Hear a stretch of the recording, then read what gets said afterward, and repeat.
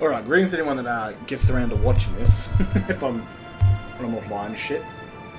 I haven't played Oblivion Remaster in a couple of weeks, because I was just getting into the stories, and I'm very I'm just very focused on one thing. I don't know if it's ADHD, like I can't focus on many things at once. I just lose interest, lose focus.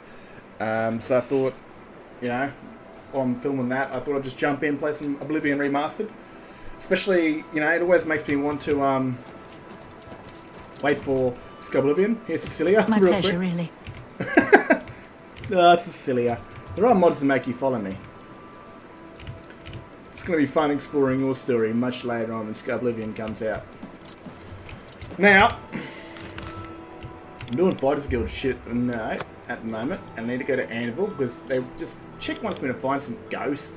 It's a pain in my rectum. Oh my god. Keep forgetting about that. I can fast travel on Skyrim on my own because I've got mods for that. At the moment, with my stories, I've got a little video coming out in 2 hours. It's, what is it? It's a music video, kind of. It's AI made, of course. I mean, I can't produce people to make AI stuff. I'm just a lone dude. And AI is very helpful for people that do all this shit on their own. It really is. If you're part of a production team, you've got many people working together, obviously AI isn't the way to go, because in bigger teams you can find more people out there that have certain skills that you need. Like writing and voicing and singing, all that sort of important stuff. But for me, being a lone unit that I am, it is... it's useful, very useful for me. I mean, first of all, my English is shit house.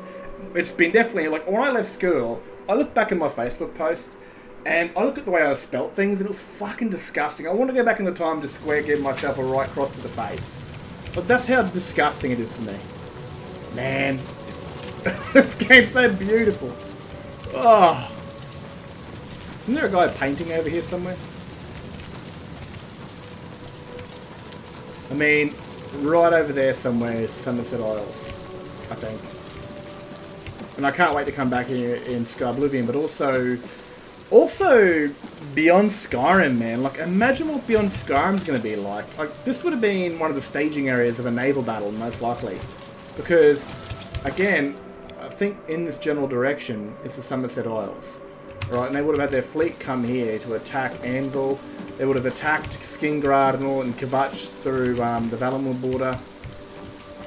And, that's going to be an awesome mod. I don't know, man. I love going back to previous maps and other games, because you can learn what's happened since you've been there. I mean, there's always new stuff, things that have happened in between since you've been there, which is always great.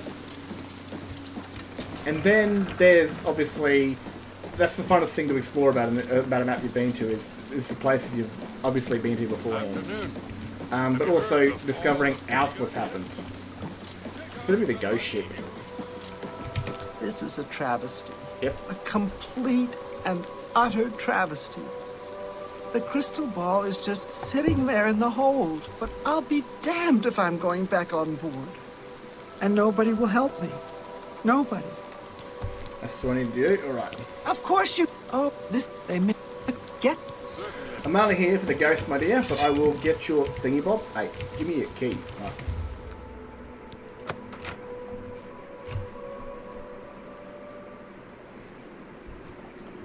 Alright.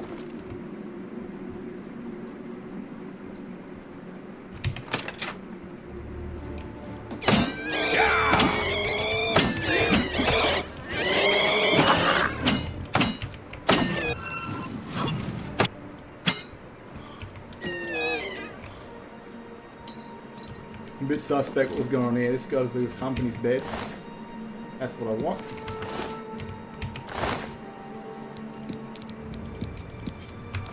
Cheers, lad. But there's fruit flies around, or there's little bugs that come around when food becomes stale and stuff. It's come from Morrowind, eh?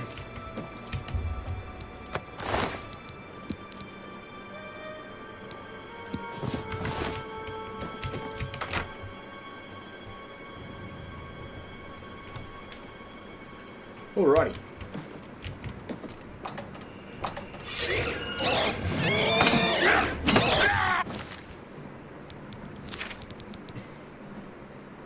Hmm.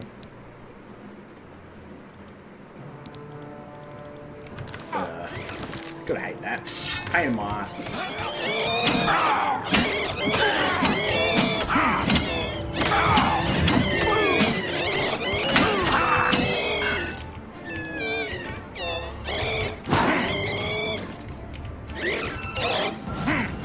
Screw your magic.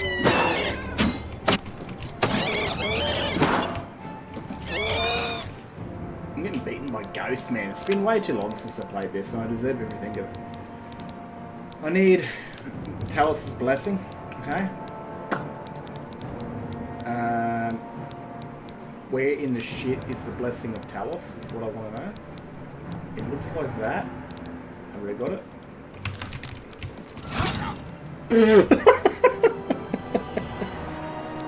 Ah, bro, bullied by ghosts. It's like getting caught jerking off by like your fucking great grandmother.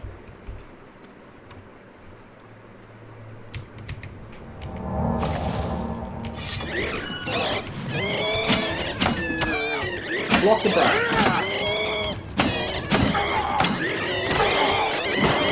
Fuck's sakes, lad.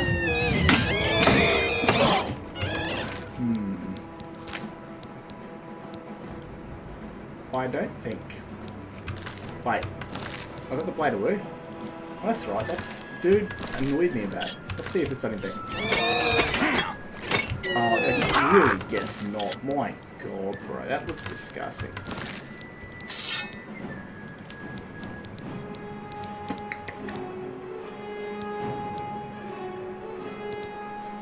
Potion of personality. That's what the trans people go for. That's what they really need. Oh, that's probably going to come back to haunt me later on. Most likely. Why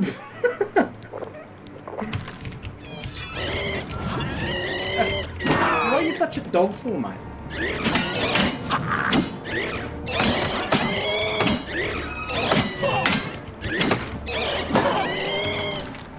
It's going to hurt my feelings. Like, why you got to do that for? Why though, bro? Yeah, I think I'm screwed here. Oh, wrong ones. Close the door, close the door!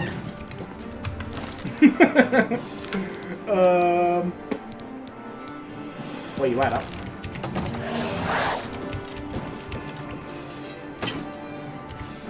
Cheers, mate. I appreciate it. You're a lovely lass. You're a lovely, lovely person. I really adore the kind person that you are.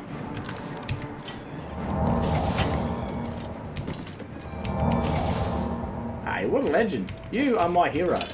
My golden, beautiful lady. Arseholes.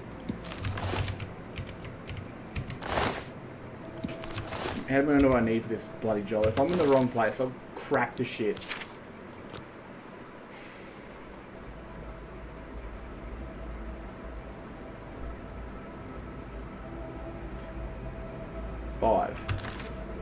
Need 2 more dead dudes.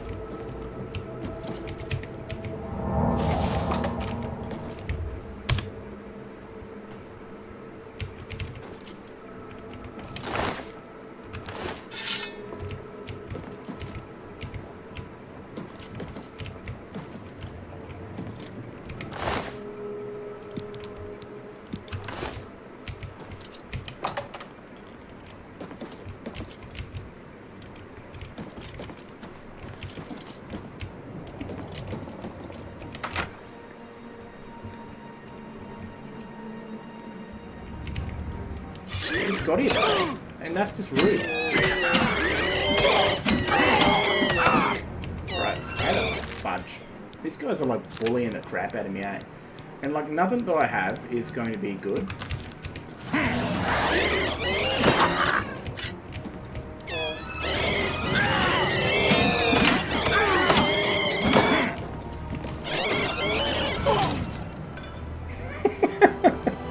I'm about to TGM these motherfuckers. Just auto-load me, bro. Fucking no one cares.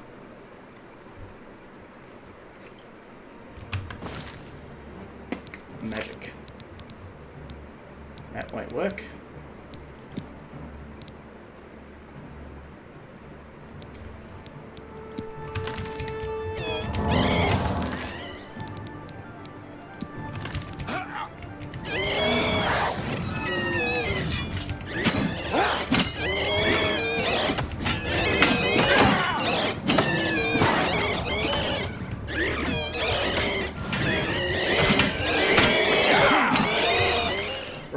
guys are like boss level, like. They are bullying me. I'm not sure this thing has any... fuck this stupid shit.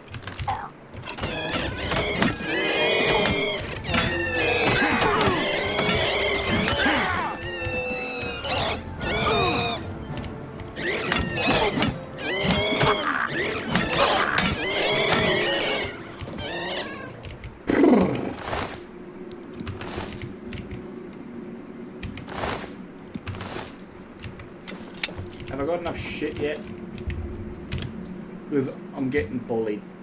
I need to go back to the Knights of the Nine place and obviously repair my stuff.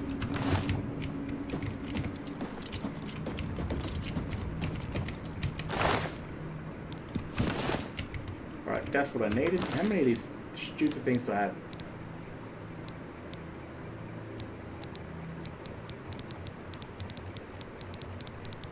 Should sell those. I've got 5. Good.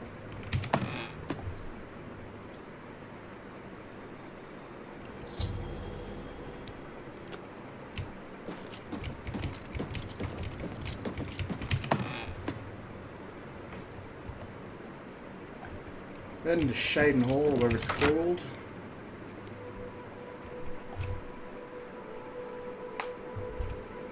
Put all my gear back on, this bloody stand, get it all rejuvenated.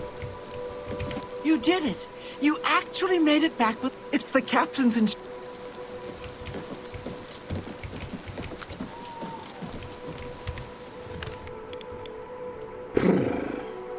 There is a building around here somewhere. I don't know where it is, but it gives me a vivid memory as a kid. And I went inside this abandoned building. And out of nowhere, I come back outside and it turned into a giant fireball. So I want to see if I can find it just running back to Kvatch or wherever it is. Somehow I got a memory of it being in this area. I think I saw someone on Facebook at the same issue. And they told me it was in the same area too.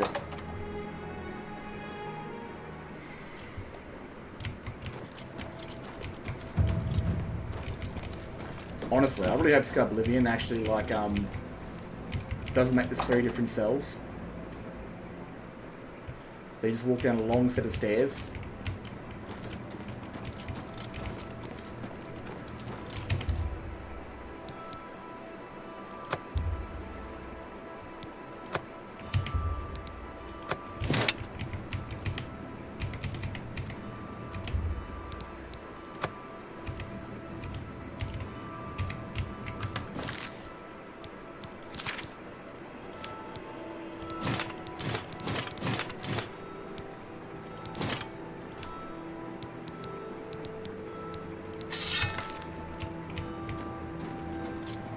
Alrighty.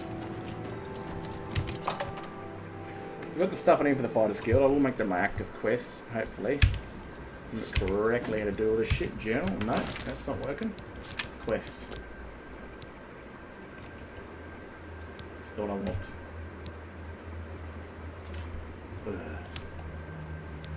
That's completed. That's what I want. Drunk and disorderly.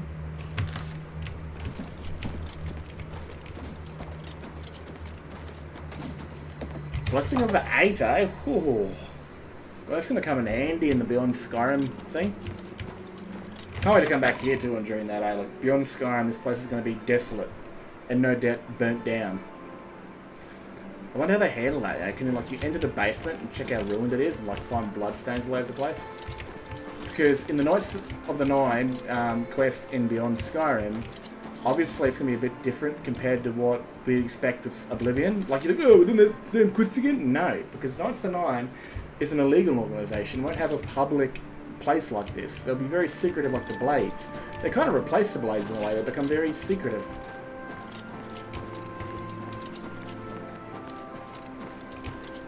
The bravest Oblivion gate in all of the world. Fucking pops up right outside the Knights of the Nine Chantry.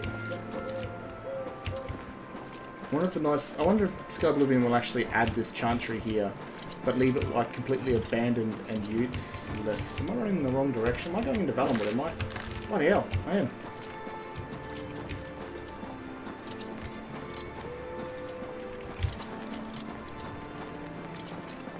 I thought I wanted to do this. Go and try in this house with an Oblivion gate. Oh no, it won't even work anymore, will it?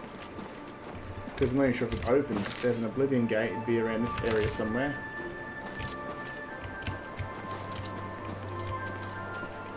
And since I never went to see it, or it never happened, I don't know if it will happen. The house might still be standing. This is what I hate about the Oblivion remaster. The fucking hills. I don't know if this was an Oblivion thing. Still not a Skyrim thing.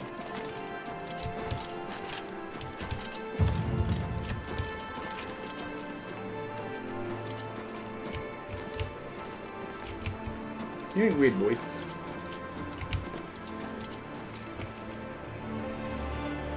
It's different over the north is though. I'm going to turn the music down a bit.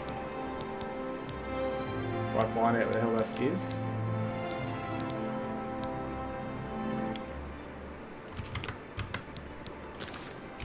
You should always know what the north is by looking at that direction with the...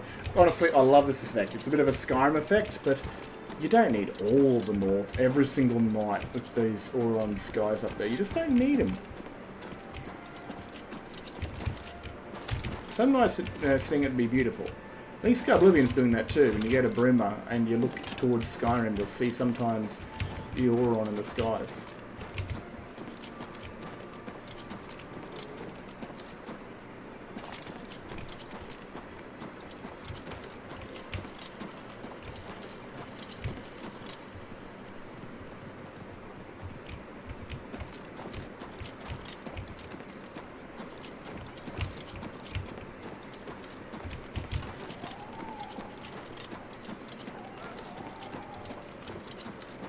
Cave.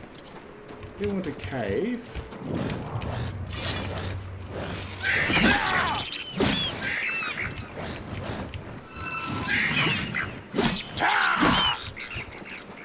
I only need stamina build, eh?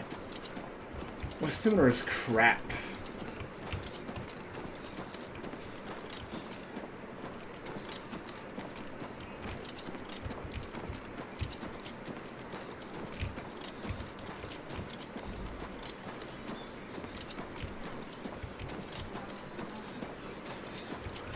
See what daytime rolled around quick.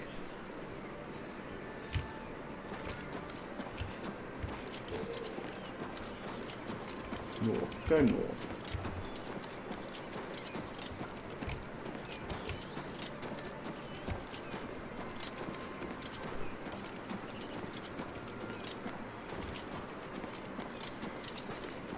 Like, I had a feeling it would be...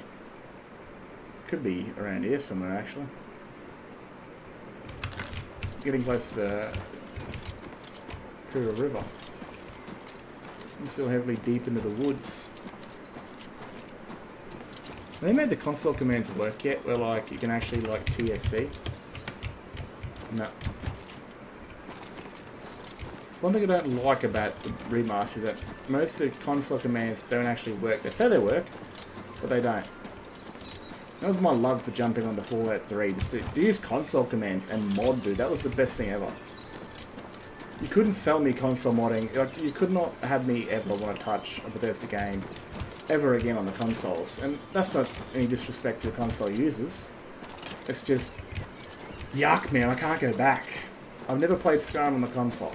Oblivion, Fallout, yes. But, yeah, never ever will I touch a Bethesda game unless it's absolutely required on the consoles.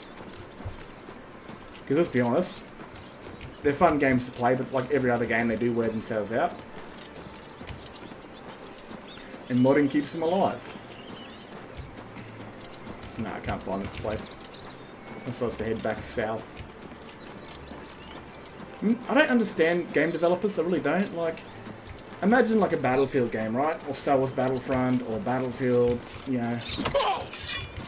Bro, I'm wearing the grease, bro. You little bastard.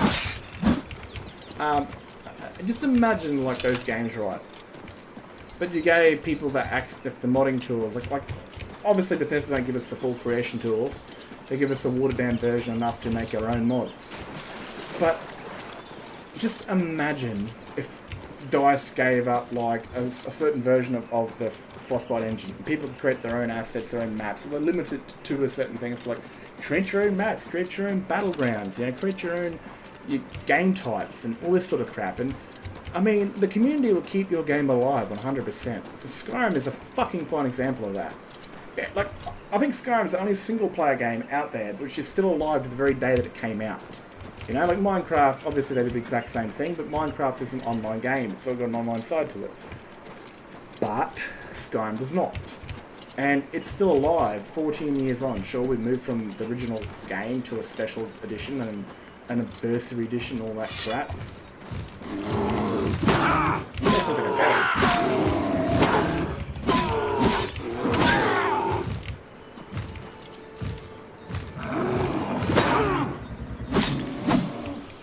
But, yeah, I mean, honestly, man, if you gave people... Oh, here we go.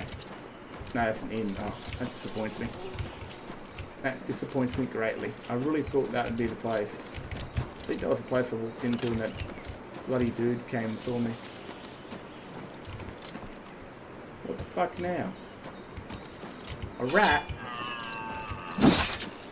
A rat that sounded like a pig.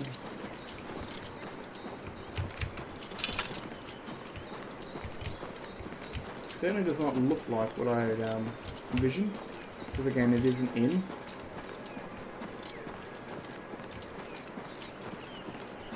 I can't find it. I don't know, it's around this area somewhere. I found the farmhouse I made my first home. Let's just put a little marker down right there. Follow that. And there's no houses around there that I'm pissing off and doing this Fighters Guild quest line. But if more game developers gave modding tools to their communities, I'm telling you right now, dude, it would just blow shit out of the water. Game communities would be able to stay alive. There's only so much you can do with a game for so long, right before it does become tiring, like you've done it all before, and eventually you might come back, say, you know, in a couple months' time or a couple of years' time and give it a go. But Skyrim it's a game I've played since I was 17 years old because modders keep it alive, and you know, it always feels fresh. It feels alive. You know, it's a game you can just keep playing. A world that keeps changing and new stuff keeps getting added to it. It's literally a live service by its community.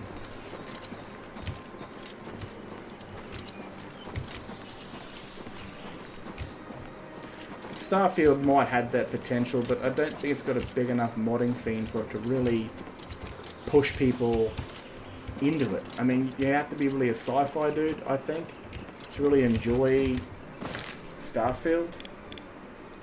Right, remove it. Going to layer 1. And I don't like Starfield is a beautiful game. I really liked it, but I think it's too big for its own good. It doesn't feel as big as it should. That's a space game. I mean, space is unknown and infinite as far as we're concerned. And what in the fudge? What are you telling me to... Bitch. You know, it's too big to handle for just like a team like Bethesda to go from making these open world maps that are filled full of stuff to then they traded themselves. How are you meant to even talk to this guy? He's fucking too fast. Well met, adventurer. A moment of your time, if you please.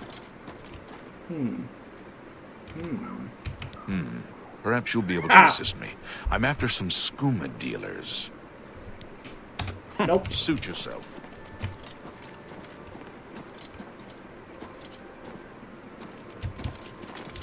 Making me cross country into the marsh, woman. Jesus Christ.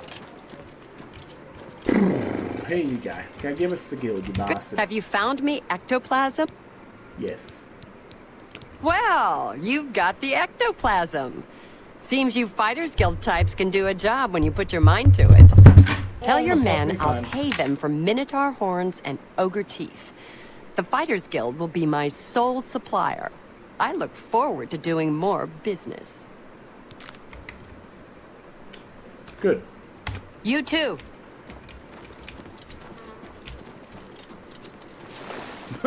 I fixed it, but... Or not.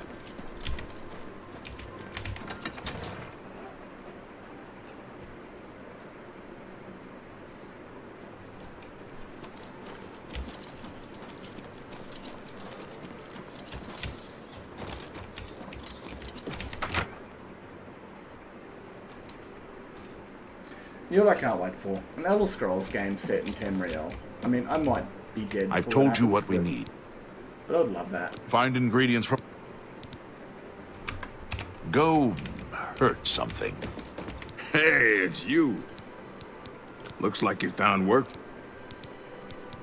Yeah, nice going.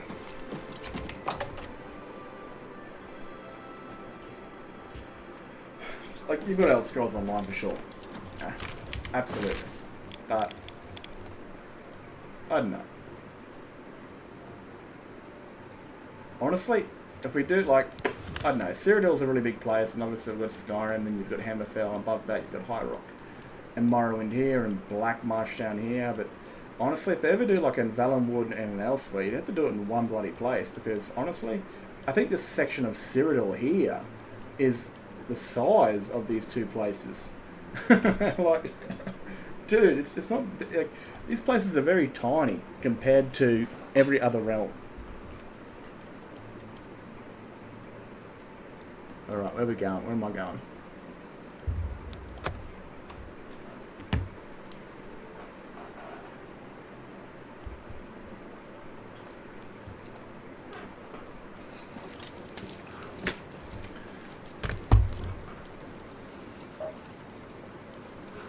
Alright.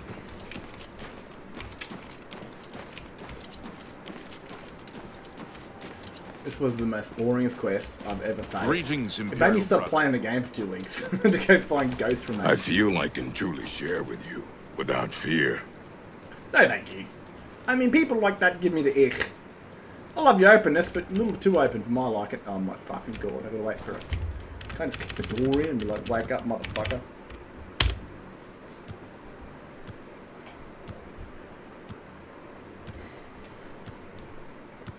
Yeah.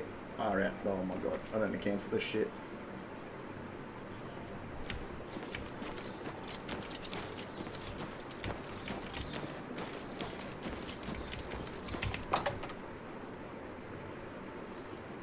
Now give me a job where I can go and kill something. Go I don't ahead, get bullied by ghosts. Come here, I'm boot. looking for results from you. What have you found I'll out? stick my boot so far up your fucking ass, the water drop on my knee will quench your need for thirst. Keep that shit up, buddy. And I'm bloody thirsty. Alright. I assume you've taken care of this issue. So, tell me what happened. Why were our men caught? The next issue we need is your fucking hairdresser. Okay? There's midlife crisis going on right here, and there's punk rebel from my fucking earlier days. You need to sort your shit out and get with the times. The Blackwood Company has taken that much of a foothold in Leowyn. Those sons of... Never mind. You've done your job. Here's your payment for it. You know the one thing I don't like? With Elder Scrolls, they don't swear. They do, but Go it's hurt different. something. Like when I'm doing my stories, I have to make up my own shit. Be like, you son of a Boethia, or you son of a Molag, or... You know, like, I don't think I've found a word for fuck yet. They got asshole. You know, they've used that one. They've used bitch, especially in Oblivion. The Thieves Guild chick will say bitch. I think they've said bastard, bitch. I'm not sure about asshole. I'm pretty sure Erica in the Felmore quest calls someone a slut. So that's a pretty big fucking one. I mean, you expect out of like the word fuck or the word cunt, for example, which is an Australian word we use a lot. And yet, here they got Erica slinging around the word slut. Like, obviously you got whore, but slut! Like, fuck me dead, that is a very hefty word. Now, I forgot what I was doing. Who I gotta go kill, I forgot. I was too busy. Hey, guard, fuck off. Oh, do I gotta get back inside? My god, what am I doing with myself? I get distracted by swear words. Oblivion crisis is over. Although with no emperor and Good no tidings, heir, citizen. I wonder what will happen to the empire. Good to know. The Mede Dynasty. Good day. They're that close to elves to hear me after all they do Well, have big ears. what can I do? You can give me advancement. You've done well. Because of your efforts, That's a bit too close. you have man. achieved the... Fuck off out of here. I don't have anything for you right now. Speak or... Man, I don't feel like Be I'm a seen. fighter. I feel like I'm a messenger boy. Like, deal with someone's shit. Like, you know, like, give me contracts to separate heads from bodies. That's what I want, man. I don't want to be someone's errant bitch sorting out someone else's problems. I am a bloody Monstrous killing machine. That's not what I want. No. Oh, fuck. Where is this guy? He's in... I'm sure the Elder Council will find some... I don't really remember what this... well, no, that's not what I want. Fucking hell. Alright.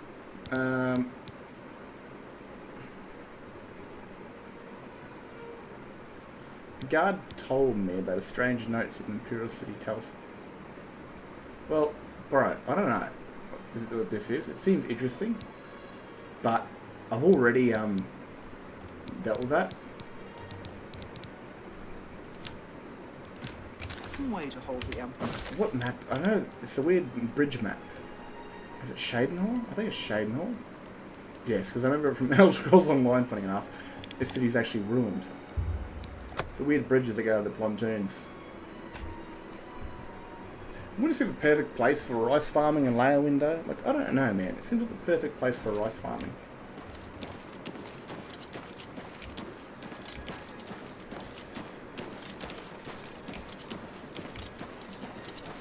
I haven't time for fools. Good day. Go bother someone else. First of all, bro, you bothered him first, okay? You big fucking prick. It is a privilege. It is not.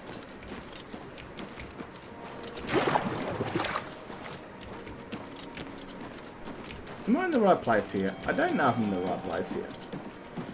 Who will help an old beggar?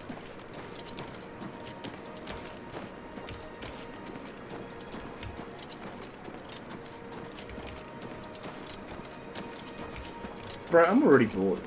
like, what the fuck am I doing here?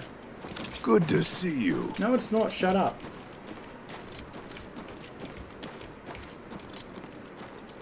This place does feel a bit small, the city that it's in.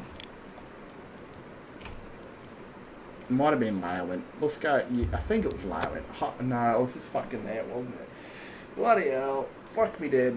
Alright, I gotta go back and talk to this cocksucking elf. I sound really racist, but luckily elves aren't real people, so... it's a small racist. Fucking hell. Fantasy creatures. Racism's only tolerated if the people aren't real.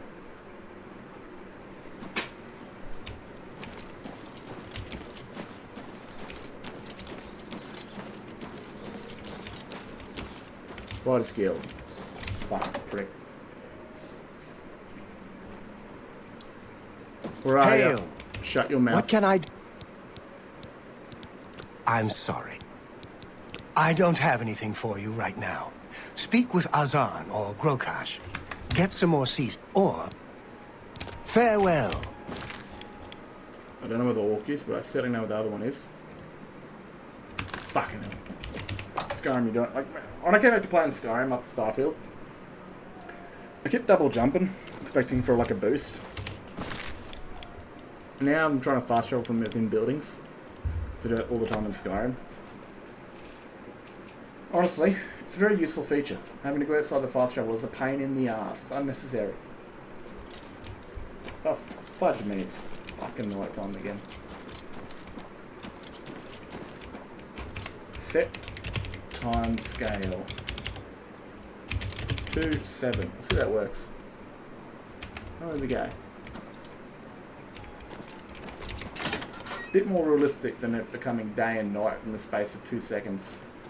Without it really breaking shit. Look at the muscles on you. And the guy's upstairs, isn't he? Like he is. He's a... You know what, mate? I don't care anymore.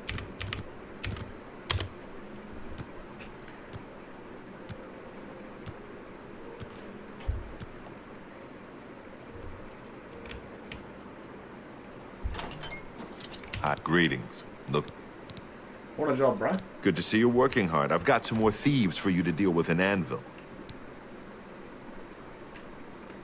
Brother, I just did that. There have been a number of thefts in the area, and witnesses believe the thieves are holed up nearby. Check around and see what you can learn. I'm not sure the numbers you'll be dealing with, so I'm sending you with another new recruit, Maglier. I believe you two have already met. Yeah, right, yeah. Get moving. You need to get rid of those thieves. Damn it. Hit him with a wood elf. You know, I approve of the, of them being shorter than most men. I like that idea, you know? Especially being shorter than Imperials. But... Bro, you guys are built for bows and shit, not swords and shields. Be harder to hit, though. Yeah? Imagine that, like being a big, tall-ass high elf going into battle against a wood elf and he just hits you in the shins and knocks you over and sticks his sword into your neck. Absolutely bloody rude. Now, where the fudge am I going? Hello there. Who will help an old beggar? Not this crusader.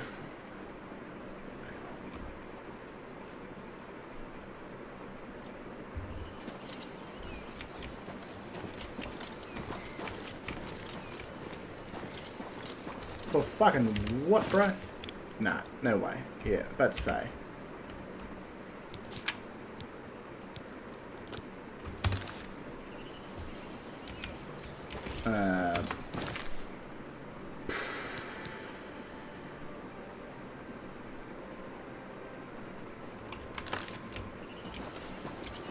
Here we go.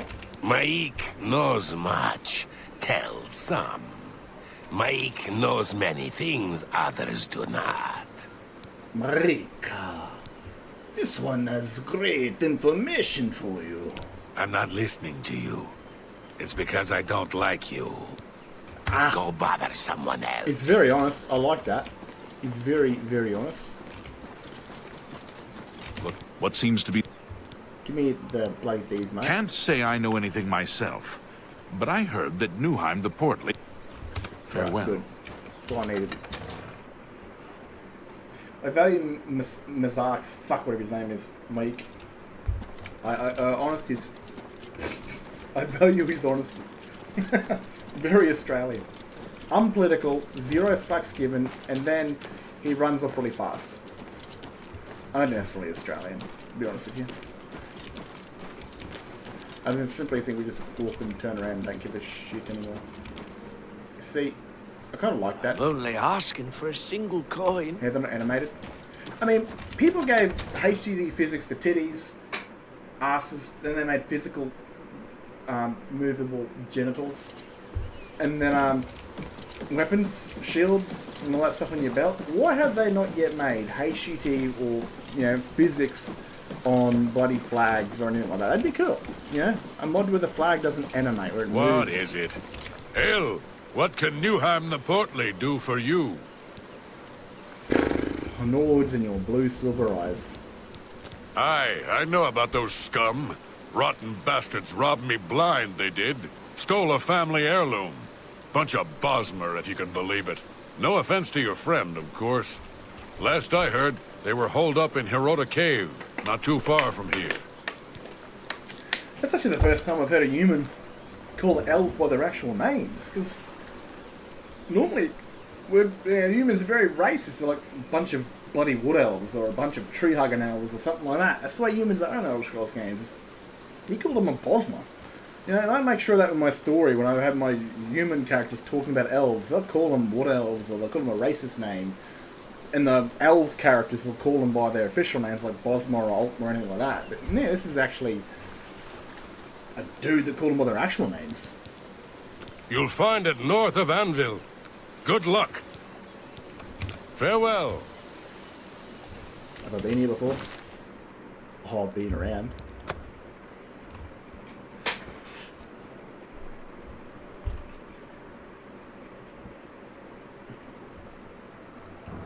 I don't think that worked, eh?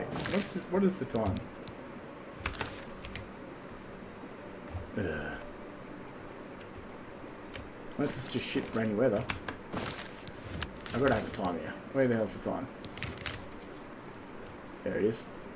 It's still 9 AM, but it's just pissing down rain. Right. Which I can't hear for some weird reason. Alright, let's go to some Wood Elven eradication. Good old fashioned Penal White Streak days, you know? The Elf Exterminator. The ultimate human racist. Let's go and slaughter ourselves some fucking knife ears.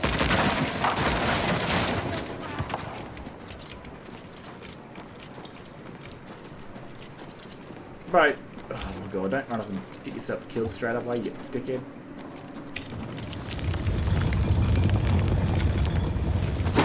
You shouldn't have come after us! Show me what you've got. Starting to see things. I think you just died. Mud crabs more fearsome than you.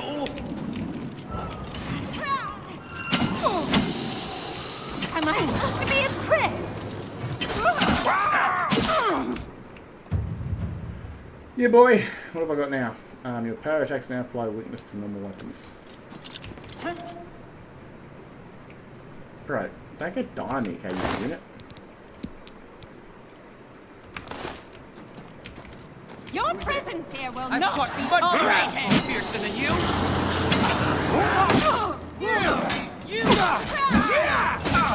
That's the best you can do? Show me what you've got. Ah, good kill, man. Good kill. This ends here. Almost struck you, bro. Yeah, what? I'm proud. Because you're the first NPC so far not to die in my company. I mean, everyone else has carked it, but you, my friend, you have lived on, and I'm very impressed with that, but I could very well be biting my own words real soon.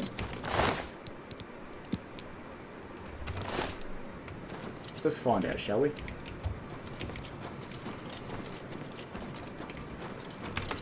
I think I give him enough with the blade. Let's just cave some skulls. Let's give him some real diversity.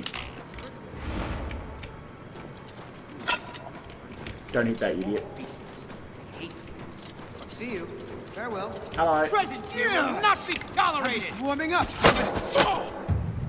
Did he just die? Oh, he's unconscious. Worm. Bounce. Attack.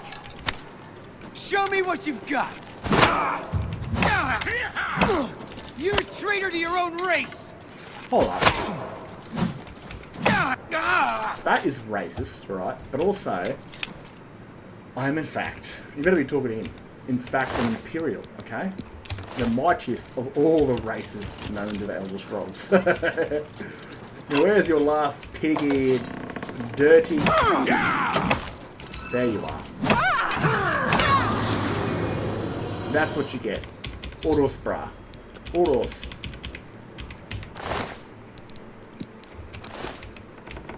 You filthy, filthy elf.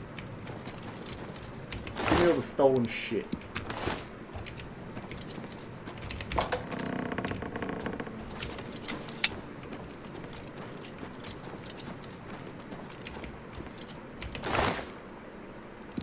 Did that just like... Don't say, I would suspect your shit. Boop. In Skyrim, even though traps have been already foiled, they'll still damage you if you walk into them. Very lazy sort of mechanic that has to put in instead of deactivating them.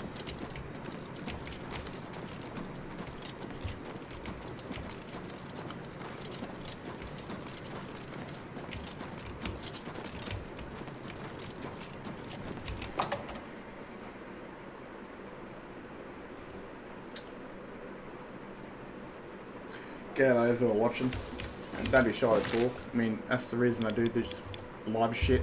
Because I can, because my Skyrim's full of nudity, and it happens quite regularly. Like, I'll loot someone and just, obviously, dicks will come out, and tits and all that sort of stuff.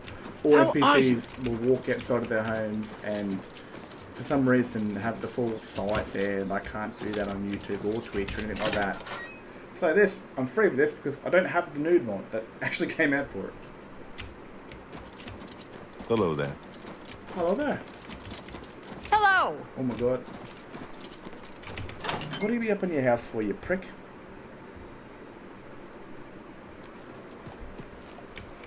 Ugh, up further, for fuck's sakes, mate. Hopefully, You and Maglear need to catch those thieves. Fix this where it's Hello. like 3 different cells. So have you taken care of those thieves yet? Cleared them out, did you? Good work, you two. I see big things for you with the guild. Here's your payment. I don't have anything for anyone in your rank. Check with Burrs, Grokash, and Shadenhall. He might have some. It wasn't Shadenhall. Can I help you, brother? It wasn't the right place.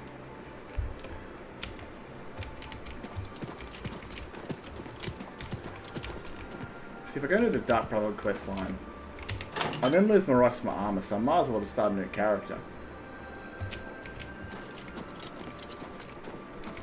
Well met. Because I lose my glorious armor. There's actually a way to duplicate it with stuff, corruption.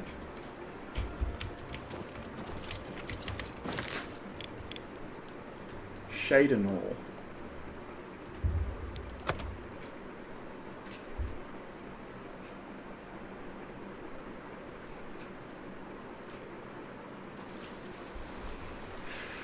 Still daytimes, that's always a positive thing. How are you today? Yeah, I'm alright, mate. Hi there. G'day.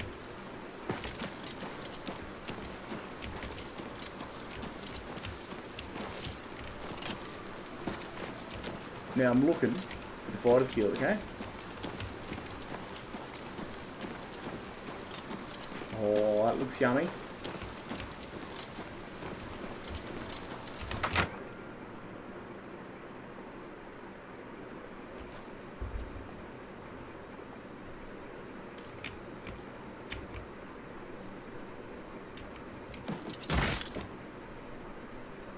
Bloody hell. Potatoes make a racket.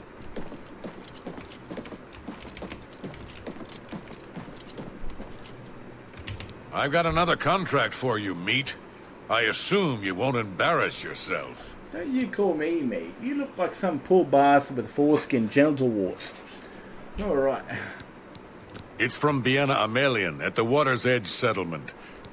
Any more fucking wrinkles and start Haul looking your like the ball carcass sack. to that settlement, meat. I can smell you through my microphone.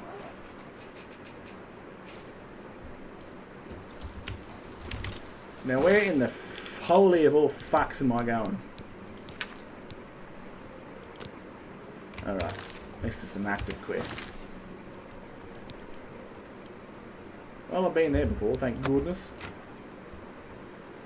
I despise fast traveling. I mean, I love it. It's very good.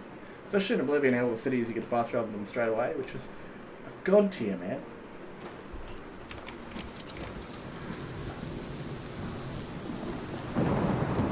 Lovely. You know, this is where you should really appreciate the shitty weather. You know, me being an Aussie, I love thunderstorms. I do. I really do. It's normally hot all year round and sunny. And having the rains come down and the thunder and the lightning, I love that shit. Oh, beautiful.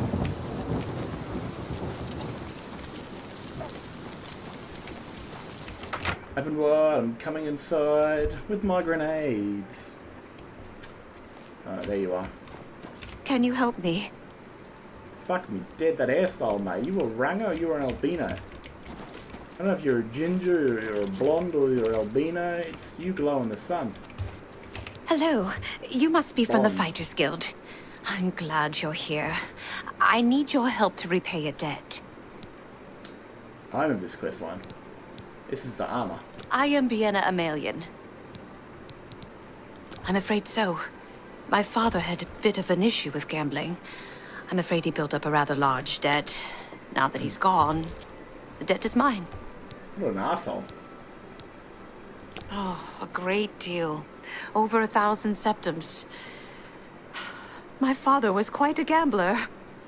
Quite a bad gambler. Normally. Gone. Dragged from our house in the night. To pay the debt, I'd like to sell the sword and armor of my grandfather, or I might be next. They were buried with my grandfather in the family tomb. The sword and cuirass were enchanted and should cover my debt. Please. I like this one. Not far, in my... You're my only hope. I think there should be an option to like just give them the money for the debt, because it's a nice set of armor. It's uniquely like you don't get this much at all in Skyrim that I can remember. Where like you have unique sets of gear that are just unique to like they're obviously the same sort of armor, but they're enchanted. Like, they're differently textured. So this is just ebony armor with a different texture, which is pretty cool.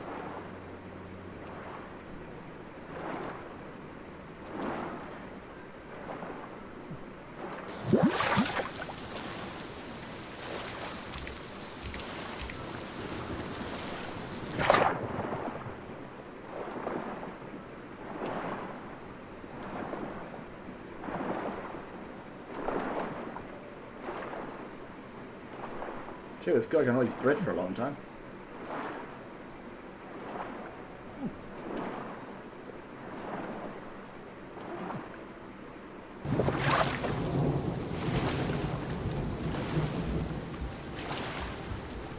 Definitely looks like a family tomb over there with a blue fire. Nothing suspect about that at all.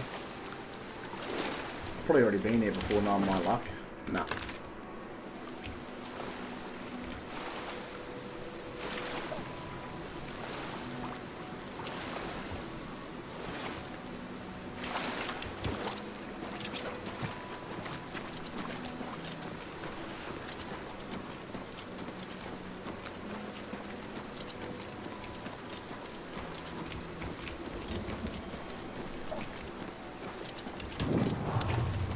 Look at a tomb right beside the city, and they live in little shacks. Like obviously the family's landed some hard times. To have your own tomb out in the woods is something pretty special. Claim your own cave.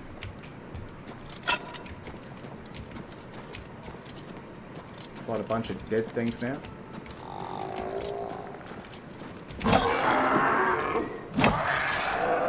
Obviously didn't do such a great job of putting their dead to rest. I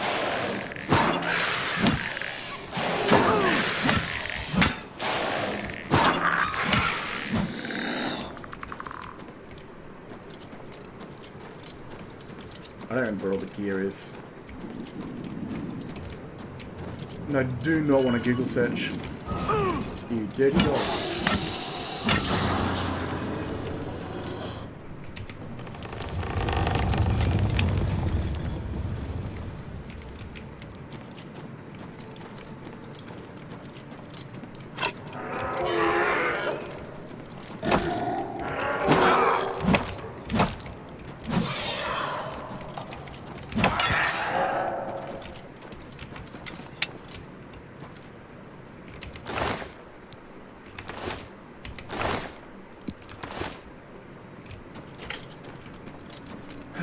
Crypts.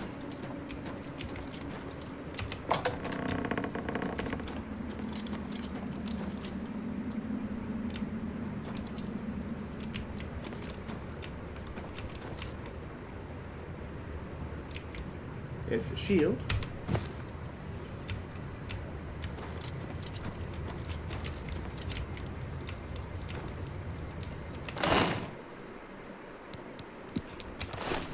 Honestly, this tomb is a shithole.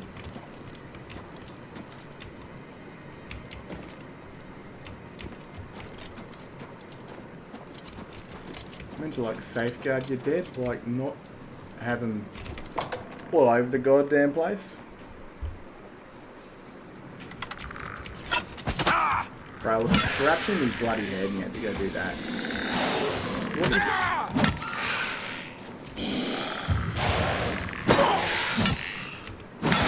my half on you.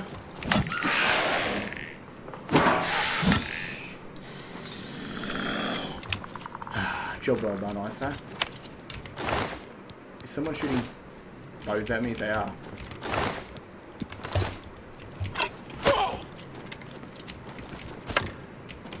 Boy, sweet. That's a good shot.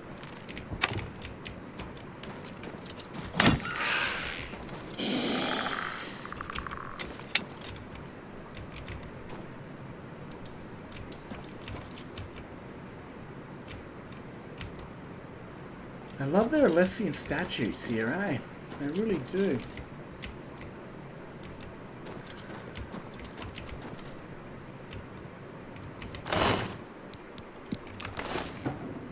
Big old cockroach.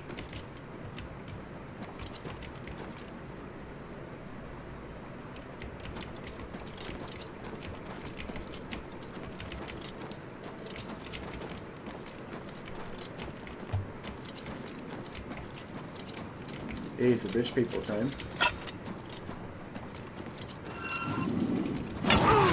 Sorry, you're not in this, okay? How lucky are you?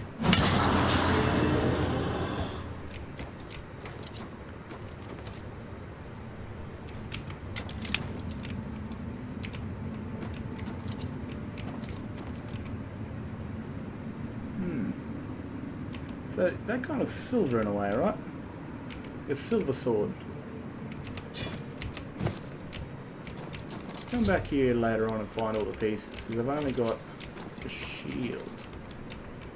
But I could definitely... I'm going to look around here, actually.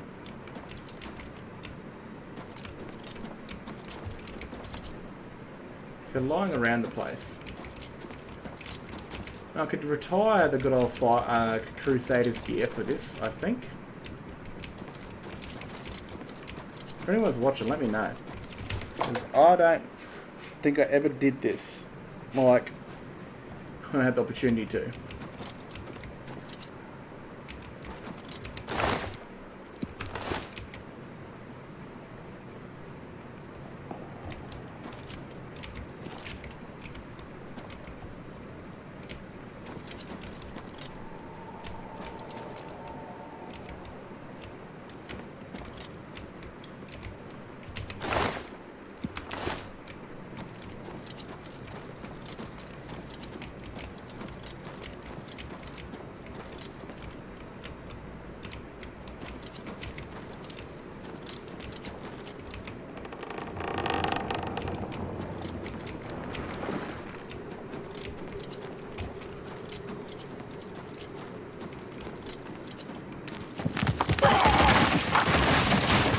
That is just fucking rude, you know?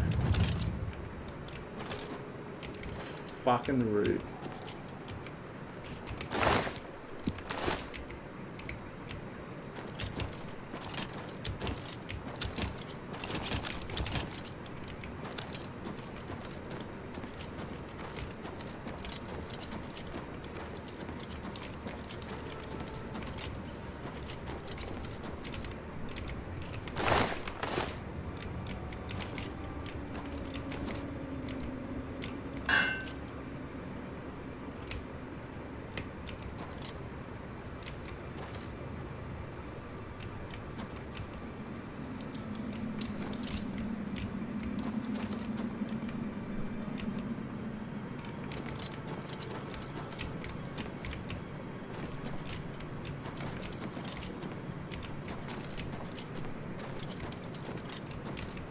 Alright, entrance.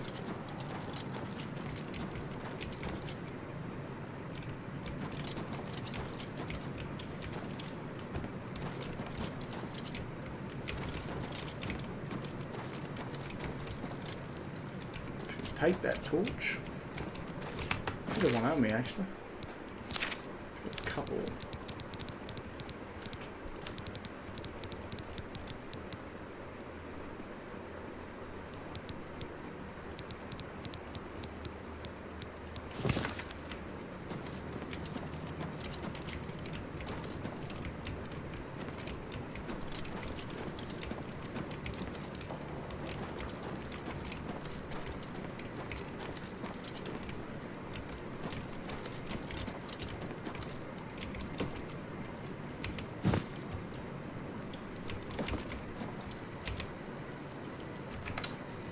Unlikely.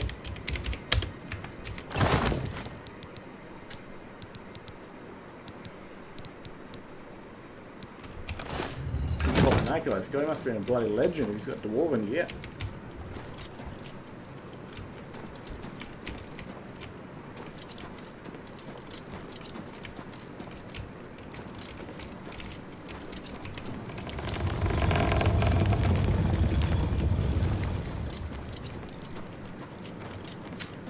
getting the fact that they're maybe around coffins.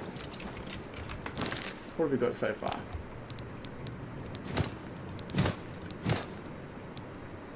Alright, we need a gauntlets, helmet, pants, and boots.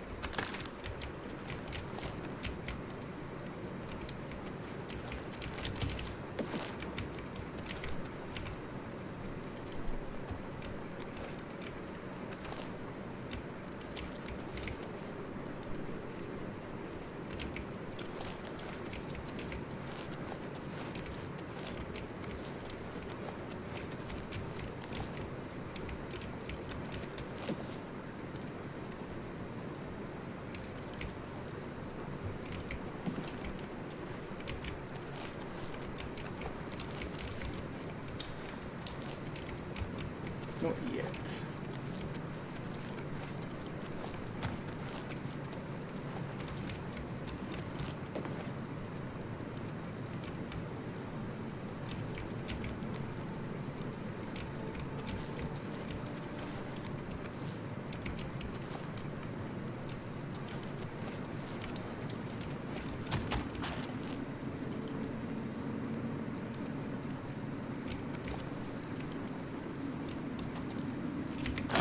They're dead and keeping the fires lit. I mean, honest gameplay perspective, but I really like the fact that it, you know, you go into a tomb and it's meant to feel eerie and dark and cold and shit.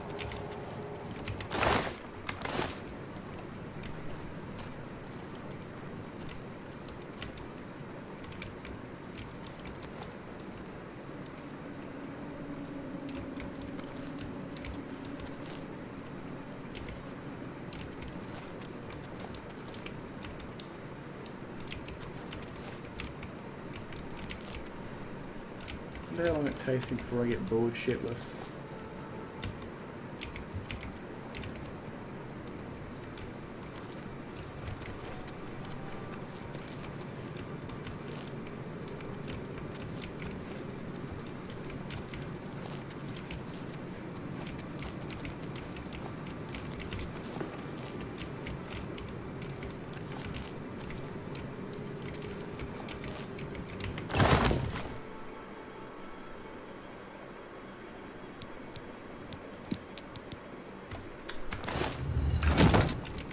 I have no dwarves. They've surely got a lot of dwarven gear.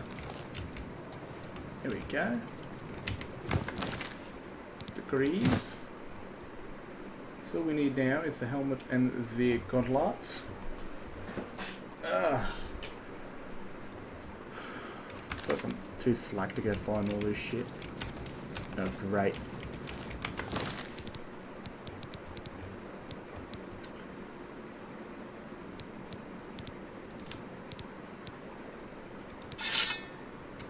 Very nice. I dropped that. Ugh, gross.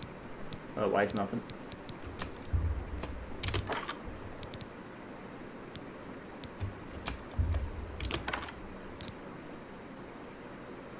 Damn it. I don't need all these bloody things anymore.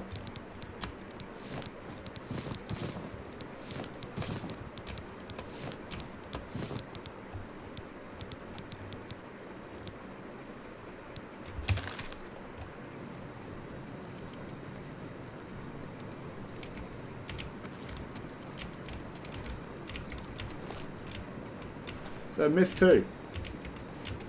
Awesome.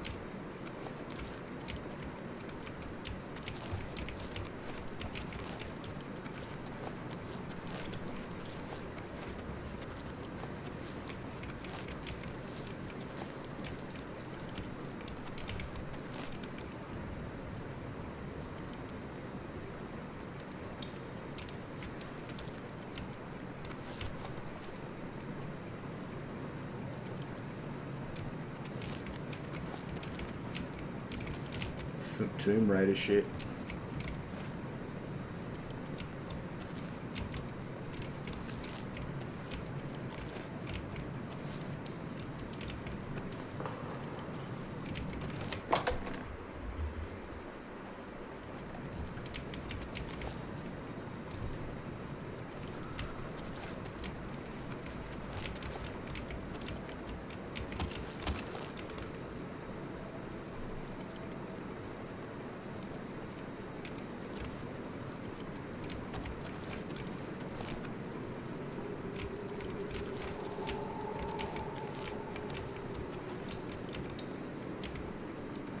I'm about to say, it's surprised the torches last this long, but as soon as I say that, it's going to go out.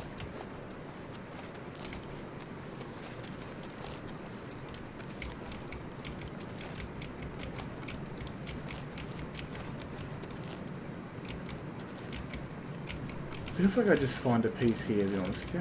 It really does. I don't know why.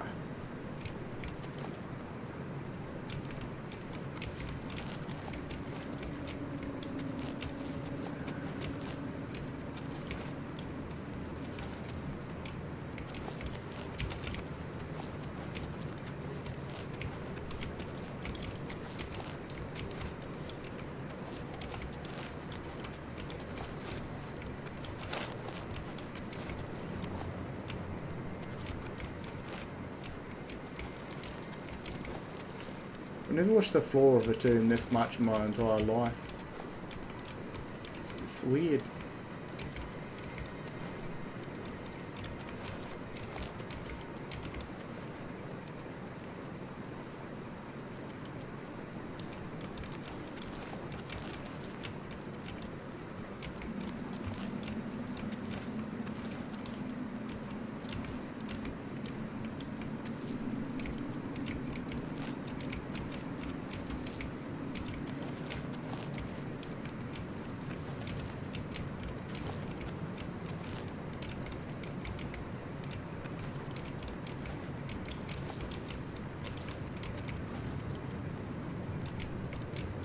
Man, I'm going back to the start, haven't I? I have. Fuck.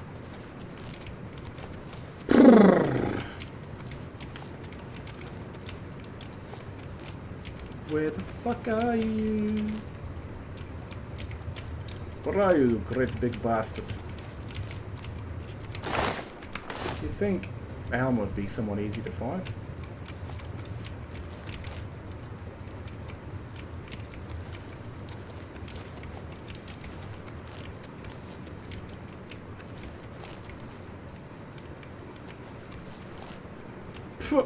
I walked right over the top of them.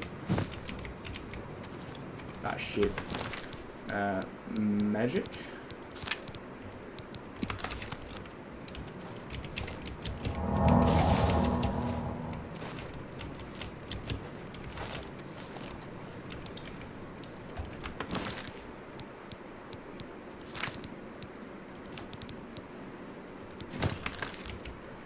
What is the bloody helmet?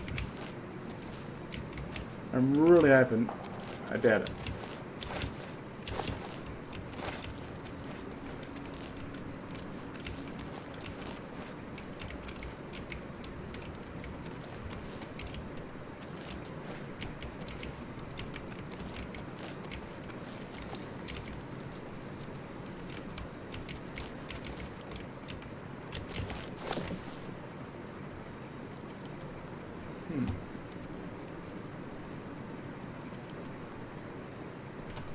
Cockroaches look pretty bloody good.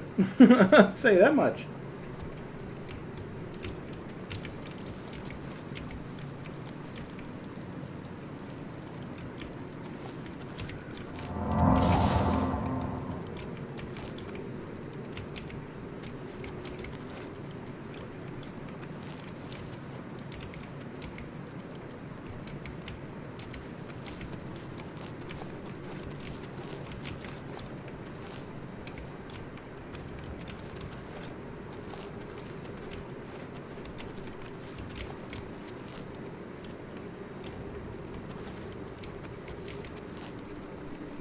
I feeling it'd be in this place, yeah. Like, it would be in this joint, right?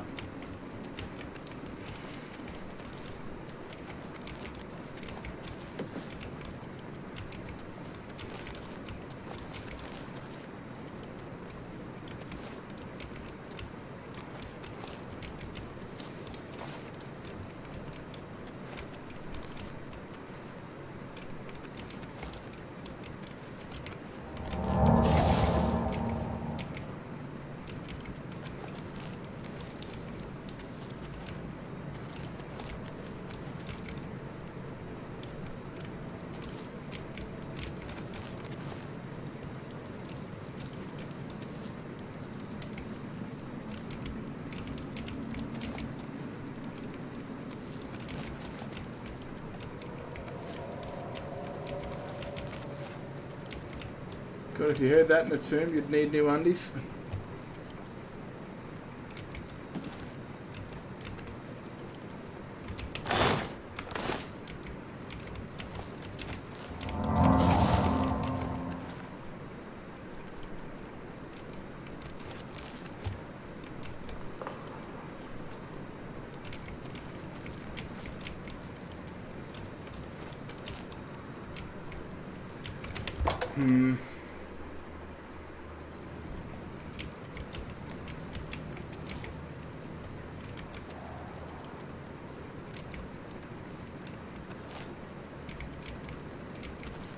I'm surprised the torch hasn't gone out yet. But knowing my luck.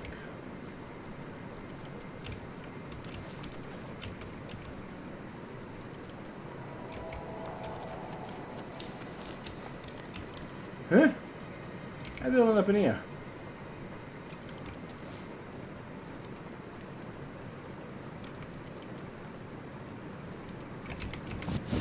Sell those.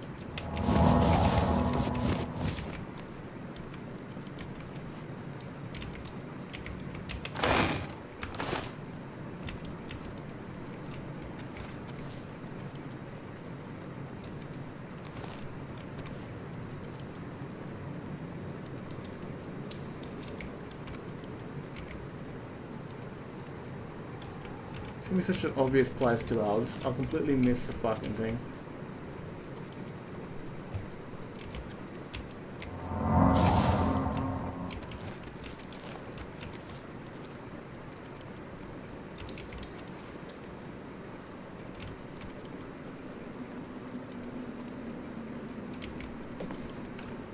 Would have been nice when these corpses was wearing it for me.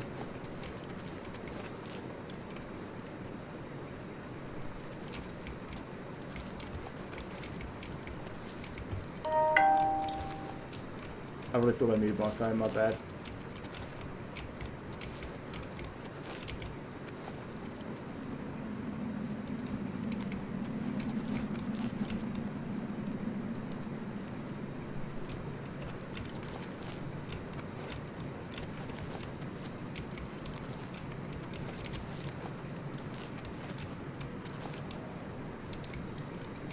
Ah, man.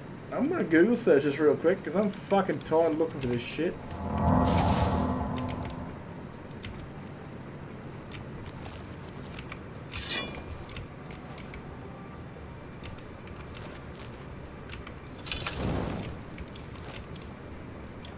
Bugger it. I'm Google searching it.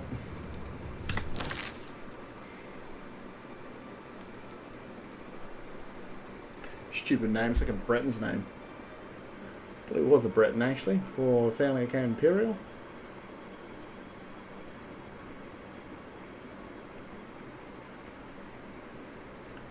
Helmut.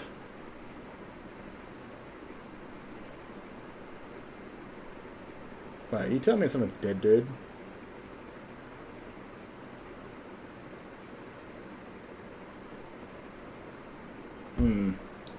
Apparently, it's up here before you drop down. That's the one.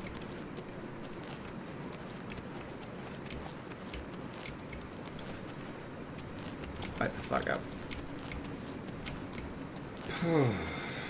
Makes more sense.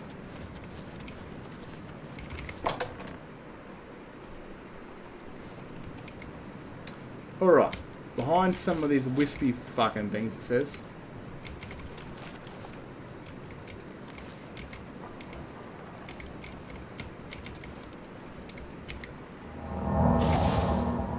Before you drop down to the tomb, it's behind the wisp stalks.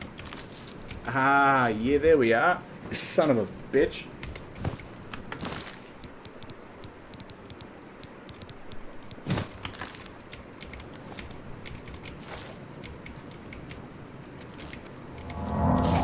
I shall keep her armor. I shall pay the debt and deliver my Crusader gear back to its honorary shrine. I shall keep the mace, though, I think. No, I'll keep the sword.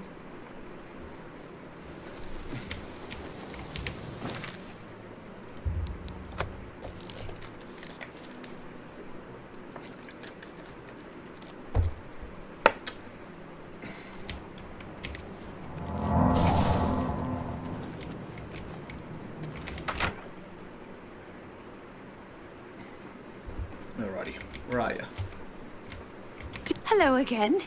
Have you had any luck? You found them. Fantastic. Why, thank you. This'll be enough to pay off my debtors. Please, keep the sword and armor until I can pay you back. Man. Thank you again. You'd want to fucking eradicate it and made that face towards you. I'm so grateful. Mate, you're not paying us back. I look fucking bomb in this, okay? I look bomb. I'm going back home. I'm delivering my knightly armor.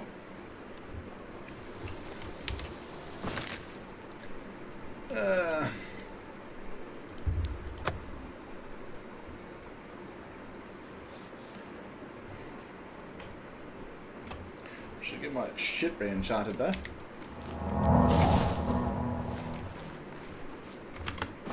Well, Torch, you've lasted way longer than I expected you would, which is relatively surprising. What a ledge.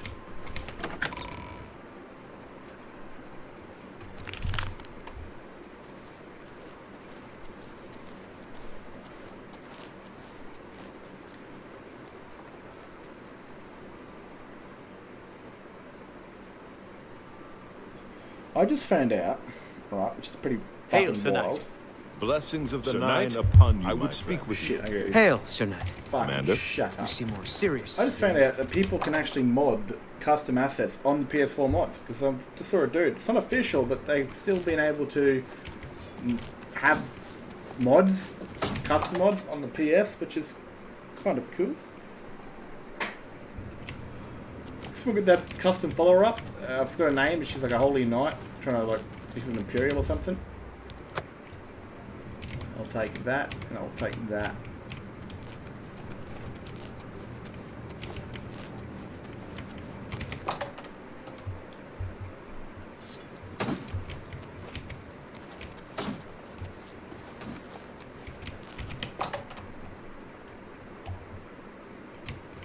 Hail, Sir Knight.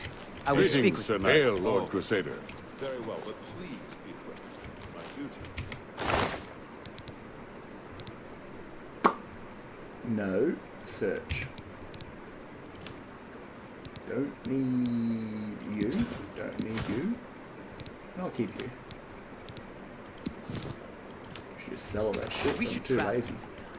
Quell evil throughout Tamriel. To be knights, aye. Knights errant. Adventures we will have. Oh, I see. Greetings, If Sir you really Knight. think this is the proper course of action, Yes, where Commander? do you suggest we begin? Well, we'll need weapons, of course, and armor, provisions, traveling expenses, scrolls and potions, too. Just like the good old crusade days, you know? Gotta wipe out a few innocent villages.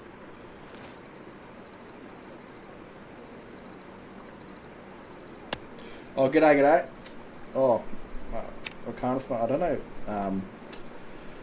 You know what? I'm gonna jump on Discord, brother. If you wanna come in for it, if you're still here.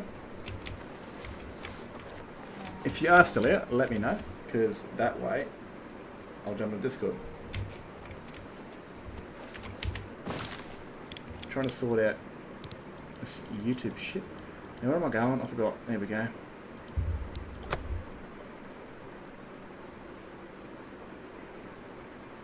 Oh man, I'm watching my stream. It's so far back. Update that one.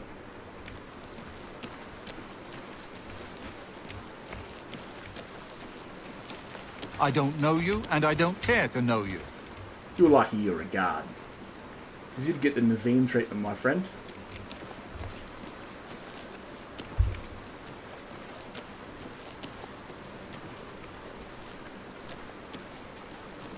Hello! Oh, you're a friendly guard.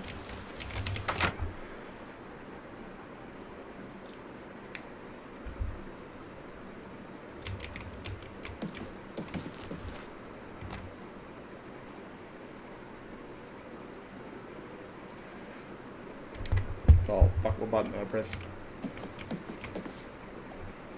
You need to finish out the contract with... Yeah, I did, man. I did. Paid her debt off yourself, did you? Not gonna get rich that way, meat. Still, the... Well, what's the money payment for, mate? Yeah, 600. You know, didn't make a nice total profit, but You're due for advancement. yeah, good. I've been told to send you to Coral for some... You too. Roger, Rog.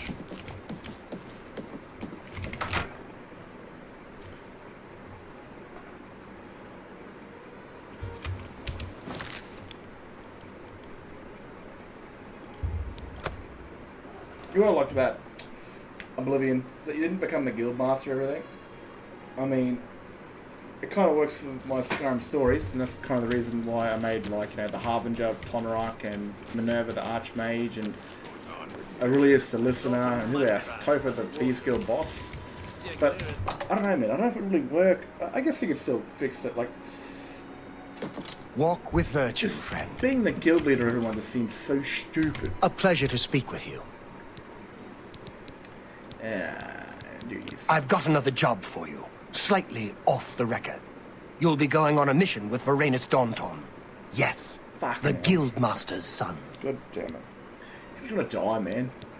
You're to accompany him and make sure he succeeds. He needs some time in the field to get his confidence up, or he'll never be... Valena coddles the boy too much. Doesn't want him in the line of fire. Suppose it's no surprise after Vitellis. Valena Daunton's eldest son. Good man. We lost him on a botched mission recently. You've probably seen the other wounded around. If you're smart, you'll steer clear of the subject around the Guildmaster. Perhaps you and I will have time to discuss it more later. Alright, yeah. His mother's been holding him back, protecting him. You'll go to Nanwell Cavern with him. Galtus Previa was lost there, and you're to find him. And not a word of this to the Guildmaster. Go find him. He'll be in the Daunton house, most likely. Time's wasting. Oh, going behind the old lady's back to get her son out in the field. And if he's not essential, he's not coming back with me, bro. He's just not. He's just not.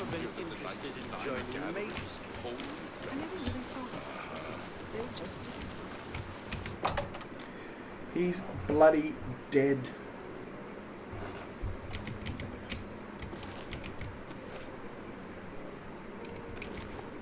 Ready? Greetings, guildmate. What can I do for you? Yes, my older brother. He was lost on a mission.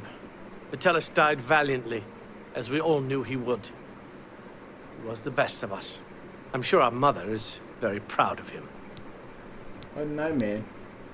Rather a kid be alive. A mission? Well, of course. I'm sure we can do this. You say this came from Orain himself?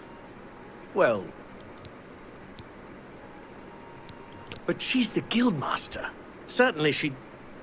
No, you're right. If the order came from Orain, it's a valid one. We should be off immediately. I'm sorry, it's just that I haven't been given many contracts since my brother... since the accident. Let's go. I'm with you. Ah, it's a mother's duty. No matter if we hate it or not, they will love us forever. They become big, hairy old men that will still be their baby boys. Where the fuck am I going? Are you? Oh, you're lucky, my friend. You're lucky that crown symbol's there. Traveling with me is a death sentence. Ugh.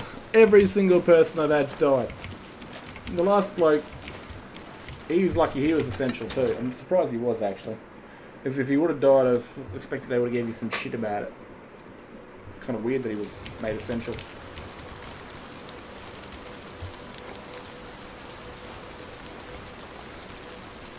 It's always uphill, isn't it?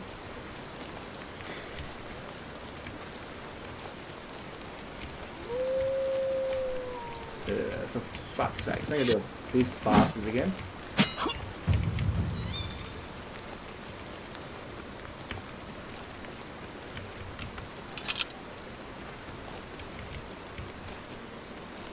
Where are you, fucktard? Well, whatever, I'll do it on mine.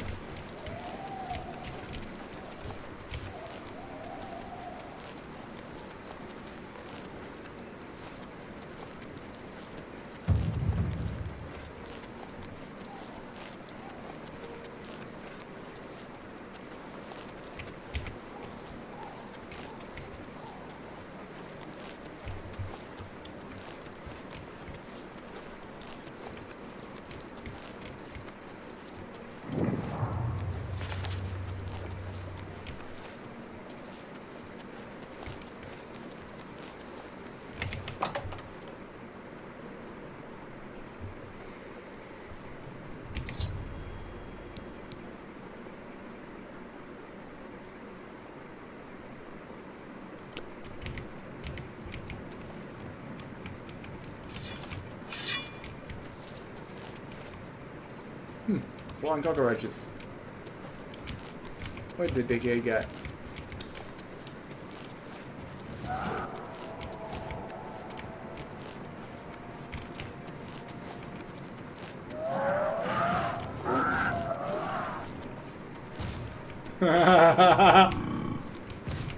You're lucky you're essential.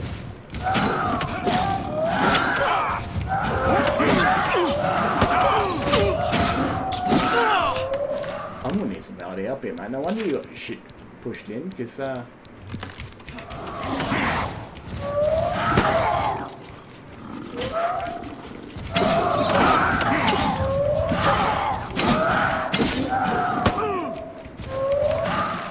a dead man. I'm a dead man.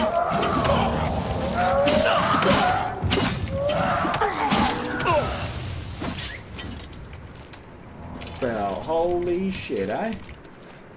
Holy shit. Pity you have to disappear right now, because hate that. But you saved me life. You fuck nut. How about you stay behind, eh? You fucking dildo head.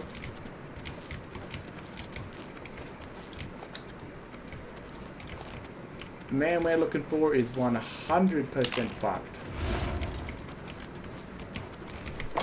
100%. Looks like I dropped the soap around those trolls.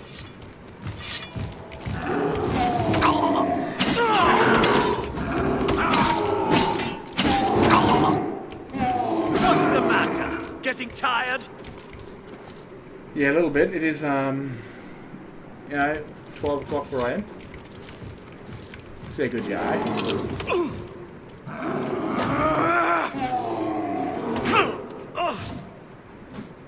Am I supposed to be impressed? I'm not. You're missing all your shots.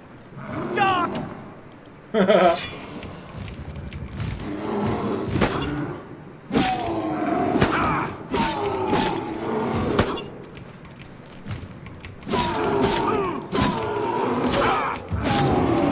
It's about to break, bro. Come on.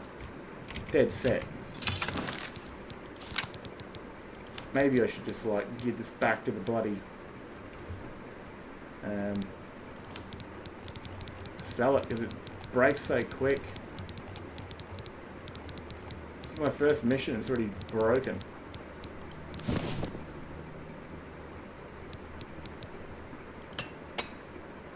Jesus.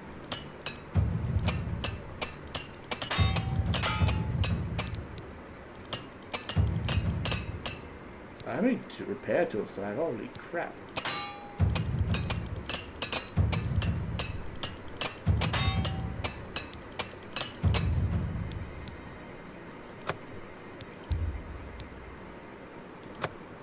Okay.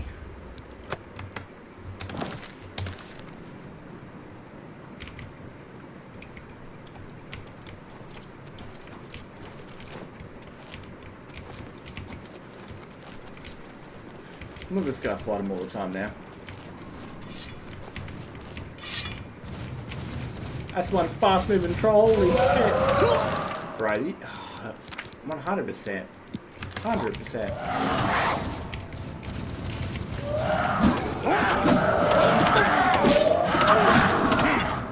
Holy mongrel. I just splattered him, man. I'm screwed. These guys are on like meth.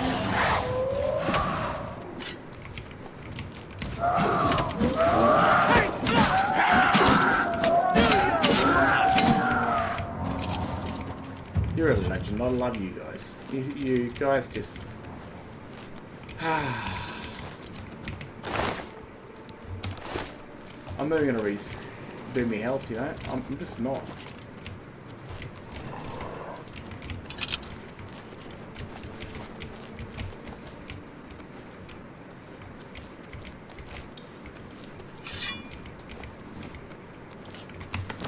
Hey, you know what? I have a fucking blade for you guys I keep forgetting about. You'll never take me down!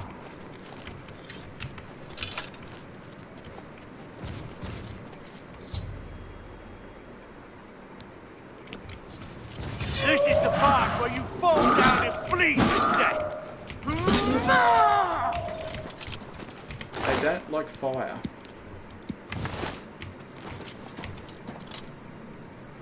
I think I've seen a shillak before.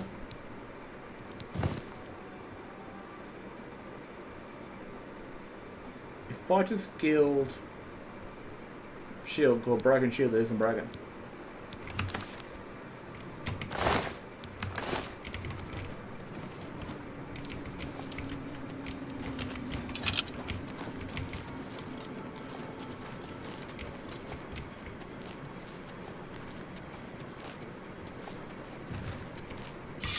Let's kill you, bruh.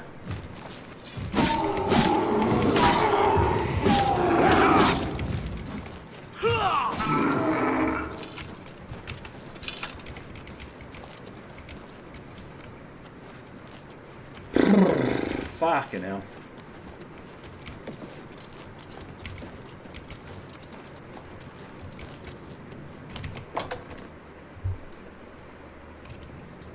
Man, more caves.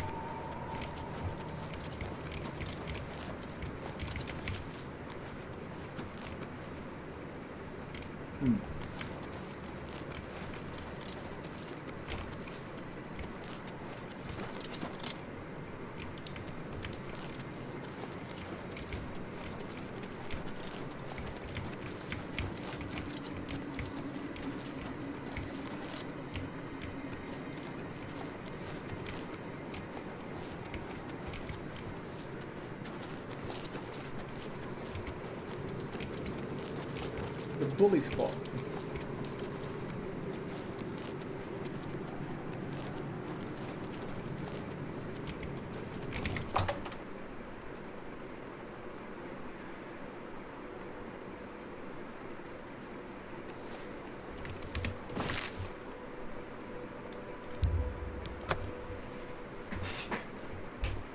There you go, find myself a blacksmith. They're all closed now, aren't they?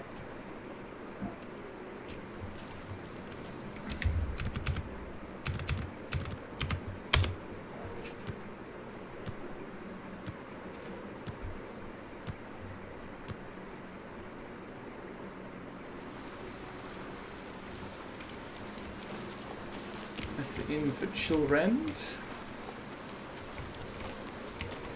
Here we are.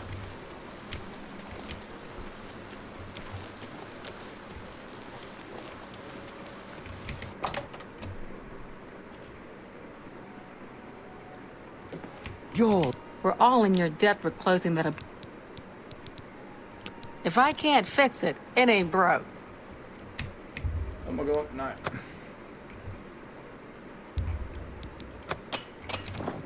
The Divine Crusader!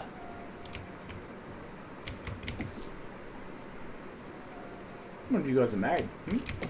Regarding a high elf? That'd make an interesting baby, actually. That gives me an idea now for a Skyrim character. Fuck! Hi Man, there. that's just gonna live rent-free in my head now.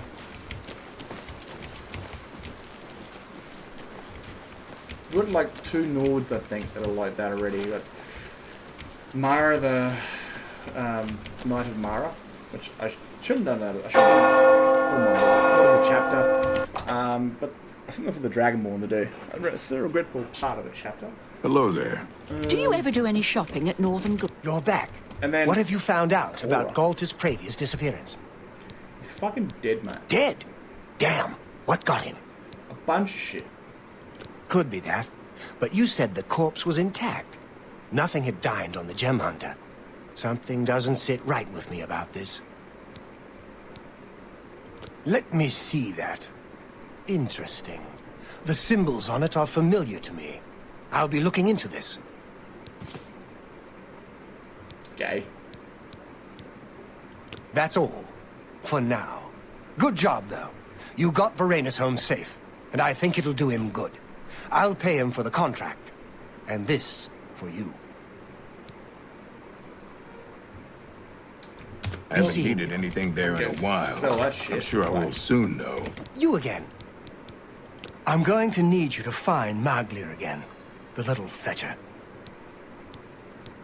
That's right. The little vermin has defaulted on another contract. I need you... Wish I knew what happened. He had a contract for a local mage in Bravil. Didn't seem like a particularly difficult assignment. He hasn't reported to the client at all. Get yourself down to Braville and find Maglia. Make sure that...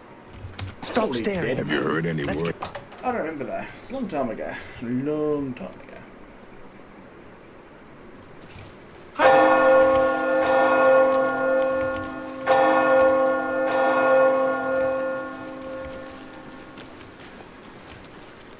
Life for me will be happy if I can walk down the streets here and be on Skyrim, you know? Just sitting there chilling, walking through coral, you know, it'd be beautiful. Still no doubt that mod is quite a few years off, but it's always a nice little dream to have. It's you. Hi. It's rude. Hello. Barter? Perhaps you need new armor. A weapon. I have a large selection of both. Have that one, eh?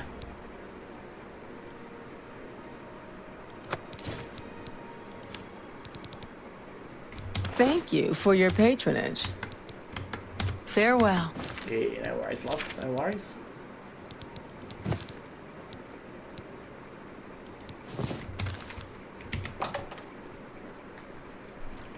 Braville. Oh. A muddy stinkhole.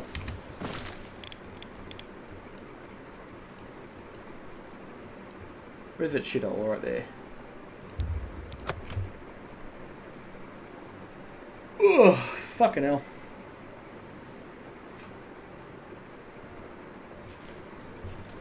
Right. No, that might work.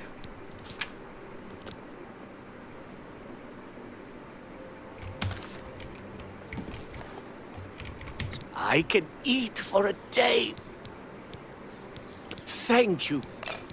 Maglia, I think I've seen him. Try blessings of Stendar upon ye. You're all British all of a sudden. Hit the statue of the lucky lady. Oh, how you doing, love?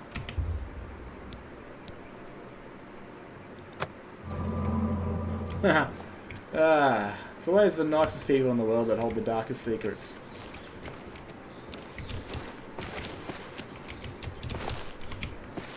For fuck's sake, there's a fucking fence there. A visitor, yes?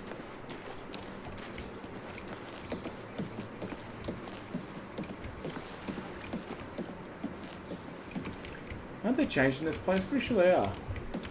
I'm pretty sure Braville.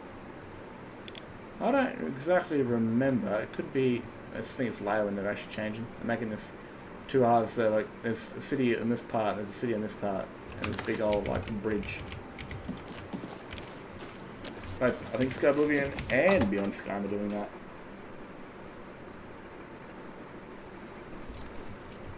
There you are, you fucking fucktard. Oh, look. You again. I imagine I know why you're here, Guild Rat. Now, you can't really tell, but obviously, I think this quest line's where he's kind of joined the Black dude. Defaulted? That all you talk about? I'm Blackwood Company now. Plenty of work, the pay is good, and I don't have Orain on my back all the time.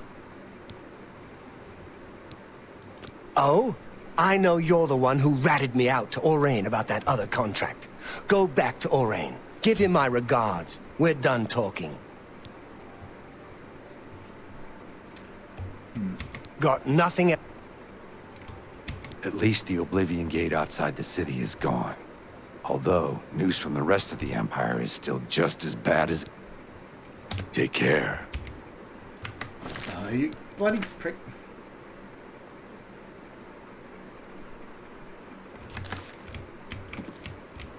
Good to see you. Got nothing else. Got nothing else to... Good day. You too. Greetings, champion. I am at your service. Good day. And what the fuck do I do then? Are they quest marker? I can't talk to the fucktard.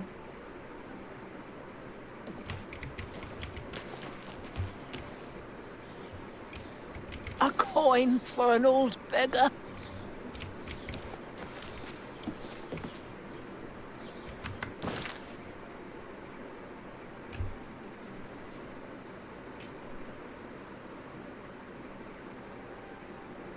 Yes, but what the fuck do you want me to do about it?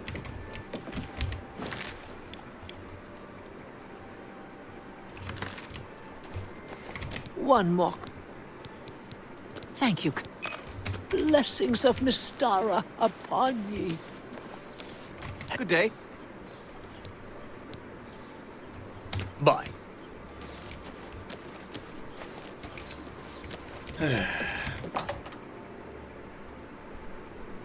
How do you do? Huh? Hero of Kavach. What's going on with you? They say that slavery has been abolished in Morrowind. Oh, look. House Dre... You were Martin's friend, weren't you? You... Apparently some fool tried to resurrect the Crimson Scars in Deep Scorn Hollow. The Dark Brotherhood will not like that. Goodbye. You again. Got nothing else to say to you. Get out of here before I get angry. You're the Divine Crusader. Alright. System.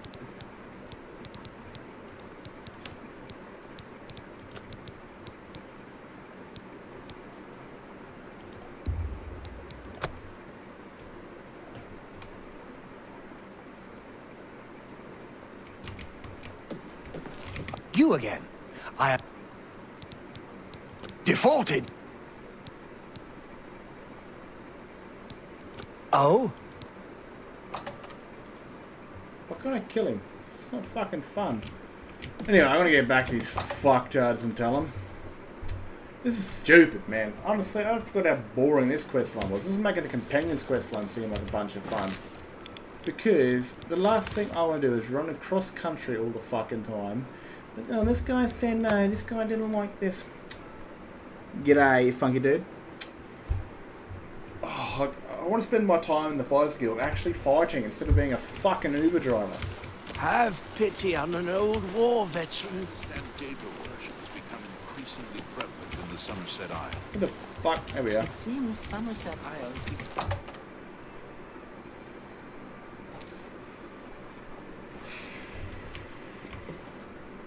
Where is the Dark Elf? There he is. Hi there. Yes? I assume. The little bastard! We took him in when no one else would. This is how he repays us? Talk to Ari in Braville. She's our client. Do the job. Honestly, you should have fucking told me at the start, you fuckwit. God, I want to kill you and him. Fucking Stop hell. staring at me. Let's get to Fantastic. Thanks for asking. I mean, the idea is Fighters Guild, not fucking Taxis Guild. Yeah, dickheads. Should have gave me the contract to the locale, and I could have done that and wiped the smug face of that little prick. Because no doubt I get to kill him later, which will be good fun. Spare a coin for the infirm. Eat a big fat dick.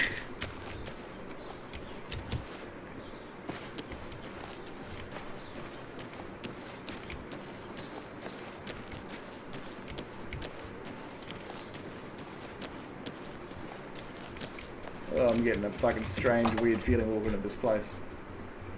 When the first one of the Mages Guild, I used a silver sword. I am not a No mage. more delays, please. It's about time someone from the Fighters Guild showed up. I've got work for you to do. I need imp gall for my research.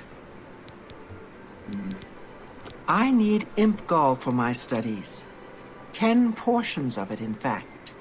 Since I hired the Fighters Guild, I expect you to get it done. You might check Robbers Glen Cave for the imp gall. I'll be Hello. waiting right here. I wonder if that fucker will try to ambush me. I hope he does. Because I love killing elves. I know that sounds extremely racist, but they're not real, so I can do that. I can say a great many deals of racist things for a non-existent race. I hate everyone equally. So longer racist. What sword is better?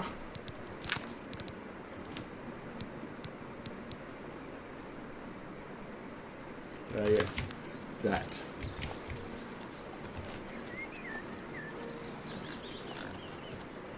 You're a pig.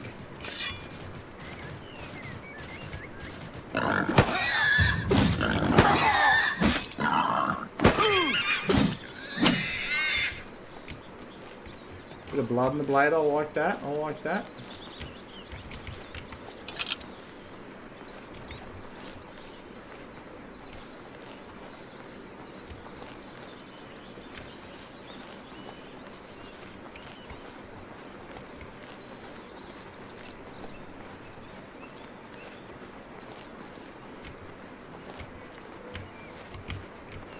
Who's there? Ah, me. G'day, how you doing? You know, I'm your friendly neighborhood. Whoa, whoa, whoa, love, love. I'm just trying to fucking greet them, you know?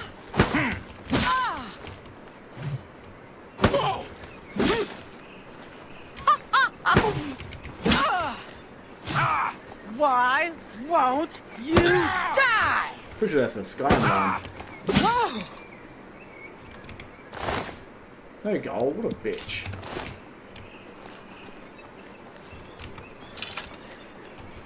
Yeah, we haven't been robbed by a Khajiit yet, which is disappointing.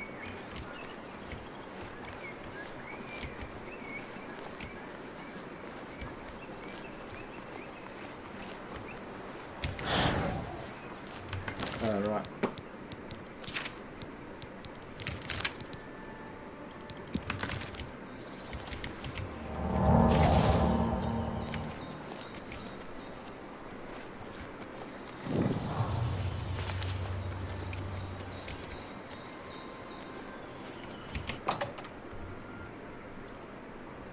Oh, Sky Oblivion. I can't wait for you. So I can shield bash people without needing a perk. Don't fucking run off, you little naked ass son of a bitch. No, I'm not doing that. You absolute pussy.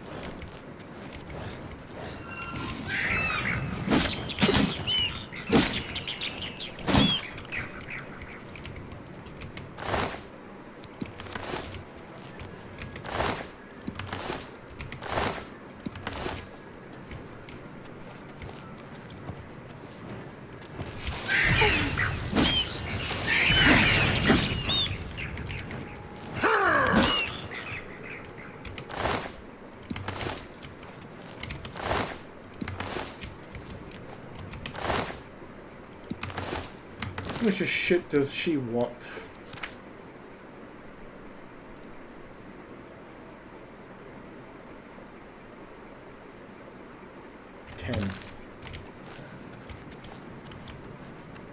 And the first one sent me after a goddamn ghost puddles. That was shit.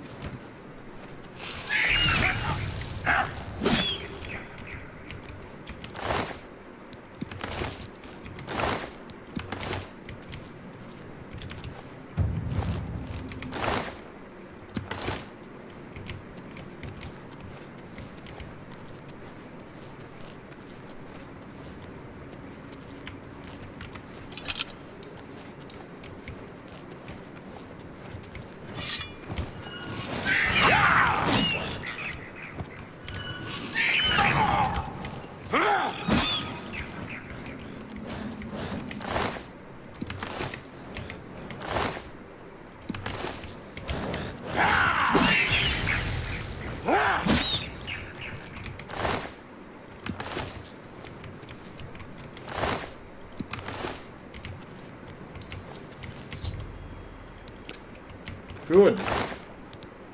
Now I can stop murdering things.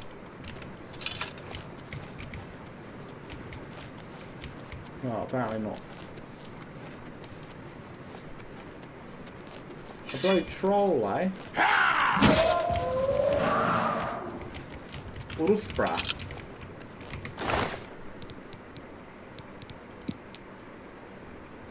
Potion of the sea, eh? Ice Ring of Freedom.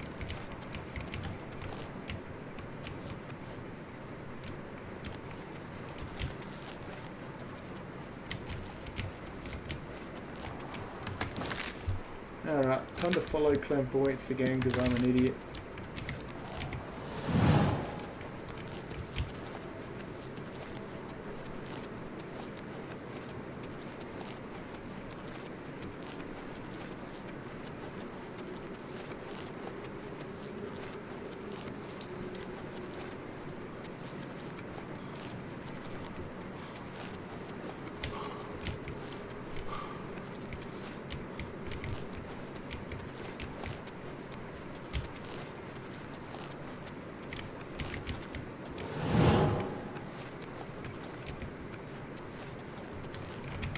the gods.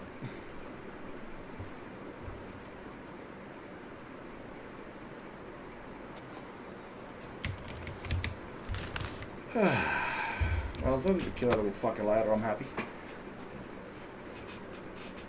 Wood elves.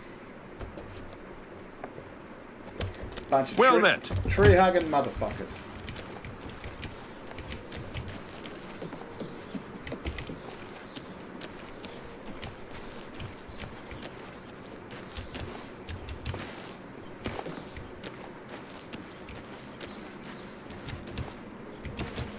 Upgrade me bloody acrobatics.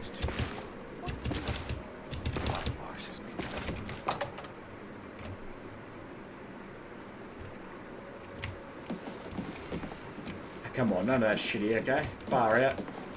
Well, have you found that imp gall for me yet? Ah, you've got it. Looks fresh, too. I realize you'll be paid by your superior, but take this as well. It might... Next time, on time, please. Well, it sounded like you're about to be fucking angry. But you did say please, and manners cost you nothing, you know? Apparently some fool tried to resurrect the Crimson Scars in Deep Scorn Hollow. The Dark Brotherhood will not like that. I've heard others say the same. Could I... So have I. Moments ago, in fact. Tell you what, slowing down the timescales helped out a lot. And Robert Cities at night time or daytime. But please let me just kill something, you know?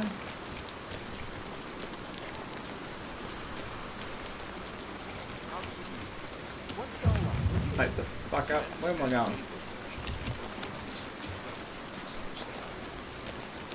Far out.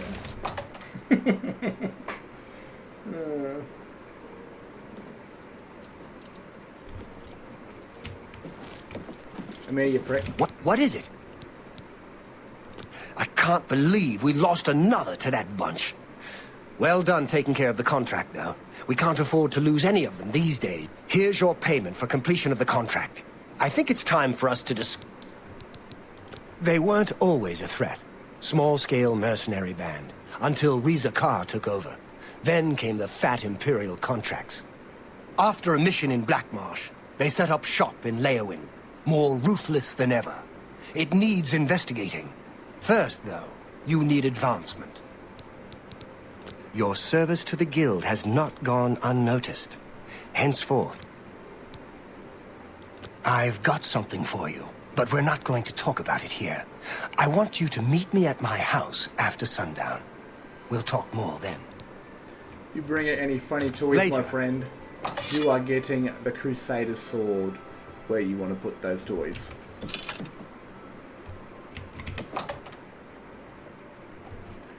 Dark elves and then home at sundown. Fucking sounds suspiciously suspect. Well met. Sometime. Alright.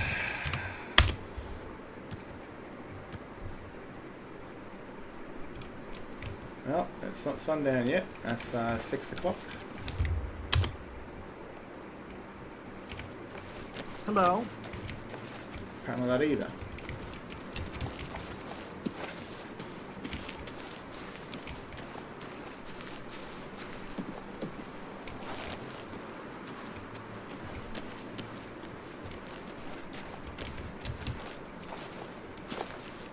Right, you're meant to be Fighters Guild. Like, you know, the contract dealer, and you live in a slum part of the area? Come the fuck on.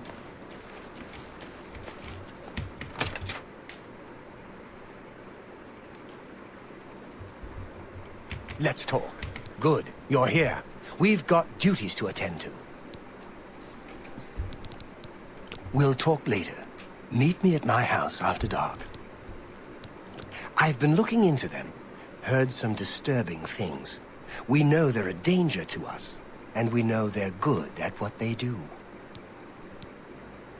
All I know for sure is that they'll accept any contract, and they'll do anything to complete it. And they don't care who gets in the way. Velena's gotten tentative since the Blackheart mission. She's worried about getting us killed. but we're just getting killed a little bit at a time.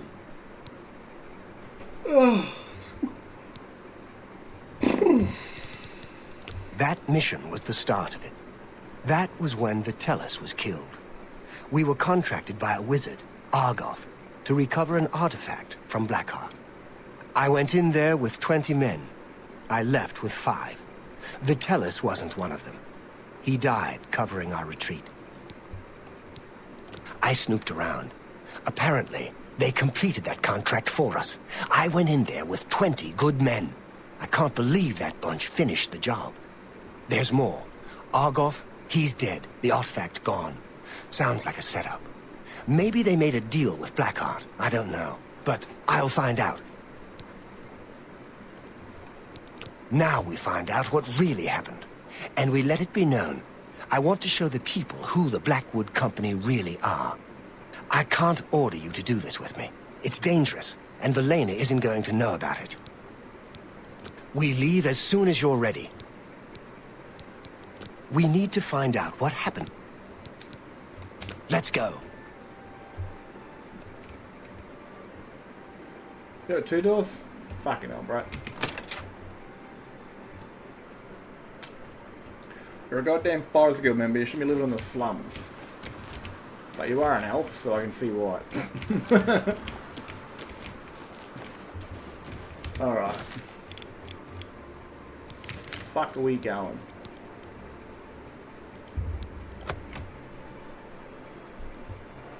I thought about when Sky Wind comes out. That's my first time I'll ever play Morrowind. But I don't want to play a human. Like, playing an Imperial would be my natural go-to. But I think the Neverine should not be a human, but I still want to be an outsider because, again, you come there via a boat of the Imperial City. So maybe I might go on Imperial... Can you spare a coin? I might go for a high elf, you know? That'd be interesting.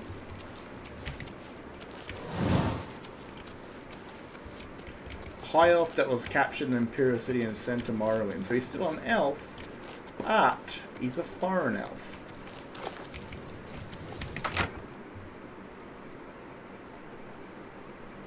It still feels alien, especially for me playing the game for the first time.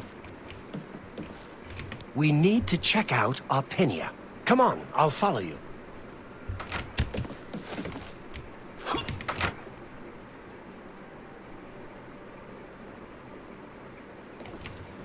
I did think about doing an Imperial that obviously comes from the Imperial City and sent off to Morrowind to become a prisoner or whatever the hell.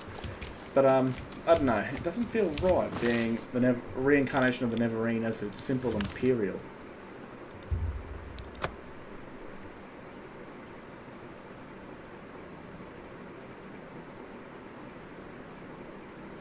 Would make you more of an outsider too, because the Dark Elves don't like the Imperials.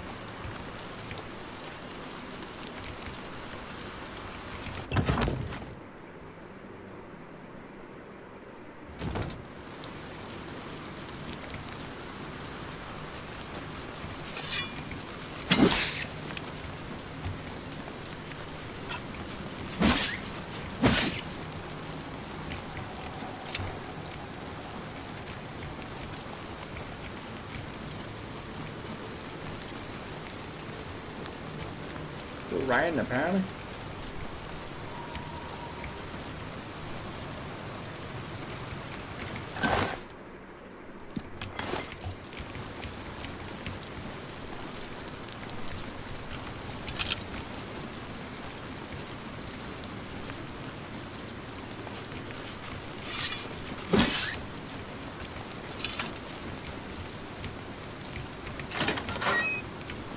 Ooh. They fucked us through.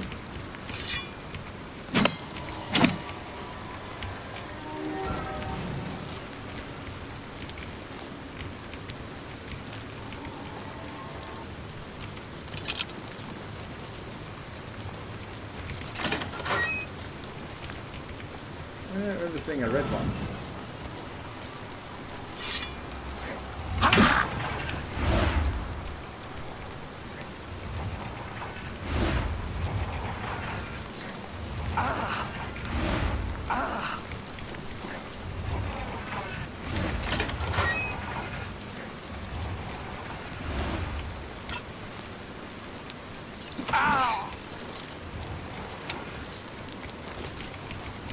Is that magic, bro? The refined skill.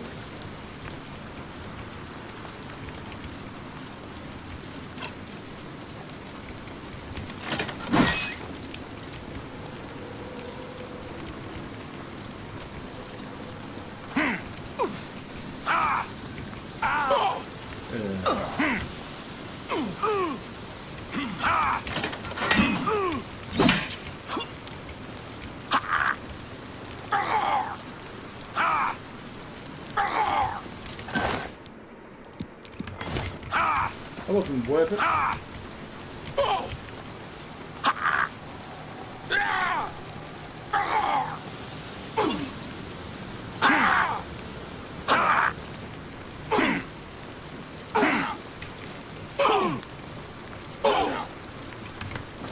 Wait the fuck up. Why am I still getting damaged?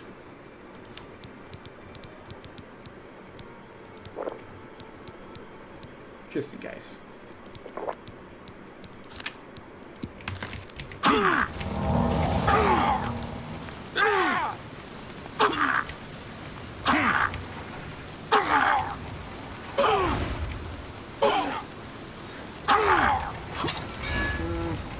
I don't know if there's a bug or not. This doesn't seem right. I mean, I'm well and truly out of the poison zone.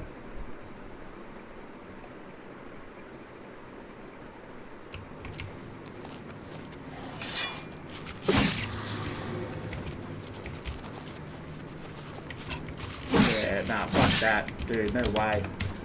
That's a bug, I'm not dealing with that shit.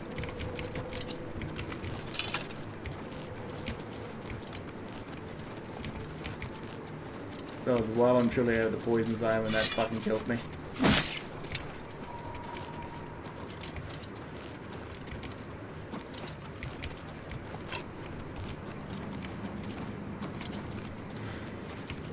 This is the part where you fall down and bleed to death!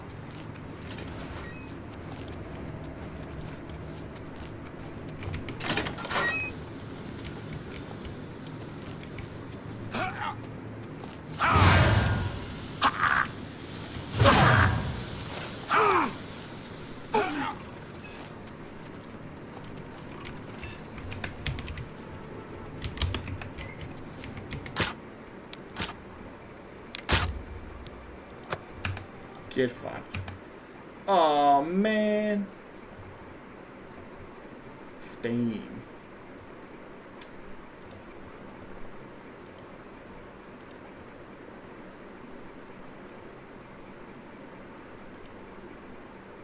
Game breaking bugs and crashes. Probably not a game breaking bug, but I'm not gonna fuck around with that. I do not like restarting shit.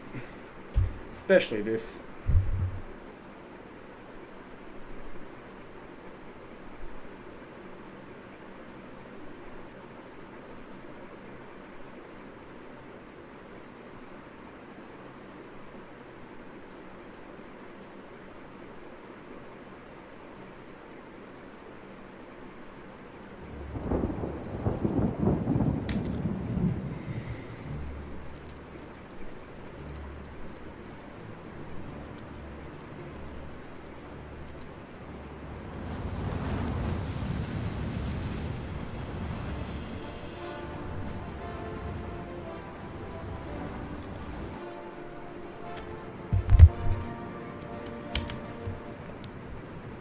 Load.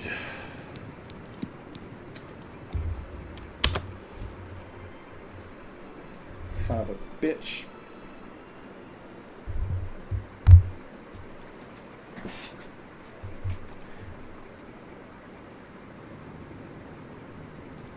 Man, I'm sorry, but I couldn't see all your guys like chats and things. I don't know, it's not updating or showing me. I've only got one screen, so I lose your shit if I don't see it.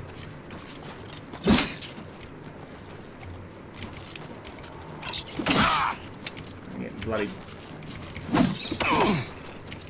Isn't there a disease in this game called brain rot? Where you, like, fucking get the TikTok disease? I did try once putting my video on TikTok, and I felt incredibly disgusting doing it. I felt mentally ill. But yeah, then they muted my video. I was like, fuck that, I'm out of here. Like, no way. Couldn't pay me to be on TikTok.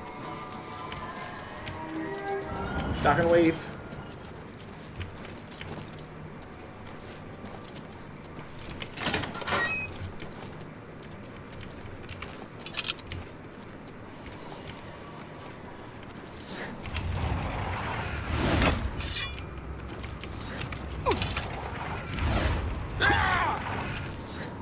Rude.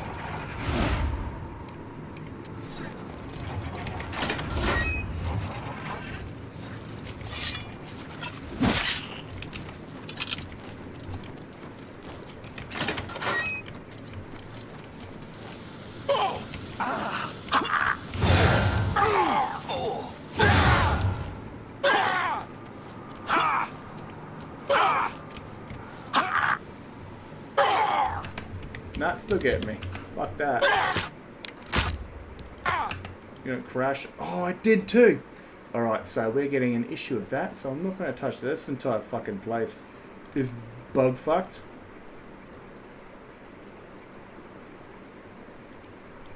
Yeah, I just replied to your comment there, Carter, on the other video. I thought it was Maddie. I know this was a while ago. Like maybe a year and a half ago, someone gave me an idea for a character for that dude's son. If you know what it was, then it was obviously you. But I thought it was a different dude called Matthew.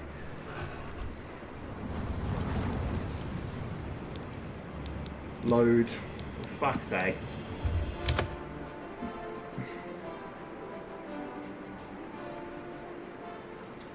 First of all, right, I'm fucking no nerd, okay? I'm no nerd. I play PC games. I play fantasy games.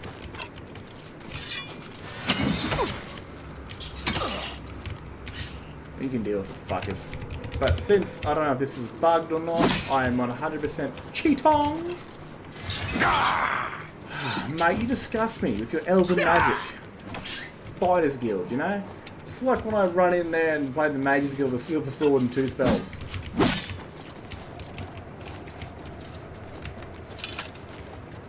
I'll just go smack all that bloody rats. I don't give a shit. I've got to find out what the fuck is going on with this crap.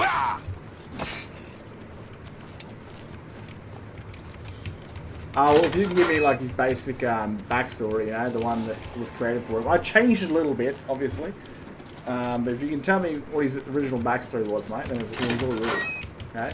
Happened a long time ago, so I'm a bit fucking confused.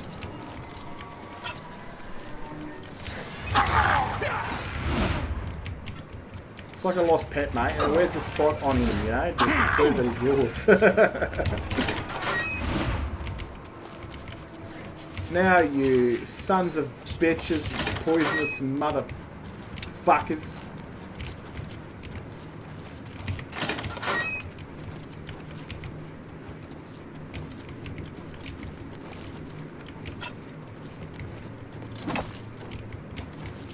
Rude. Looks like fun.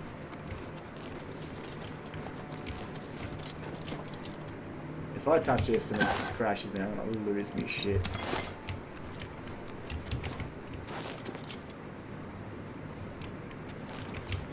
That went bloody nowhere. Let's double check just to make sure. Nothing happening there.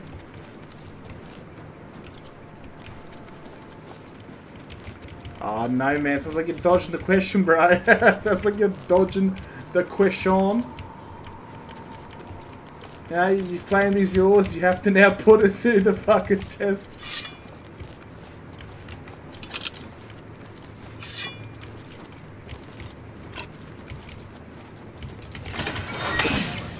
Hey, no fucking magic, mate. This is a Fighters Guild, okay? Not the Mages Guild, you fucking elven prick. Okay, you Mr. I've got the fucking 40s haircut, the 20s punk metal, you fucking prick.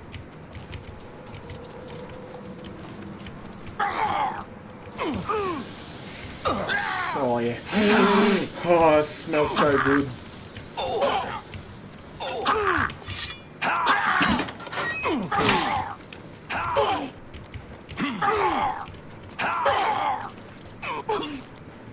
This is what I understand, you know. I mean, was I destined to die in this place? Because I don't get it. Like, where the fuck am I to go? Everywhere's a blocked off area.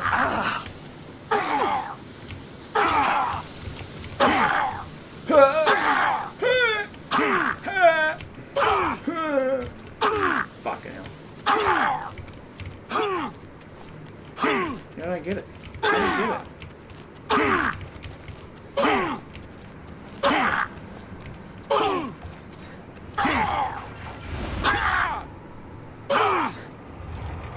Yeah. That's the traps. There's also no interior maps, which suck ass. Absolutely, send it to me, because then I know it's you. Because I know I changed it, and I know what he was beforehand.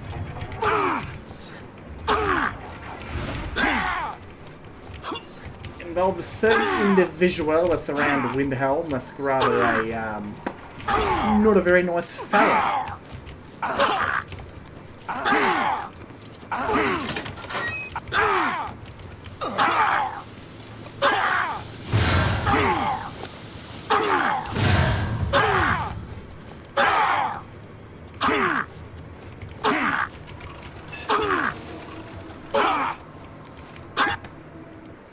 Oh, bro, even clicking on that fucking crashes it. Like, that's what's actually crashing. It's fucking, my god. Oh my god, dude. That is one really messed up alien thingy bob.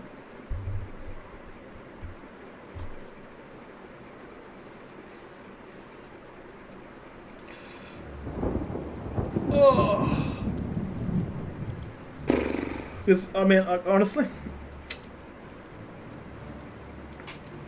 yeah, you got the name for it. But I thought it was always old Muddy that gave it to me. He's a soldier dude. He disappears for like 6 months, comes back, and he's like, "Hey man, I haven't seen you in a while." I'm like, "Yeah," and then yeah, I thought it was his. Because I'm pretty sure he's made a backstory. One of my characters that was like, fuck, I'm pretty much Elder Scrolls 6 kind of protagonist. One of my characters. I haven't seen her yet. I made it, but I haven't seen her walking around Skyrim. Alright, do not click on anything with console commands. I wonder if that will work though.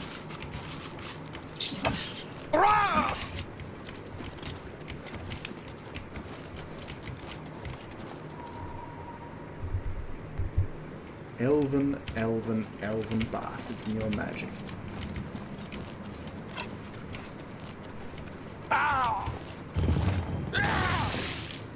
See, that still works. Oh, no. I haven't got the skill for that.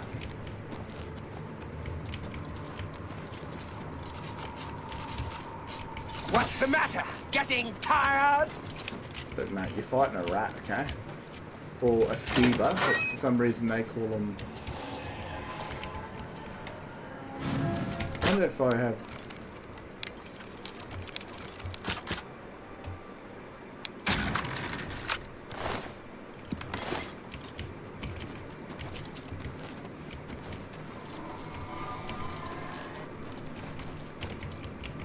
Let's look around. Later.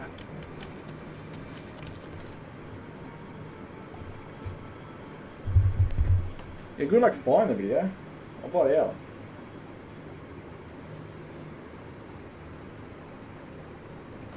Because, you know, it was a long time ago.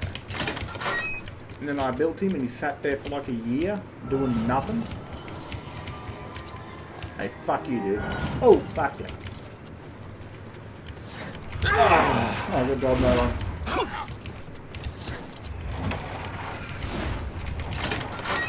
So I don't know if this entire quest line is AO fucked.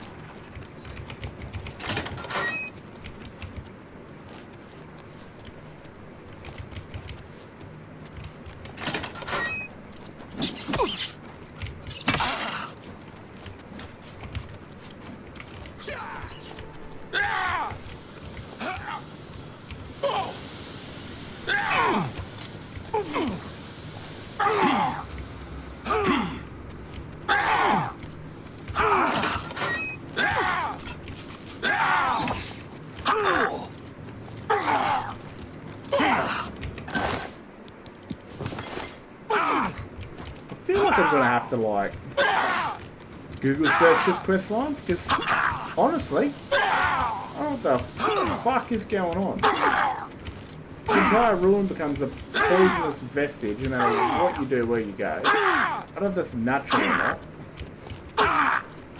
But you don't have enough health or time to really deal with that sort of shit. I mean, it's fucked.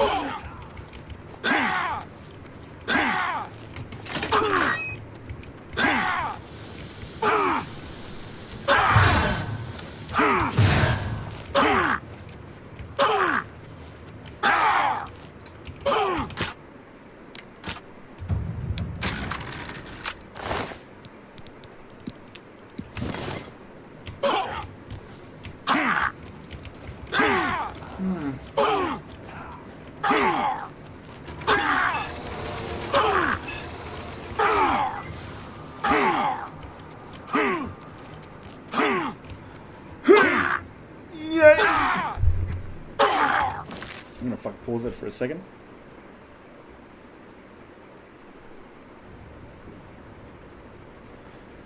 It's probably because the microphone's far away.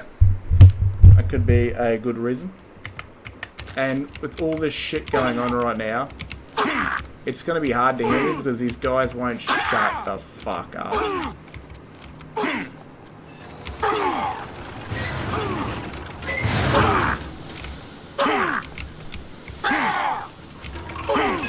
Honestly, this place is fucked, bro.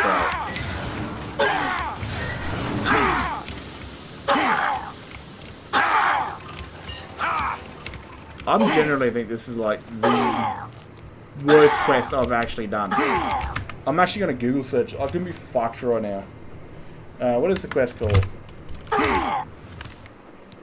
Because this is fucking retarded. And I can say that word because I have it desperately.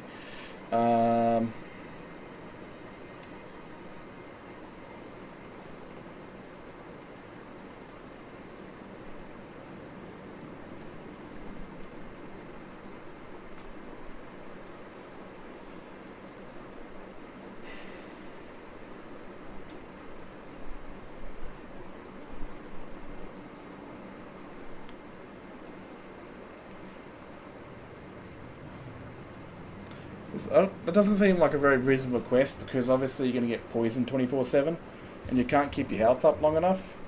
So I don't know if it's a bug or not.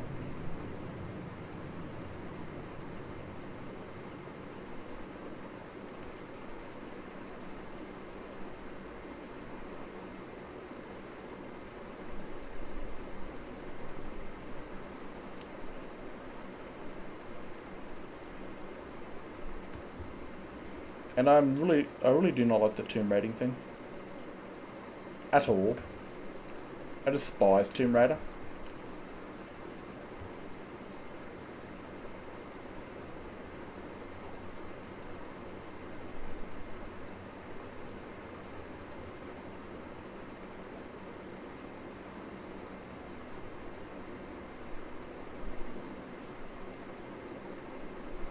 What the fuck? Wait up.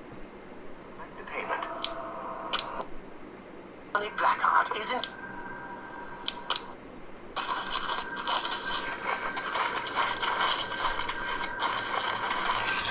So apparently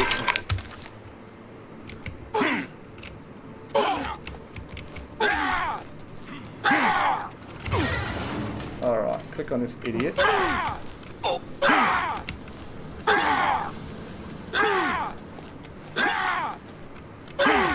What the fuck am I?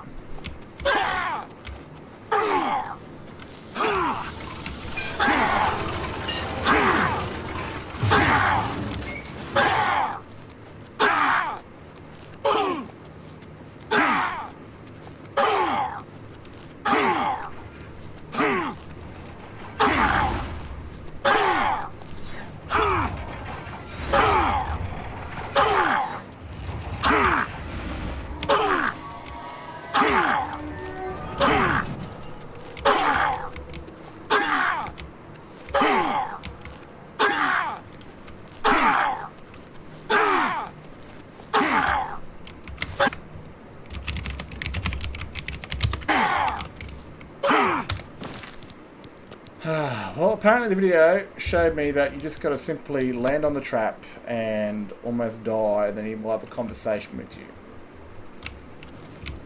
Which is a royal pain in my fucking ass.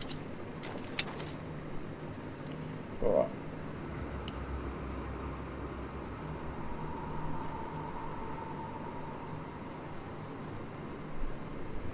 I've seen people have a lot of not so nice things to say about this on the video too. They're not a fan of that quest, and I don't fucking blame them. Absolute ass. Wow, I'm trying to get my fucking live feed back up, but no. Fucking YouTube and stupid Samsung phones can lick a bunch of buttholes. There we go. Pain in my rectoid. Absolute. Alright. Where am I putting that fucking thing?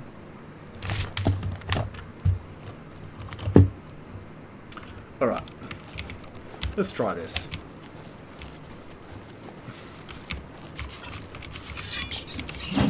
I've fought mud crabs more fearsome than you. Well, they are pretty fierce in this game. Alright, so apparently you gotta go all here around about and not die and shit.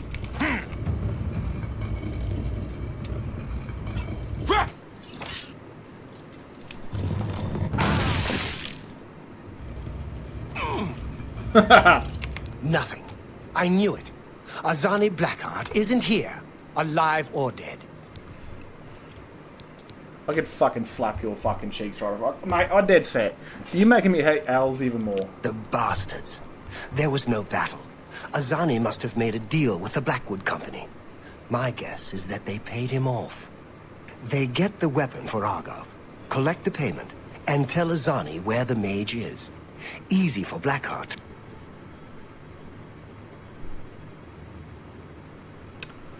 Not really, no. We find Blackheart has a fascination with these Ayleid ruins. We'll show them. Well, man, I've got like... I have got 2 Khajiit in my quest lines because, quite simply, they're very rare in Skyrim. There's like probably less than 10 named Khajiit in all of Skyrim, and that's kind of expected because it's an exact opposite part of Tamriel, and it's quite opposite in terms of their natural climate.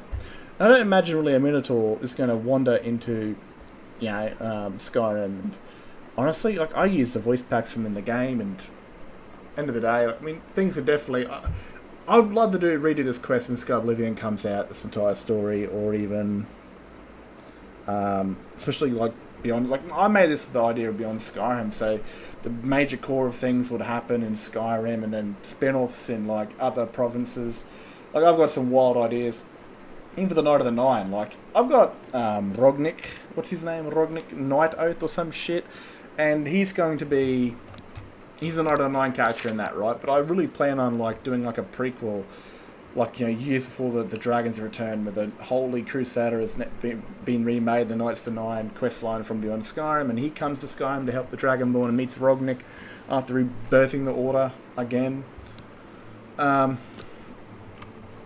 yeah, but don't know about a Minotaur, man. You know, especially I need a voice pack for it, and hell, even you don't even find any giants that talk and shit.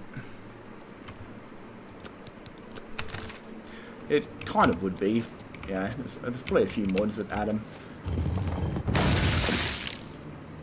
Fuck me, dude. This is Bethesda AI for sure. Do it again.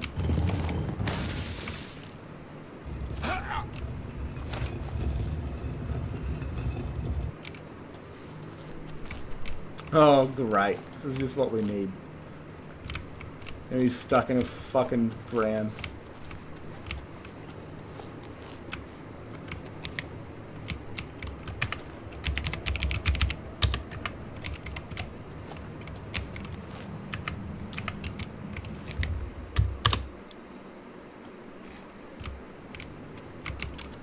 Just my fucking luck, man. Can I disable this?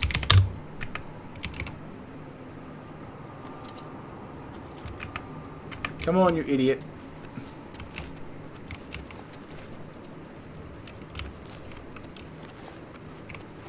Oh my fucking god, Bethesda. It's like who the... Ugh. I don't give a shit who remade it. This is just simply the most retarded shit I've fucking seen. Gone apparently, but oh well. Fuck it. Still there. Whatever. Let's go, you walking foreskin.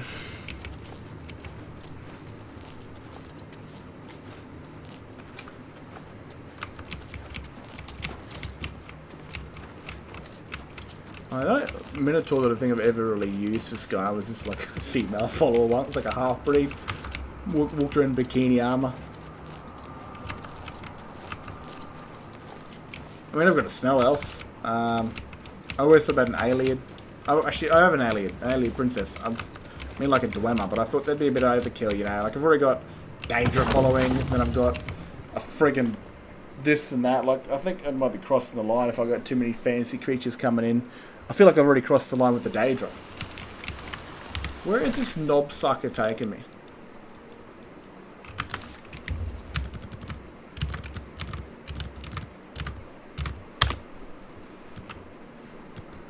I mean, Nox is an interesting character because she's a... Who's there? Bro, you're not meant to be here, bro.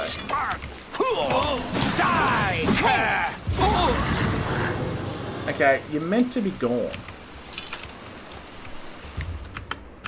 No, I'm not doing that, bro.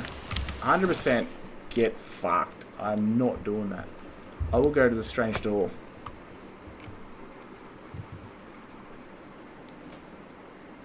Yeah, I think there might be. I mean, even in North Bruma, there is Well met. giants and mammoths, which is a nice little ad. And saber cats. And honestly, it might be an interesting idea for them to add with, obviously, this guy Oblivion and fuck with Celia. Great. I hope it's close. But I don't know, man. If anyone had like a Minotaur quest and had like voice lines for one that talk, that'd be fun. Like, I'd probably voice it myself, but then it's gonna have like its own combat lines. I need to know what they speak like first.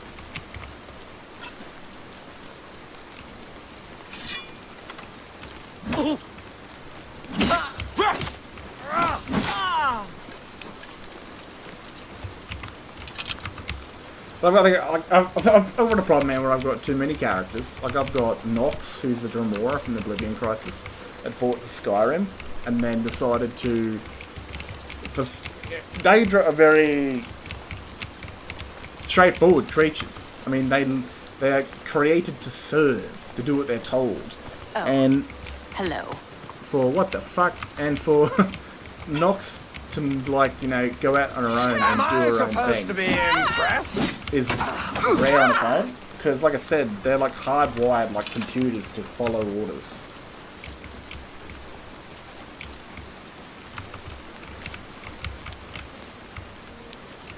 Dude, if I got I fucking I will kick your fucking ass. You're lucky you're essential, you fuck.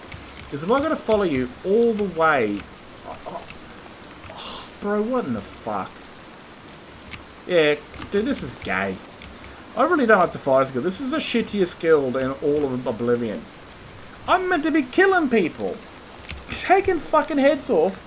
And these motherfuckers have me playing taxi driver or follow the fucking parcel. Well, this is the gayest shit ever. And I thought the Companions quest line was pretty mundane and boring. I'd take that over this any day of the fucking week. At least they sent me to go and kill things. Like I was explaining about old Noxie, she's a, she decided to not follow her brethren into caves and slaughter mortals like the rest of her people did. She went and camouflaged herself and tried many things, even prostitution, you know, and the idea of sex with data, I don't know if that works. They've all got the organs for it apparently, but, it's gonna be a long fucking walk, you know, became a barmaid or a servant, I don't know. The idea of Daedra just going out and doing their own thing is an interesting idea for myself. And I've picked up another Daedra while I'm currently recording the current story. I didn't really pick it up, it was more of a spell. It's going to be an interesting one. It took a bit of work on that one. For some reason my game started freaking out when I was doing that, and it drove me nuts. So, it's a Daedra follower mod. Pretty cool one, actually. Comes with its very own armor. I think it's Carnel or Carnarv or some shit like that. There are goblins in the game now. I've even thought about the Reeklings, you know, like the combat music. Apparently not. You know, like, do I help the Reeklings out, you know, in that Soulstone quest, or do I help the humans out? You know, that's an important question for Ragni. Because, quite simply, it would be pretty cool to have a Reekling following me, you know, but at the same time, it's like, would she naturally kill the humans without knowing why, helping some little green goblin dudes? There'd need to be a moral reason for it. Of course, you find out the quest that the leader chick has not done what she's meant to do, and the ghost is like, nah, bruh, she doesn't deserve to be the leader, and all this shit. I mean, it's such a weird questline. But I don't think she would naturally, you know, go and kill the humans until, like, she realises that the ghost has forbidden her to rule. But then at the same time, it's like, oh well, he's dead. Who gives a shit what he thinks? Dude, what the fuck is this questline, bro? This is the gayest shit in the world.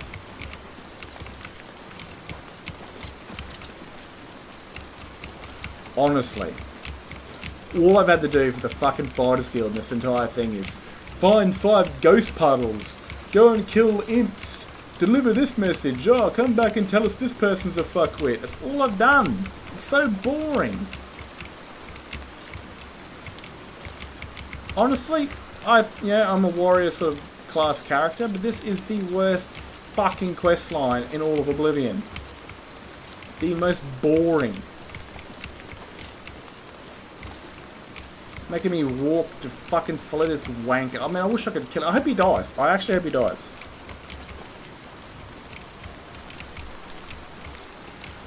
And that's kind of the way that I want Ragni to be. I want her to be, you know, sometimes inconsistent, because she is 19, going on 20.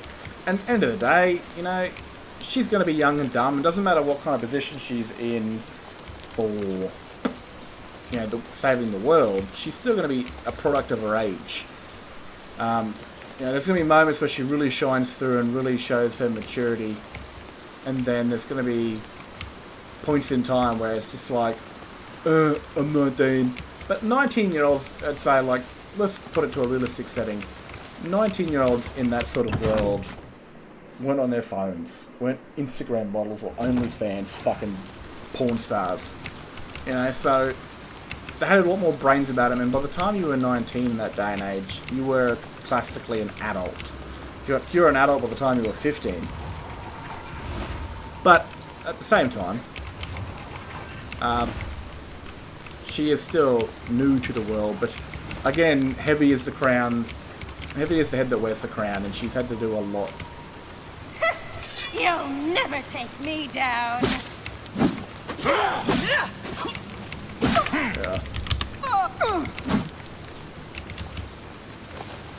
Well, look who we've got here.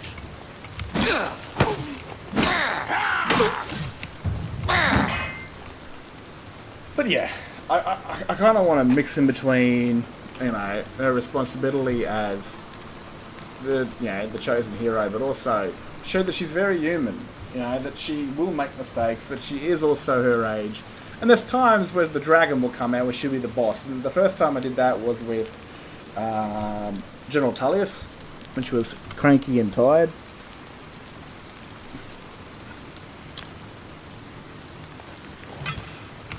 Wasn't paying attention, I was reading you, motherfucker.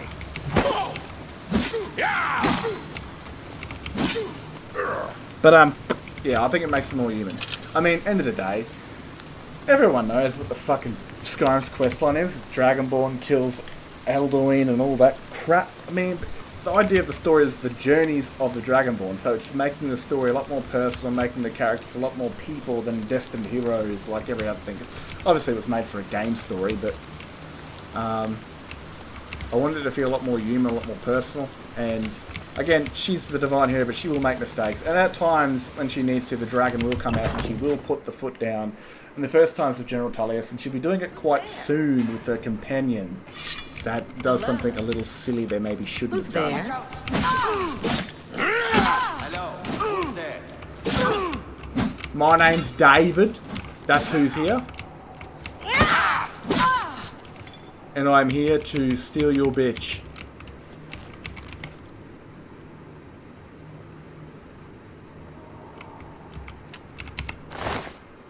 He's still alive at the moment, eh? He's still alive. I mean, I could always change. Yes, it was nothing. He's kind of under the command of Julia at the moment. And if Julia dies, he could take charge. I mean, he is a vanguard now, and Centaurus, he's going through some shit. He's not exactly going to be where he was. And I mean, I like that man, because what happened to him was completely like, Always skirting around in it was making me jump. raw. I became the cameraman. He went down his knees, and then the idea of him getting injured, especially after the dream Ragnar had. Like a pregnant owl. Hey, leave your mother out of this. And so yeah, Centaurus went down, and then the idea of him being injured, and I was going to have him like his first idea was pretty much like get on the schooner to try and heal, and then the whole I imagined why he would be out of the fight for a while, and the whole dagger that I found there at the place was triggered another idea, and whole vampirism thing came from Tonrak. But yeah, Carsten, he jumps into the story, he lives through like 5 dragon attacks, and I was like, that bloke. He's under the command of Julia Quintilius, and she's a vanguard. She can recruit him into the vanguard. I was like, yeah. Like the bloke has lived through, you know, 5 dragon attacks. He deserves. What the fuck? Why can't I get through this? That's really weird. Really bloody weird.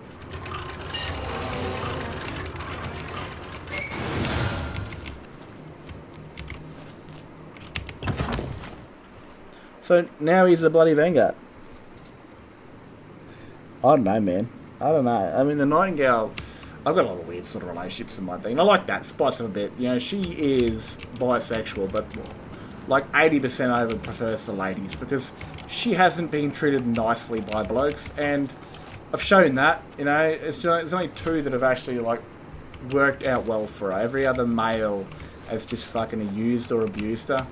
And Centaurus is one of them, because I thought, why not? And that's how the idea of him becoming a prison guard worked, because he was guarding Rogvir's execution. And I was like, oh, what if I put him in... face was the last mistake you'll ever make. What if I put him in prison guard, where he's actually being nice to her, and it's due to the fate of them being allies and shit in the future. Fuck your magic, you filthy pricks, you bloody half-elven blooded wankers. Man, honestly, I see those comments all the time from, like, lesbian Twitter pages for some reason. I'm even on the lesbian Twitter, no, fucking Reddit page for some reason. I keep getting their notifications. I'm not saying a word, Brian, there. I'm not saying a fucking word. And I see this all the time. Blokes like, I'll give you a bit of dick and I'll change. I'm like, oh, bro, no. No. It's like the most rapiest thing someone can say. Do your worst. Die, damn you! Who knows, mate? Maybe Julia might decide to jump his bone. She's a bit of an older lady, but she's a bit of an animal at heart, if she lives. Or he just might be too broken, mate. Remember in the story, his dark elven missus was killed while she was pregnant, so he could still just be really heartbroken, you know? You haven't seen what Tova's been up to yet in the latest episode I've been doing, but she's had a bit of fun. Let's get this over with. Hey, if you're summoning shit, bro, I'm summoning shit, okay? And you're gonna get me some golden seducer shit right here.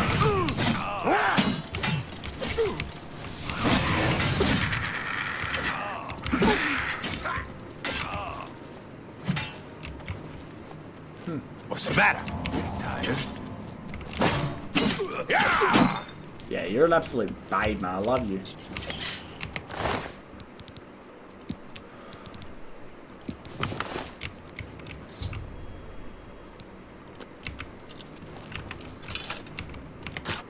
No. Yuck.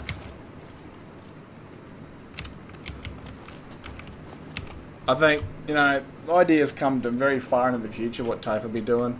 I mean, honestly, man, I've got plans for her. I wanted to live. Like, she did die in one of the episodes. It was the funniest thing. I've still got to say it on my computer.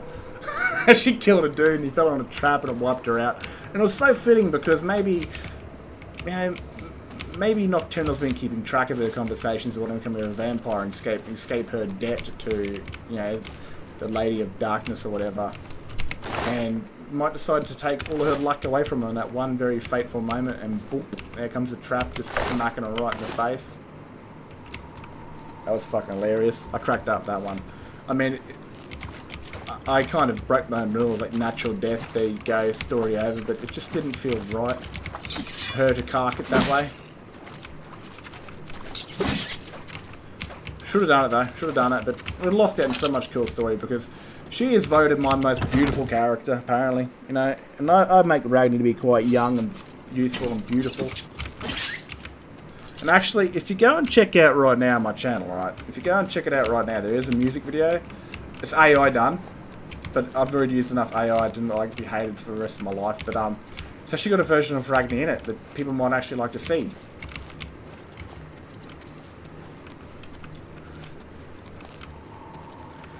She ends up doing exactly what she wanted to really set out to do in the first place, I guess. Just under different circumstances.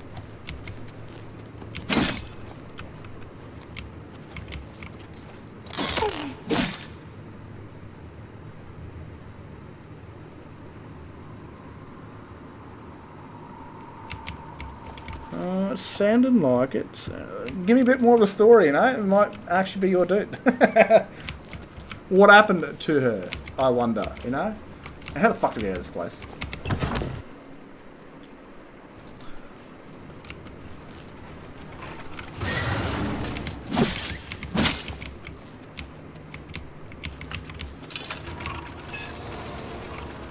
I don't want these again.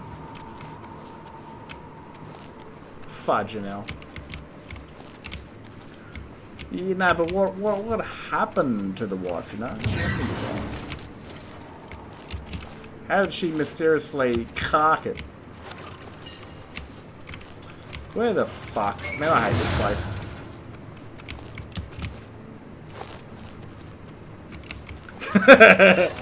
I know, man, it feels like you're evading the question.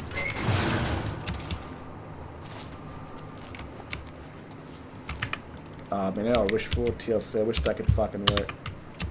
Damn it! That's just guy's AIDS. Where's this dark elf arsehole dude? Yeah, Rudy, I'm starting to believe you now. I'm starting to believe you.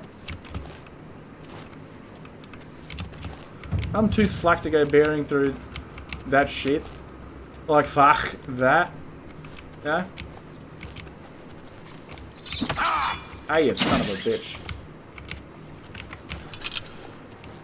There's this lady called, I don't remember she used to comment on all my videos, Blink or something like that. She wanted a Red Guard character, and I've made him. I've actually seen him walking around. I don't mind some ideas, like especially like that Night of the Nine I did the other day, the young woman. Just it popped into my head, like I wanted like a fuck me, fucking dead. How the hell do I get out of this shithole? Idea. Oh, don't be a dog and send me right back to where I need to, you fuck. Oh, it looks like it's gonna just dick me in the ass right here. Proper good. Like, no spit, just straight in. Raw dog. You better not be fucking me around. You can't. You absolute cunt. You fucking dog. Oh man. The computer screens weren't so expensive, I put my hand through it.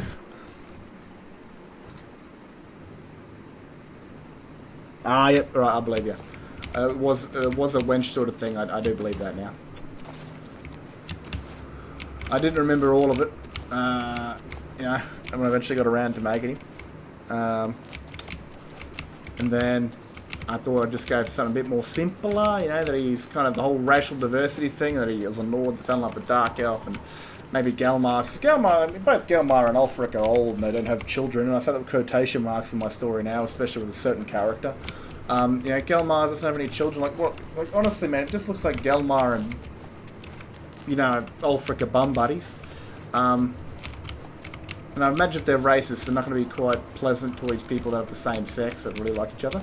So I decided, you know, it'd be pretty cool to give Galmar a son and all that sort of stuff. Oh, for fuck's sakes. I'm getting lost in here. And maybe Galmar's son was the one that murdered his wife, and in an absolute rage he just decided to lose his shit. And killed Galmar's son, disappeared, and also makes a bit of sense that his father will one day sit on the throne of Windhelm. And if he lives through it, he gets to return home. If he doesn't, I got a cool little story of that idea too, especially if he's alive and the Dragonborn visits Windhelm, that, you know, Carson will come with. But might... Oh, are you fucking kidding me, bro? No fucking way, dude. I am so fucking done with this place. Give me an in so I can COC to it. There's no fucking way. This entire...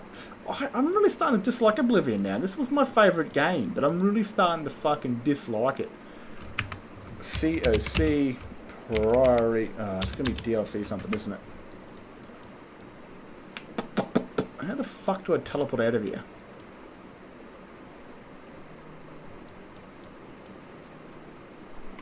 COC gutted. Oops. Maybe why? Fucking Jesus Christ, man. Like, honestly, like, doesn't matter how much of a remaster this place is, the dungeons are still absolute dog water compared to whatever game they have. So, yeah, if he makes it back to, right, yeah.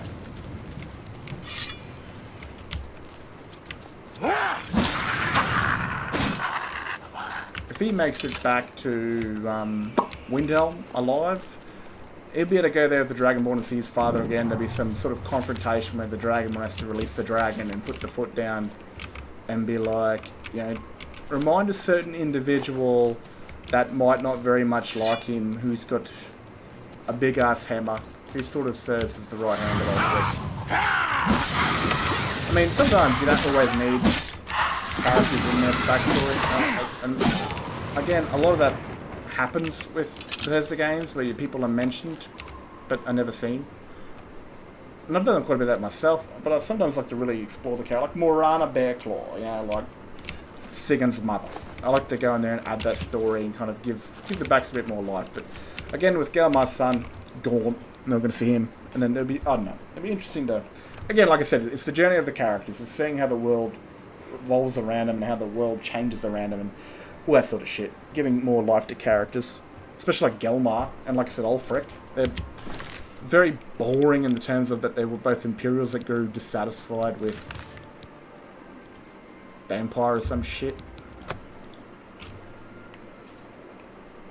I would like to expand characters because, like I said, all those two dudes look like is that they like to play swords with each other.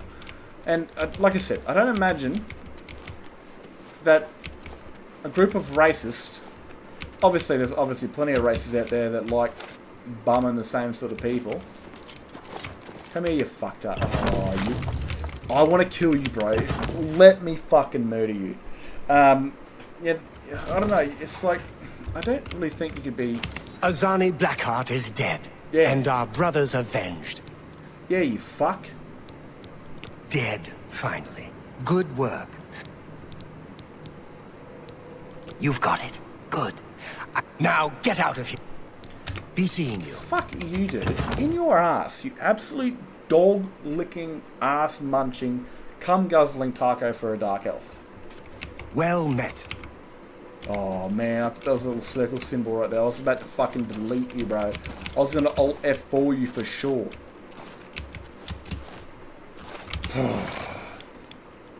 Fucker. Where am I going? Where am I going, you fucktard? Well met. Your accomplishments... I don't have anything for you right now. Speak with Azan, or perhaps you're ready for... I'm sorry. You too. He said Gromuck fucknut, so we're going to Leowin. Was it Leowin, or was it Shadenhall? I don't... It was this one, yeah? Yeah, this one. I'll read that as that.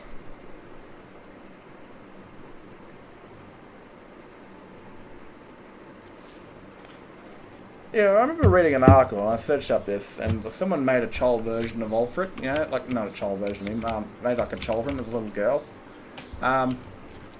Obviously, I've got his child in the game, and she's a rather important individual. I mean, I've spoiled this shit more times than I can count. And if anyone hasn't gathered onto that, then I don't know how the fuck they're still breathing. But sometimes obvious things aren't so obvious. But I mean, it just adds more gravity to the character. I mean, first of all, what I don't like about Ulfric's backstory is that he used to he was trained to become a greybeard, then he left and joined the Legion, and then the war happened. It's like, man, that's arse, bro. That's arse. Sure, you go join the army, you expect to travel around a bit, explore the world.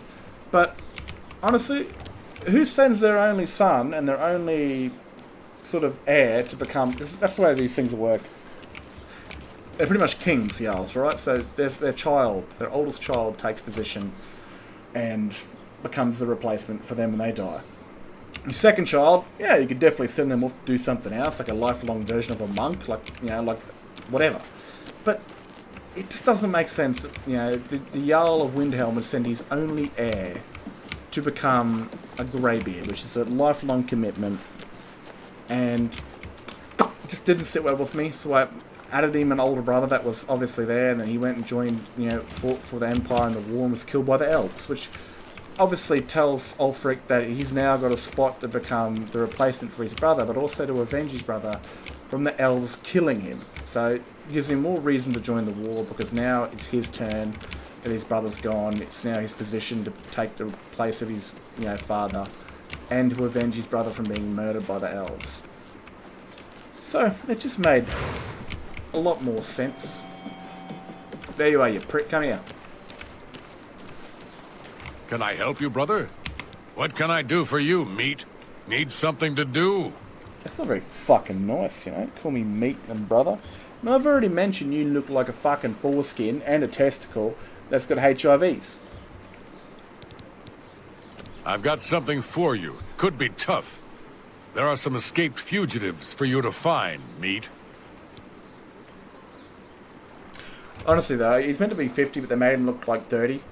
I mean, obvious, like, this is a day and age where none of us were ever alive, but if you were rich and very powerful, I'd imagine if he went outside his bloody out of his palace and walked down the street, you'd have Nord women throwing their panties at him.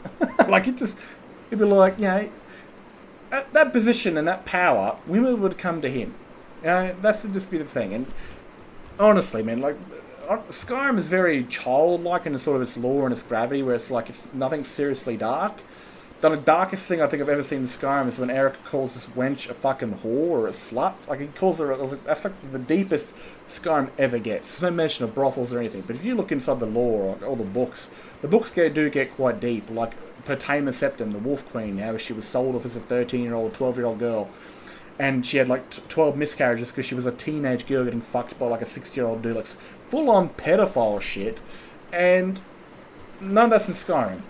And I forgot where I was going with this. I mean, obviously, Ulfric would obviously definitely not be a single man, neither would Trollbane. So it looks like these two dudes are, you know, biting each other's pillows or whatever the fuck. And it just makes no sense to me, the way these guys write their stories. They write their books to be dark, like a fucking proper dark, and then they write the game to be so childlike, where they've got to sell it for a certain rating. Understandable. This guild is going... I was like... Ever since the... Bye. I would have been like 14 when I discovered Oblivion.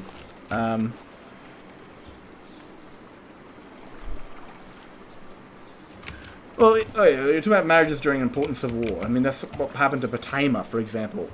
The Empire was in some shit. The King of Solitude, and this is the King of Solitude, not the Jarl, lent a lot of gold towards the Septums in exchange for marriage with the Septim. And that's essentially what happened. But those documents got taken by Potama trying to help her grandfather, and then in doing so set her up to be sold as that wedding gift as a 12-year-old girl, and throughout the time until she was like 23 or 6 she had like 11 miscarriages, and a lot of those would have obviously been when she was an underage girl. And it was like, you don't see any of that sort of darkness in their games. I mean, I've had a theory about this for a long time, right? And this is fucked. It's really bad. And I've worked in the disability field, and people they're a bit, they're not always there, obviously, mental disabilities, and sometimes they say shit they really shouldn't. And it's just like, one of the things that I've come across is a lot of stories of like lots of child sexual assault, both to the person with the disability and of course, and a lot of them are like, they weren't born mentally disabled. And a lot of these mental disabilities happened to them during their childhood. And I see this with Skyrim with a certain NPC called Luca, and she's abused, you know, beaten by a brother, a father, and her sister, and she's then helped out by an old man who fought in the Great War. This shit just looks like a double tale of, and apparently like they're Daedra worshippers that like sacrifice children to make the ground fertile or some shit like this. But I mean, she's getting abused by her dad and her sister, and then she goes and disappears with a very nice old man for the afternoon, and it's like, it just looks really bad, like her father is doing really horrible shit, and then she's going off doing horrible shit with a very nice man. Looks like a lot of stage of grooming. It just looks really fucking bad, and I hate going there because it reminds me of all the stories that I've heard and all the shit that I've seen in my reports, and it's just, it's like hidden, like it's like Sanguine, for example. Sanguine he's the Daedric Prince of Indulgences and like the taboo. So is this here already? Hello. You seem far too nice to be one of Ulric's men. So What can I do for you? Yeah, and a lot of these things is like the forbidden indulgement, you know, like the, you know, drink, gambling, incest, and of course, there are the darker side of things, what I was just mentioning. Skyrim doesn't get dark enough, man. None of their games really do. Thank fuck. The only dark thing I think about Oblivion is that chicken, Skingrad, that likes fucking corpses. Oh, please, don't even get me started. That madman won't be satisfied until everyone in town is dead broke. Or in jail.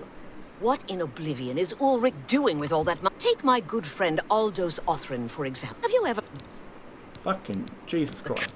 Yeah, I get it. Oh, please, fucking, don't... No. Shut up. Fuck me, Dad. How? I don't know what... Garrus may be our only hope. But, yeah, well... Hey. Yeah, especially... I mean, honestly, I want their games to become a lot more adult-like, but again, you don't really want to face that sort of stuff. I mean, rape's probably as dark as I'll go, and obviously that comes with Molag Bal being the prince of rape and domination, and even that's fucked. But yeah, I don't want to get super dark because there's a certain level that you really don't want to go into. I mean, obviously it makes the game feel a lot more real, the story feel a lot more real, but there's certain things, certain stories or part stories, you just really don't want to like jump into, you know.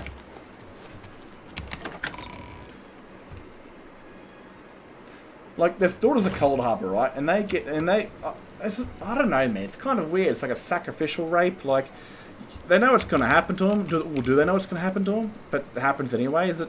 I don't know. It's such a fucking moral question. I don't like. I don't even know if there's an answer for it, or even bother asking the question. But is it rape if they know they're going to get raped? I think it is. Yeah. And then they get raped and beaten by a Daedric prince, and then they survive. They become Daughters of Cold Harbor. Wasn't there like a Sons of Cold Harbor where like they got to prove themselves the dominator, like the guy that beats the living shit and kills thousands? Like Harkon could have been a perfect example of the son of Cold Harbor, where like they were just mercifully killing people, slaughtering him, and he became a vampire of Molag Bal. You know, that Molag Bal cut his hand and put it into a gauntlet, and Harkon drank it and became a pure-born vampire, the male version. Instead of having to really go into the whole female's going to get raped and then they can turn him into a pure-born. Yes? What do you want? It appears you've spoken to Lavanna. I know she sounds a bit like a raving madwoman, but she isn't far from the truth. Ulrich is definitely up to something. Every day we take in exorbitant fines from the people. Where most of that money goes, I have a good idea. Ulrich keeps his quarters locked, but I've glimpsed inside. The things he has in there could never be purchased on a captain's salary. At first, I thought I'd love to... They were light spot. Fucking damn it. Oh my god. You must locate Aldos. He's a danger to himself and others in his condition. Yeah, look, honestly, there's a lot there for Serrano, and the reason I chose her to be the Dragonborn's relationship, because it says the last Dragonborn. I'm pretty sure Bethesda mean what they say, you know, so I don't think there'll be another Dragonborn that will show up. And the best way for the Dragonborn to become the last Dragonborn is by being in a relationship with a woman. Being a woman. Could still work for a male male Dragonborn, but obviously the seed's going to be spread quite a bit before then, and all the bastards walking around and things. At the end of the day, I don't believe it's such a weird thing, because I don't believe the last Dragonborn is the last Dragonborn. Like there could be some friggin' farmer in Hammerfell, you know, that's out fishing one day and you know accidentally kills the dragon 20 years after the Dragonborn, or one dies around and becomes Dragonborn. Like the Septums, they did a lot of dicking around. I mean, these guys were the Targaryens without fucking all the family, unless it was a cousin or something. I don't know about the whole last Dragonborn thing, but I wanted to really go with Serrano, and Serrano dialogue add-on really added a lot of depth to her. And I thought it'd be perfect for Ragni, because it's more of a, I didn't want, like, I'm a male, I like tits and ass, like, I'm just a typical dude, I'm a bit of a pervert myself, well, I guess we all are, it's just the way we're made. But I didn't want to turn her into some sort of, like, spicy little slutty character like most people do to their characters. I wanted her to still be very feminine, very naive and young in her age, but also very much a woman, and that she falls in love with a woman even though she didn't know she was she didn't know she liked women. And this actually comes from an idea. I remember watching Legends of Korra, and I ended up making a friend of this Facebook group, and she was actually in a relationship with a woman, and she told me that she had no idea. She just met this woman and her heart was just stolen. Like she wasn't physically attracted to women at all beforehand. Hello. Hey, fuck, don't creep up on a dude like that. And she just fell in love with her. And they didn't split up. She's now married to a Marine. But, yeah, I was just like, what that happened to Ragni? That, you know, she's lost all her family, everyone she loved, and then this one person, this one thing she's hated her entire life since she lost her sister and her mother, has been there for her. And even though she pushes her away and treats her like shit, the vampire sticks around and helps her stay alive in a fight. And then eventually, when she becomes the ultimate monster to end Harkon's Elder Scroll quest, it's Serrano that helps her get cured, you know, that feeds her blood that she's got and basically goes on her behalf to for Phalion and really shows Serana who Serana really is, not what she is. So it was a great thing for Ragni's growth on learning from black and white to the real shit that's just grey. Who are you? Huh. That's stupid. Oh, my bad.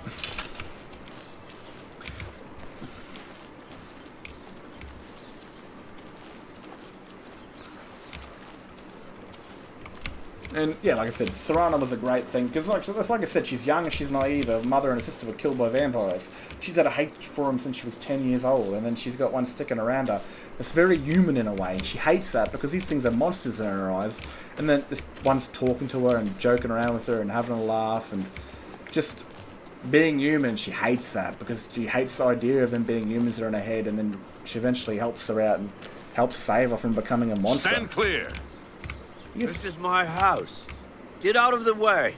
Move, I say. Sir, this property has been seized by his lordship, the Count of Cheydinhal. Leave immediately. I said move. Or by my ancestors, I'll put you on the ground with a split lip. Sir, I must warn you that threatening a city guardsman is an offense punishable by a fine of no less than 50 gold.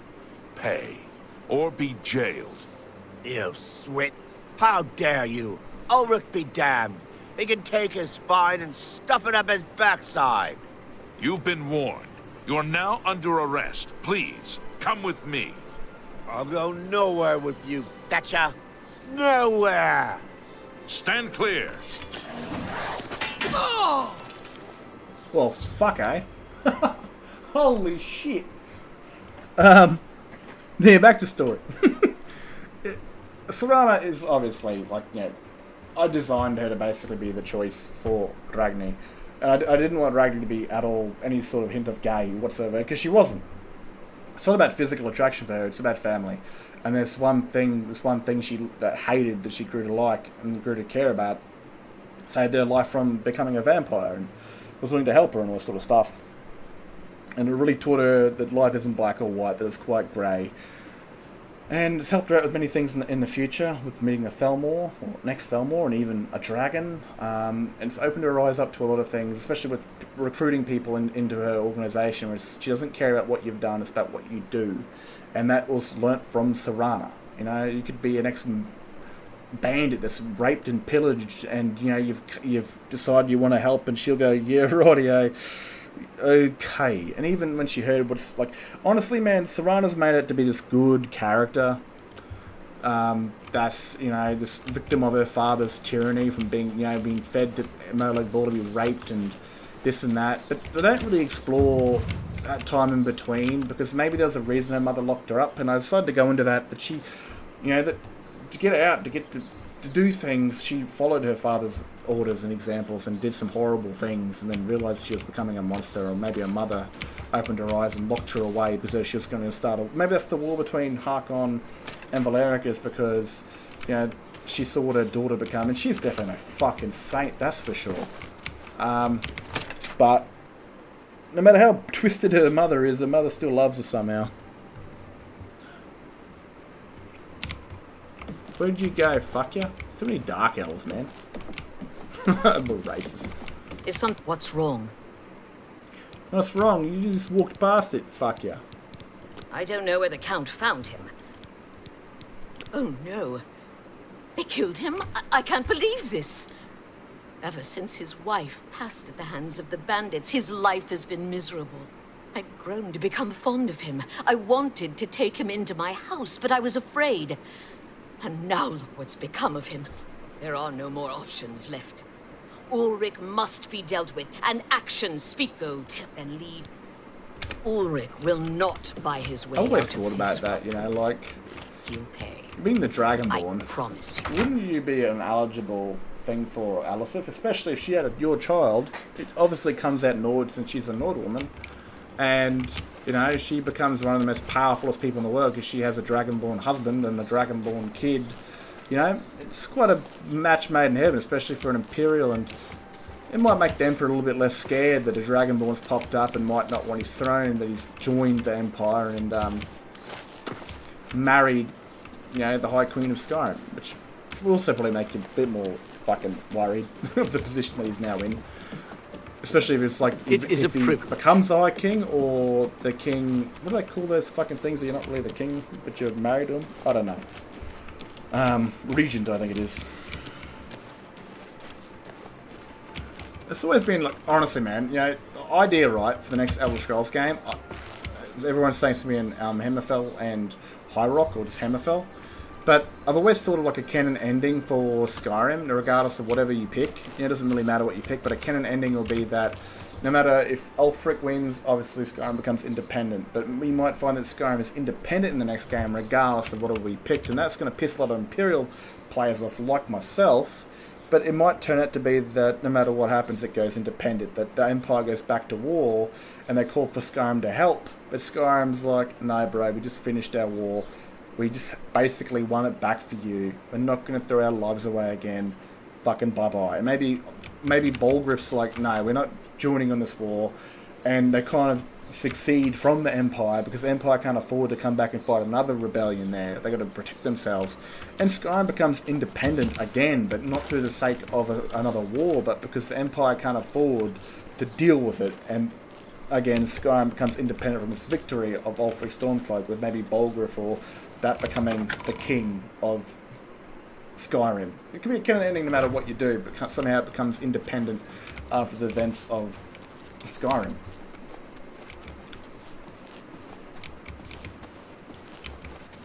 We must put an end. Because either way, like, you don't bloody know what's going to happen with next Elder Scrolls game, how long it's going to be. Like, it could very well be 5 years after. It was 30 from Oblivion to... Sorry, Morrowind to Oblivion, and then a whopping 200 from Oblivion to Skyrim. And they could very much just, like, change that momentum again. Either have it within a year or 5 years or 15 years, or maybe even back to back, which would be wild. That's how they dodge all the canon endings. While you're playing Skyrim, there's another character in Hammerfell running around doing things. Aldous will be mourned. Levana has always been quick. I swear that Ulrich has been watching me. So the evidence we need to... If you're caught, Aldous' death is indeed a tragedy. We'll do what we can. I've always liked the idea of, like, the Stormcloaks winning, right? I could do this like in an alternate playthrough, like a little dimension that maybe Ragnar goes into where Sigurd won the war. Because I've always liked the idea of Skyrim just being its own dude, you know? But I don't think Skyrim was built for it, because Bethesda just didn't spend enough time making it before they released it. I mean, you've beat the Empire, but still you'd find old Mary patrols, like Thalmor patrols waltzing around, and you go to their ambassador and they're still there guarding it. It's like, fuck off, man. Fuck right off. Hail. Okay, mate. How you doing? Need a hand with that? Do you need a hand with that, my friend?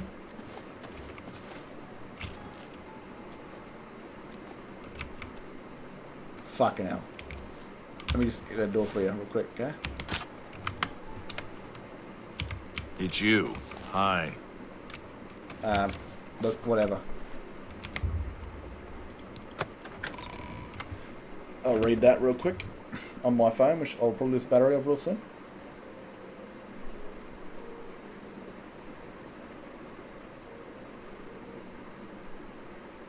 Yeah, at the end of the day, I sort of like that approach where it's like your game is your story, your world.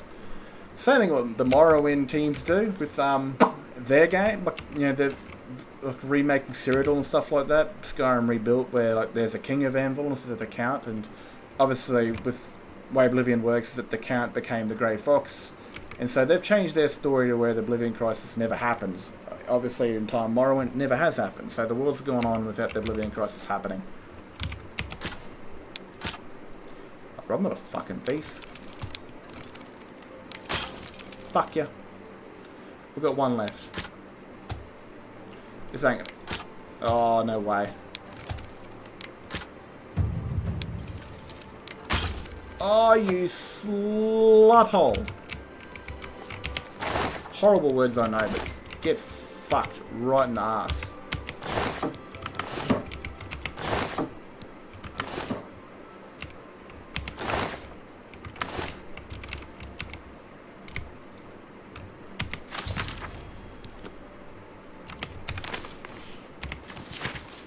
take it.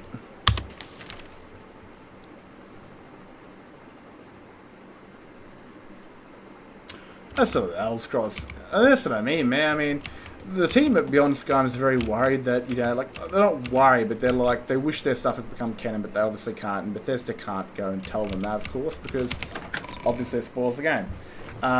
No, but they want their story to be canon, but it can be in our own minds, regardless of what happens, because obviously something's going to happen in the next Elder Scrolls game. It could be wild enough that the next war actually happens and we miss it, and the Dominion are now, they have the White Gold Tower, and they are now the rulers of Tamriel. Good morning. Oops. It could very well be the case, you know, but again, the game hasn't come out, and when we're playing Skyrim, the game never will come out. So, in terms of that, our story goes on, and I'd like, honestly, man, I want to create so many new characters that travel around these different provinces. I don't know if they'll all get made. I seriously believe Cyrodiil will. It's too far ahead for them to cancel on it. The momentum's there. The other projects, maybe not, maybe. I mean, they have talked about actually having section by section releases. They never wanted to do that because that's the way the teams kind of work, but I think they've come to understand that you can't just set a project there for years upon years upon years and do nothing with it. I mean, they can't do that with Cyrodiil now. It's too damn big, and it'd take them too long to stitch it all back together. I trust there were no run-ins with the guards in the barracks. Fine greetings to you. But things like Morrowind, you might get section by section, very much like Elder Scrolls Online doesn't. That's okay, man. I trust there were no run-ins with the guards. You're back. Good. Have like, you know, have like a section by section, like a section by section main quest, and then later on have like a main quest that comes out that might send you back to those locations. That's always fun. I love coming to older games or older places that I've explored doing games and see what I've done prior to it and see what's happened in between it. And that could be a very good way of the quest, basically having a main district sort of where you are, quest there, completing that and be like, yep, done. And the new place comes out a year or two later, boom, you click that, and then eventually down the track the main quest comes out, and that main quest sends you back around the places you've already been. So they're not boring and redundant anymore. End of the day, Elder Scrolls 6, I mean, there's a lot of flack from Bethesda, and they do deserve quite a bit of it, but not also the hatred for it. I mean, these guys, they cop a lot of flack from a lot of toxic people. Like Skyrim, obviously, was a watered-down version of Oblivion. It was released too soon, but they did release their game, and it became really successful unintentionally for them. But again, it's a canvas they put out there, and we painted it as modders and story, and everyone, you know, and that's the great thing about Skyrim. But at the end of the day, it wouldn't happen without Bethesda. And there's things like Oblivion that are coming out this year. Bethesda could have easily said, no, you're not doing that, you cannot do that. Shut it down. But they haven't, and they've even gone, you can actually use Oblivion's archive for the voices and the music. But you have to remake everything else. They gave them the ability to use Oblivion's music and its voices, for fuck's sakes, which is crazy. Obviously that helps them out, it's a tactical plan, because it keeps the modding community happy. You know, without the modding community, Bethesda do not exist. And it also has people buy Oblivion that haven't bought it. I mean, it's a win-win. Especially now with the remaster, people are playing it, you know, for the first time, and all they're going to do is go back and look at a game that's like $12 for like 8 gigabytes and download that, and they can run Oblivion from a completely remade game made by fans, which is going to be way better. You've done it. This letter will spell his... I must hate... My God. I must speak to the Count.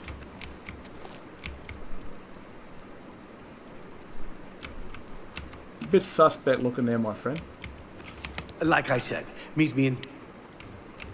Yeah, alright. Brought out, fucking suspect looking motherfucker. There's so much to really, you know, I don't know. Starfield, I actually like Starfield. You know, but my problem with it is that it's too big for its own good. Bethesda are good for filling out these single maps of big, rich content all over the place, but Starfield, you know, space game, space is unknown, it's unlimited, and you can't really put a limit on that. And obviously, like, it's just... Bethesda hasn't got what it takes to fill out a space game to make it feel authentically space, and I don't really think anyone does in the space of just a single release. Like, they'd have to keep releasing content over and over and over and over. to make it feel like a space game, and that could take 15 years before it feels like an actual space game. They haven't got the thing for that.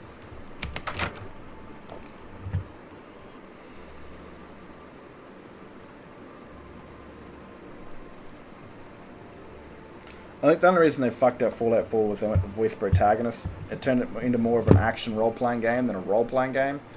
Like, you know, you had Nate and Nora, you had defined characters. Yeah, you could change their names and their faces, but one of them was a Marine or like an US soldier, and one of them was a civil rights lawyer, so they already had backstories, and they're both parents.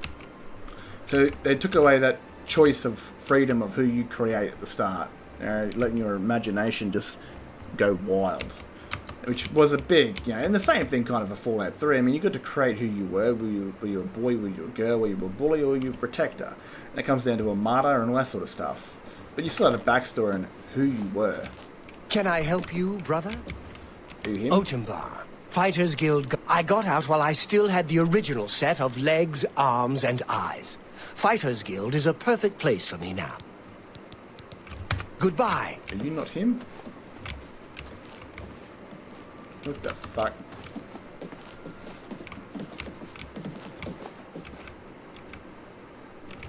You were Martin's friend, weren't you?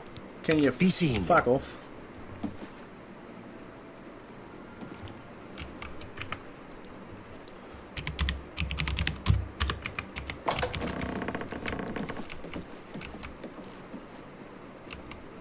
I'm gonna wait for this dickhead or what? I think I'm gonna wait for the dickhead. I didn't hate Starfield, I actually quite enjoyed it. I mean, give it 15 more years and it'll be Star Wars. That'd be the fucking coolest game ever. I mean, I've been seeing a dude who's been making a mod called Genesis, and he's turned the main UC planet into Star Wars, and like, it looks fucking intense. Like I said, it was too small, the game. I mean, you go to the United Colonies and like, where the fuck are the other colonies? And you go there, cities feel big, but then you look in like 50 meters away and you see trees. You're like, bro, look at Australia, for example, my country. I mean, it's been around for 200 years, and look what we've turned into. I went to an inn last year in England that was 300 years older than my country, and we've already got cities all over the goddamn... Like, you can't tell people space technology in the space of like 400, 500 years, and that's all the United Colony cities is. Now, that obviously comes down to Bethesda's hardware and software, no, their software and what they can really do with it, and obviously our hardware, because if they built a city that was like 15 kilometers long, everyone's PC would fucking melt.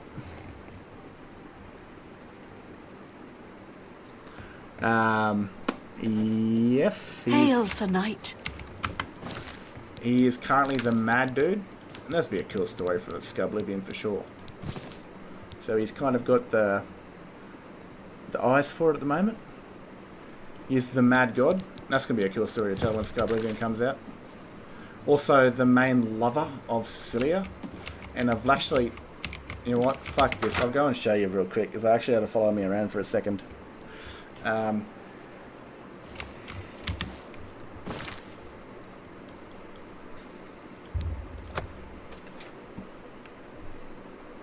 mean, honestly, Oblivion, dude, that's going to be such a fun story to tell, especially with Cecilia in it. I mean, like, obviously in the story, she's a cranky vampire who's got some issues. And again, they're issues for living too long. But then you're going to have, like, her as a young woman around Ragnar's age. Oh, yeah, well, yeah, my story, he starts off as a Holy Crusader. So... Good evening, sir. It's not some prisoner wearing iron armor that walks in a kvatch, it's the Holy Crusader. Good to see you. And this is where he finds the Lady Cecilia, who's also a guard. Well, not a guard, she's an Imperial Legionary. The idea of her story is, especially when we get to Solstheim, we get to explore this a bit. But she was basically there visiting her parents, you know, and the next day was going to be sent off to go into Skyrim and take a boat and go to Solstheim and guard that, because there was some shit going on. Greetings. There was some shit going on with the Nords there trying to take it, and also the Dark Elves, especially after the Tribunal's fall, not really liking the Empire anymore, and there's some beef going on both Skyrim's side and Morrowind's side, so that's where she was going. Before a big-ass giant Daedric bug walked over the walls and crushed her home and killed her parents, and she was found by the Crusader. And they go, you know, like, honestly, man, I'm going to need a few mods to that. So, like, this story could still be a good 5 or 6 years of probably more than that. But like, you know, Oblivion gates will open up and the world will start to physically change. Like the flora around the place will become more Daedric, there'll be more Daedric patrols around. The skies will be red for a lot longer, further out from more like Daedric-controlled cities will be like locked down, and guards will be out there fighting with Daedra and all this sort of shit. Like, you need some seriously intense mods for that sort of story. Because the idea of it is that the Crusader will go from gate to gate to gate to gate, shutting them down. And honestly, they're the most boringest fucking thing in this. Like, I hate doing it. I hated doing it in Oblivion, and I fucking seriously hate doing it in the remaster. It's just so boring, man. Like, you gotta run from one tower to the fucking other, doing this, doing that, go from one puzzle. Like, fuck, just let me cut Daedra down. Just let me fucking go into a slaughtering rage. Let me just maim and destroy and maybe tickle a few testicles of the Daedra, and I'm a happy guy. I will butcher my entire way through a Daedric gate to close it down every single time. Just give me absolute carnage over this fucking Oblivion Tomb Raider bullshit.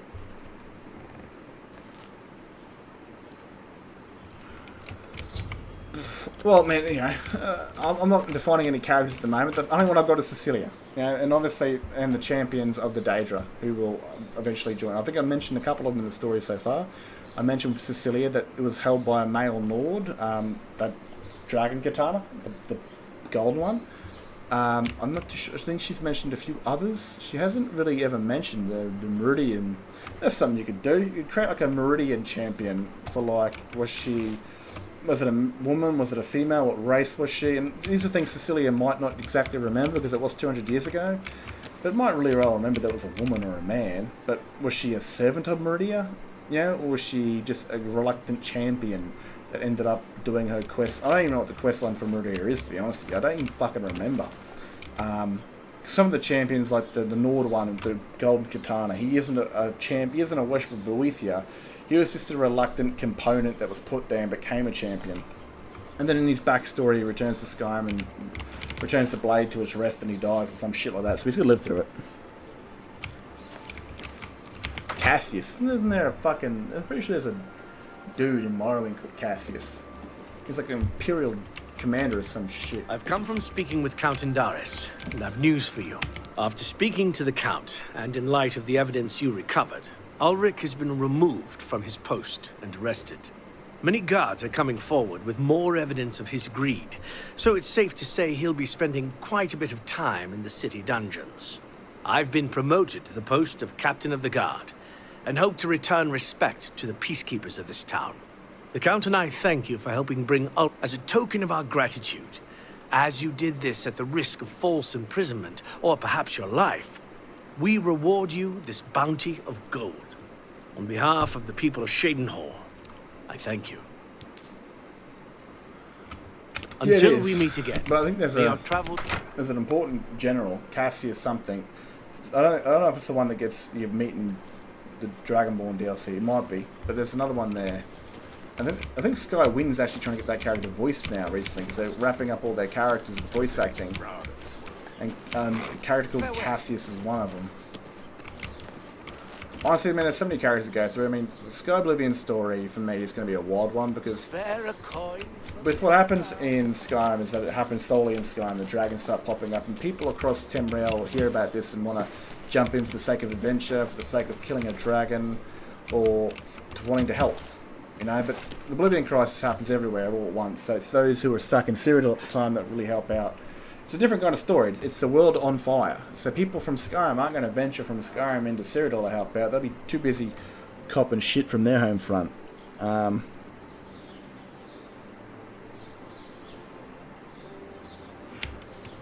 honestly, man, that story could be like 6 or 7 years old, and I won't remember this conversation. Fuck, I won't remember this conversation a week from now.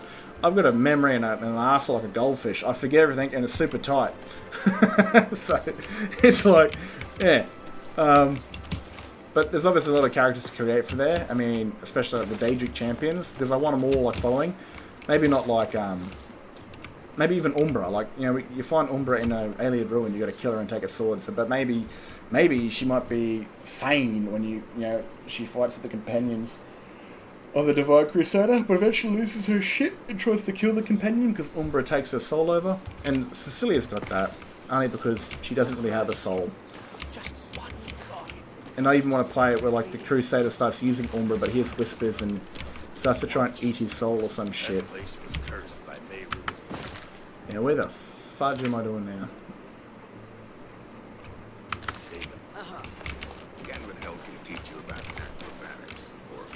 The orc I want.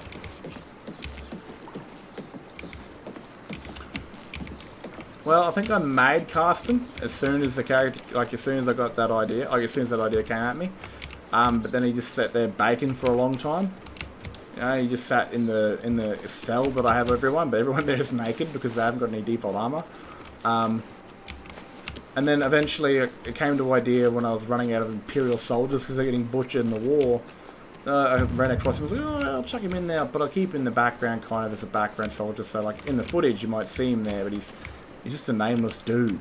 And I thought, you know, with Julia becoming part of the story, that Carsten would soon follow.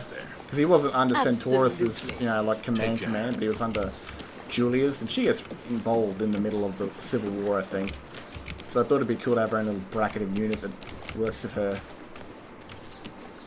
But honestly, man, like Oblivion's not even out yet. And it's going to need some serious mods for me to want to do a story like a... Where the fuck is this dumbass orc? Fuck, I'm just a racist prick today. I fucking hate orcs and I hate dark elves. And wood elves. And Bretons. Fucking half-blood Bretons. Yeah,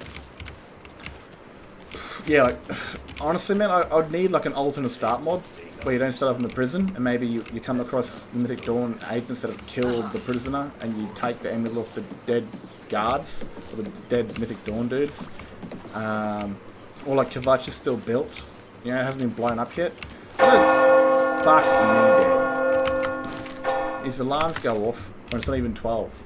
Yeah, see what I mean?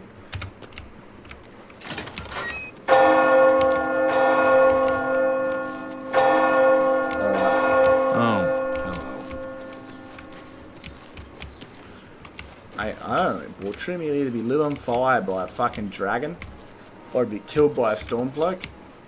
Good chance to be killed by a dragon first though.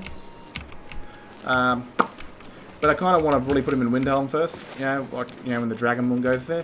Once that happens, man, he's as good as fucked. He's got no protection. You know, he gets to see his dad one more time, then it's fucking plot armor is gone. They just made him a Vanguard, so I can't even die straight away. That'd be like boring. Where the fuck, man? I hate this place. Where the hell is the fucking? There it is. You know, Julia could die. I mean, she's the acting Imperial commander now, and she could die, pass on to him. Because Centaurus is not in the position, and will not be in the position to be command of his unit anytime directly soon. Because there's a certain affliction that he will face.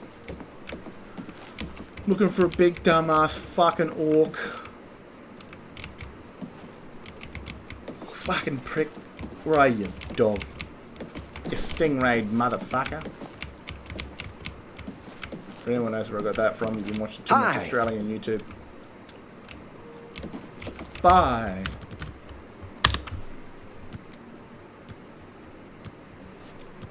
I mean, I don't really see... Not every character needs a relationship. I mean, some really don't.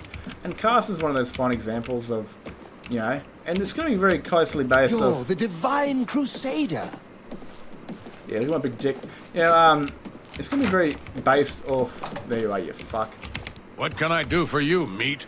Need something Even to do? Crusader character. Like, I've even got ideas for him being an Imperial Legionary in Skyrim. And, well, that the game, you know, Oblivion will be basically Skyrim and Cyrodiil. I could tell a story where he's like he's a legionary stationed at Fort Greymore, you know, during the Second Era, and then when he finally his contract with Empire's up, he obviously his time in Skyrim, he meets a Nordwoman, falls in love, has a kid, but they move to Cyrodiil, but they move close enough to Cyrodiil, close up to Skyrim, where it's in the Brima Mountains, and they live a happy life, and they're living a happy life, and then she dies, and gets raped and killed, and the kid gets killed, and that's some horrible shit. But it kind of turns the Crusader into like a homicidal killing machine. Eventually, before he finds the whole priest getting killed and finds his redemption arc by becoming the Crusader and that and this. But look, I've even thought about him and, you know, Centaurus having a friendship. It's going to be a bit of a weird friendship because he's going to eventually find out what he is. But the thing about Centaurus is that what's happening to him wasn't planned. I mean, but it also feels so planned because, well,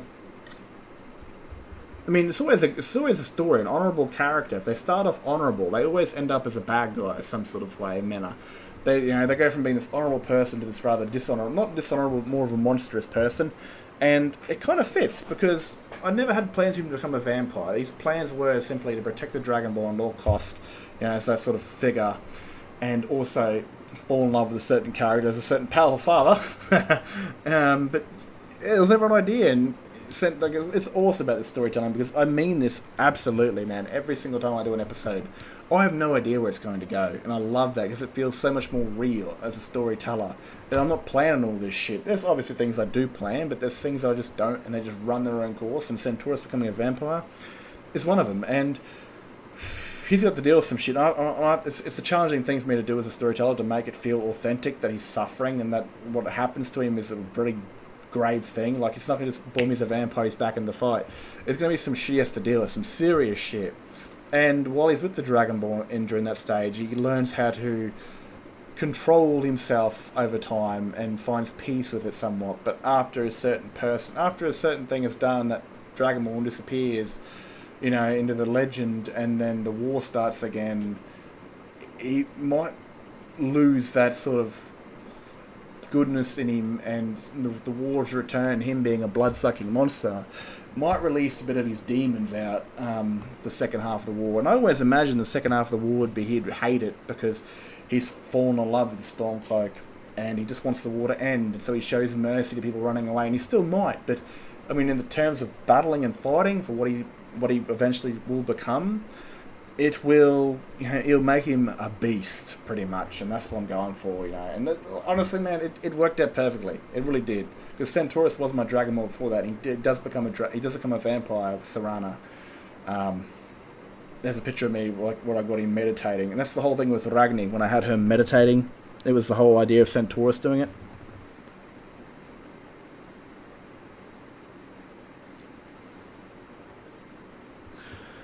And yeah, boom. And they're like, honestly, I really thought I heard the get to hunting meat. I really thought I would quite simply just have, like I said, Centaurus be that honourable person that fights and protects the Dragon Ball. But no, he becomes a vampire. I haven't done it just yet. I'm really close to it.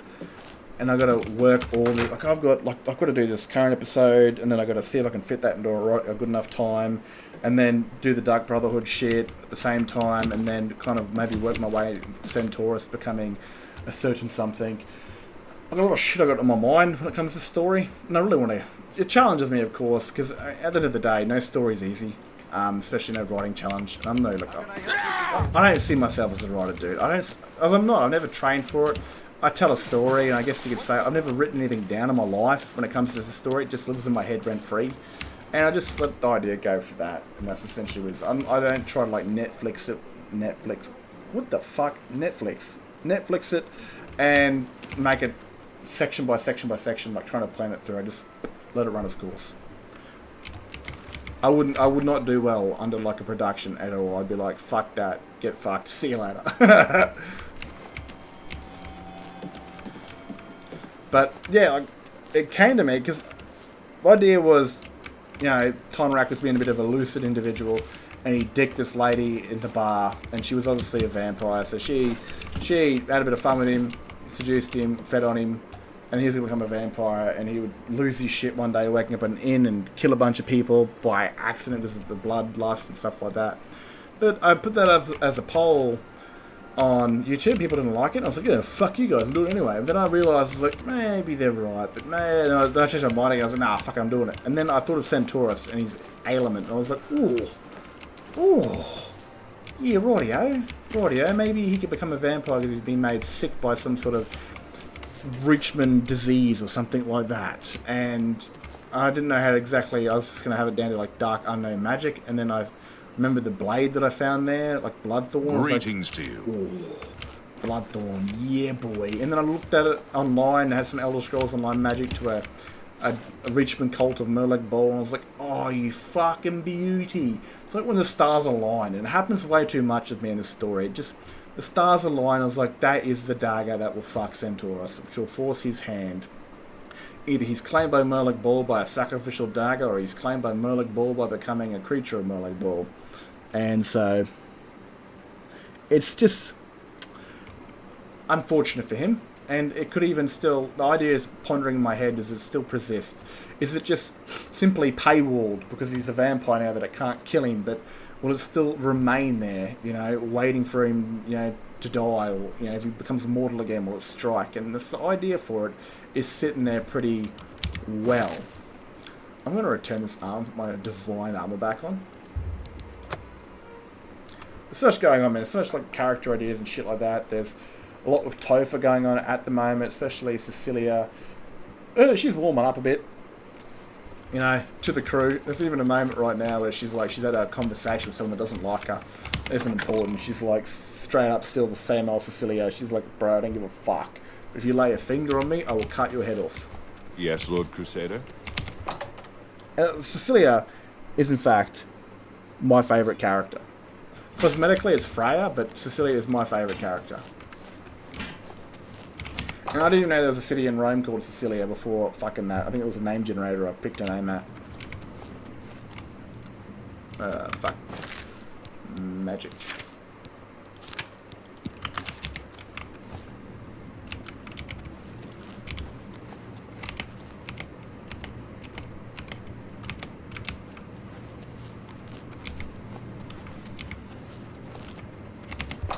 Is also with watching Arcane and learning more about League of Legends, there's a character called Vladimir, who's a hemomancer, which basically means like a magical vampire that they train in blood magic, and it's like it's like a fucking World of Warcraft, no, League of Legends vampire. And I like the idea of that she's lived for so long. Like, sure, elves can live for a very long time. I don't know if they have memory issues. But, yeah, she's lived for so long that there's certain things she's forgotten. So when I talk about like the Oblivion crisis, she kind of remembers certain things, but at the same time does not. Like, she might reference a champion of the Daedra and realise that they were a male Nord, but she won't remember the face. And even with the Crusader, like, she references that Centaurus slightly looks like him. And I've already made him, man. Like, I've already made him in my data files, and I took that image from the mod for the extended cuts version of the Golden Saints. Swap relics. Want the shield. Oh my fucking god. Whatever. Place all relics.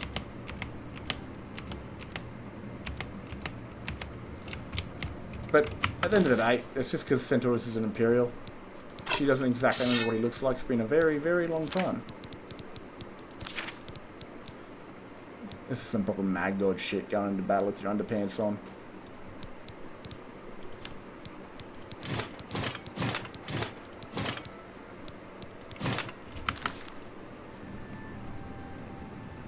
Oh, back looking fucking sexy. I'm not gay, but I would, in fact, let the Crusader oil my body. 20 septims is 20 septims.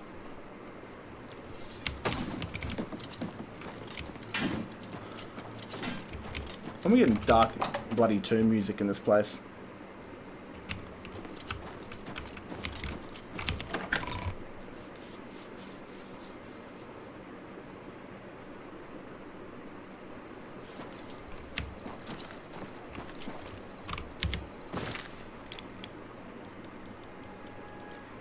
Wait, did he give me a main quest, that bastard?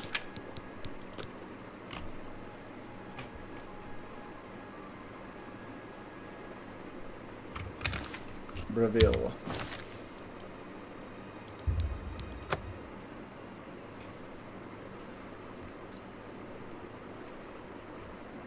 Now, apart from Carsten, obviously, but what is your favourite? Look at the muscles on you. That's fucking right. I mean, yeah, what is your favourite character, yeah? Everyone's got a different sort of preference, and it's always interesting to find out who's who.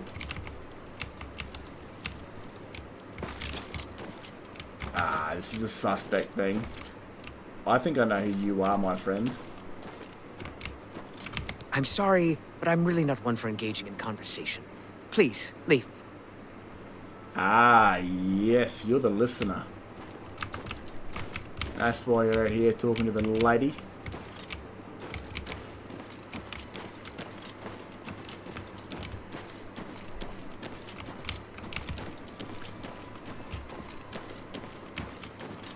You're out late. Sure, I know about them. Look, you didn't hear it from me, but rumor is they're hiding out in Blood Main Cave. Bye.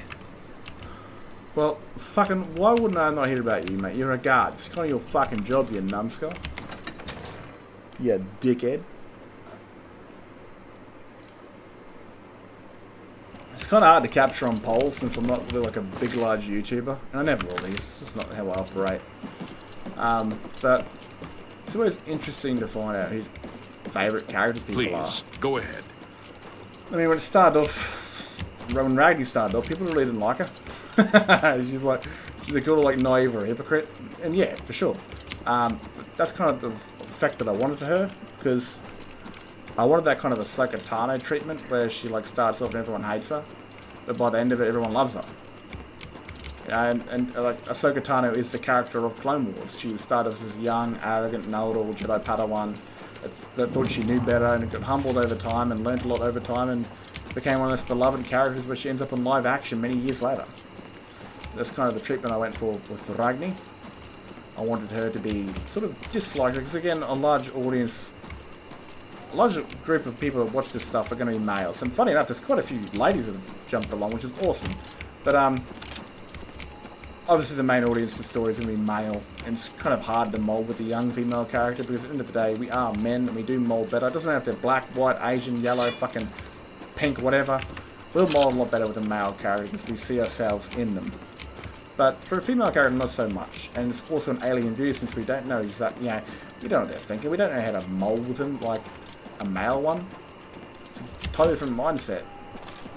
But it's good to see of late that she's become quite liked, and even when it comes to the most honourable character, she's picked as it.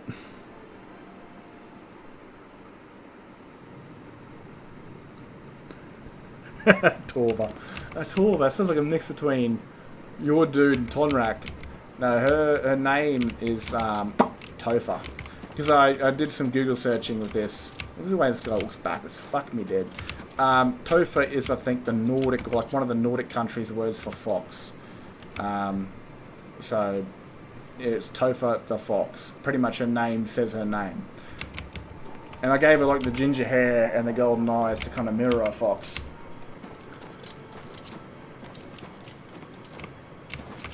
We did talk about it beforehand, so it probably would have been big. What do you like about her? You know, that's always an interesting thing, because I like her because she's mysterious, but she's also, you know, like, obviously I made her to join the Dragonborn because it was a safe bet that, you know, help the person that can kill the dragons, because dragons aren't good for business. But throughout the journey, she's become a lot more human, even to my surprise, and I had no plans for that, and I really enjoyed that part of making her more human. She was just going to be simply the Nightingale, this mysterious figure that helps the Dragonborn kill dragons. Oof, oof, oof, oof, oof, oof, oof, oof. Yeah, teabagging before you die.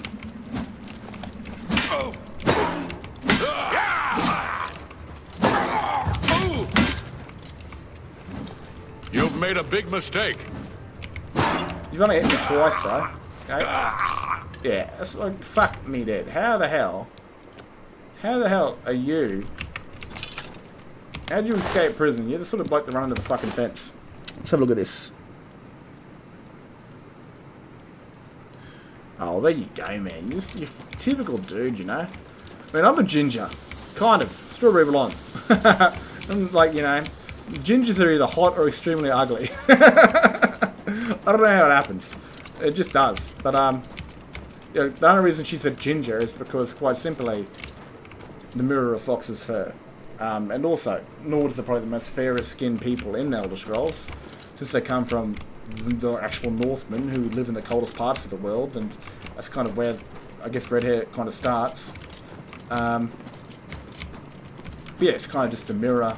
I mean, it wouldn't make much sense for Redguard to have pale skin red hair. Firstly, the Nightingale is going to be a wood elf, of all things.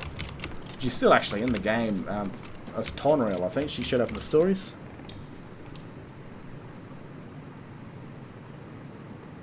Oh, well, you know. Oh, fucking shit. Huh?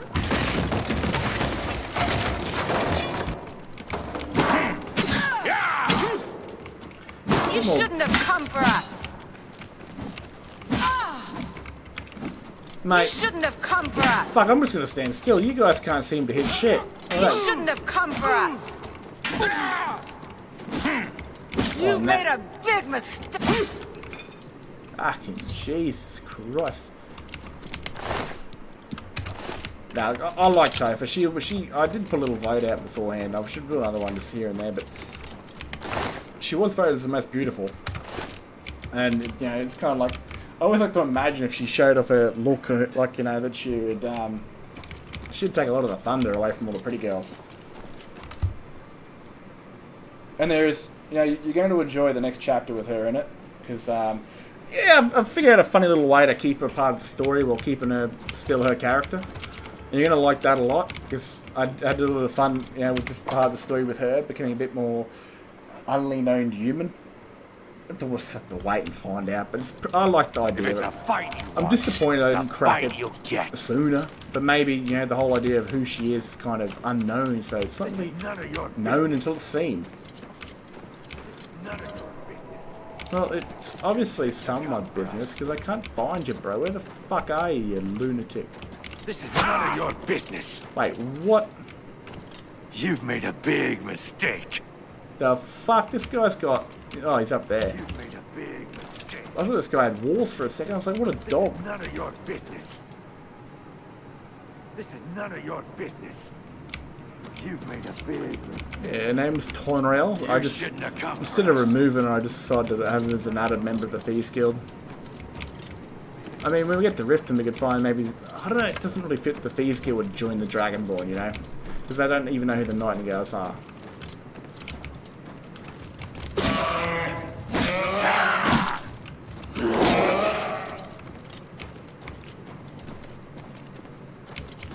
But, yeah, I thought, you know, there's no point in removing the poor bitch. I'll just have her as part of the story.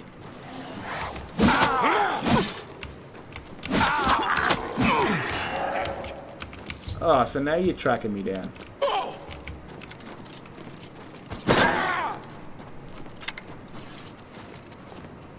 So the NPCs is kind of smart. Because, you know, you've made a big you got your shield up, they won't shoot. You shouldn't have come for us.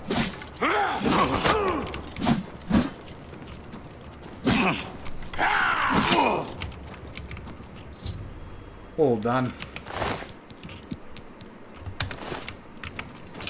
But yeah, since you really like Topher, you're gonna enjoy when she shows up in the next one. And I like the idea of Topher being, you know, like, she's humanized a little bit, where she's, yeah, she's watching everyone else kind of grow around each other and meet each other. And at the end of the day, she is only human and she is young. She's like only a year older than the Dragonborn in her position, which is quite important. But she's able to actually talk to the Dragonborn. You know, if she feels comfortable showing who she is. Even with Cecilia, that was wild. I thought that'd be a crazy moment of bravery for Topher. But, you know, she's able to really sort of get that little breakout to actually communicate with somebody and talk to somebody. Like I said, at the end of the day, she's a young woman who's in a serious position of power, but she's still human. She's not just like this mysterious Nightingale figure. She is that. It's for safety. But, again, you can't help but feel alone if you force yourself to be that way. So I wanted her to become very somewhat human in a certain stance with certain people she trusts. And yeah, like her talking to the Dragonborn, it's kind of like a really nice sort of therapy thing, where she gets to talk to a person that she deeply trusts and cares about for some reason. And she hasn't got a full idea why, but someone she's able just to talk to. It's someone her age, that comes from a different background. One where she was loved as a child, not abandoned by her father and abused by everyone that come across her. And it kind of really makes, you know, the Nightingale go from some sort of scummy thief who rose to power by being a thief to someone that you understand why they are what they are because of what's happened to them. And you get to see a lot more of the goodness come out of them with the people she's come around. I mean, that is the journey of the Dragonborns. It's all these characters coming as one and moulding together. It's like Cecilia, for fuck's sake. She's a Daedra hunting... You've got a contract to take. She's a Daedra hunting mass murderer. You know, she will... I claim her to be the reason why there's not that many Daedra in Skyrim anymore after 200 years, because she's gone through and just slaughtered them. Took her? Nothing now, not at your rank. Go see Azan. Go hurt something. Yeah, boy. Yeah, but Cecilia has to... She's now got, like... You know, yeah? For her story, at least. Alright, I've got to read this. Yeah,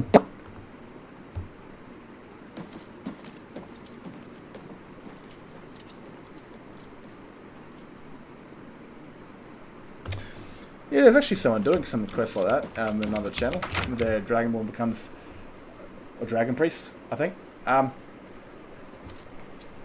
Honestly, I've only got one bad character, man. What is it? The Fighters Guild got Azani Blackheart's ring, not the Blackwood Company. I even thought about fucking Harkon being a Dragon Priest because of all the dragon shit that I find inside of his like a lair. But I think what it's going to come, especially this conversation, is going to be had with Ragni and Serana in the future, because she might think that Harkon was Dragon Priest. She's going to have conversations asking Serana about it, but she'll obviously say no, and she'll explain the reason why there's so much Dragon Priest shit in his room that they found, and it'd be a cool little interesting conversation to have. But I think it's another missed opportunity for Sky, to be honest with you, man. I mean, in Oblivion, for a fun example, you run around, you do more quests, certain random people will try to mass murder you. Even the chick that says, no, only seamen are allowed in these beds. I went in there for a laugh again one day to show my friends, and then she went all Daedric assassin and tried to murder me. I was like, fuck. I mean, honestly, let me just pitch a small little idea. Bethesda had a bit more time to actually release this without rushing out the door. There may be a moth priest, right? The dudes that read the Elder Scrolls had a vision of this, and like obviously the prophecy's been said already, but one of them realised it was coming soon. Instead of being the hero they should have been, they went the wrong path, and they knew the dragons are coming, and maybe he was a Nord, and he bent the knee to the dragons waiting for them to return. As soon as Elrond returned, he had already organised a cult of the new dragon cult that would sabotage cities and try to kill important people and bribe other people into the positions of power and obviously kill the Dragonborn. You know, not having the Dragon Priest back was kind of shit. I feel like I've maybe rushed killing the Dragon Priest with Minerva because she was after their mask. Could have been a cool little thing to... She got 2 or 3 of them. Instead of, like, the amount she did. Because I think the Dragonborns killed one. She'll kill, I think, another one later on, maybe. And then she'll kill the last one at Skaldarfen. I think there's actually a mod in the Creations menu being made for that at the moment. I saw a voice acting thing for it. Now what the fuck, Anvil?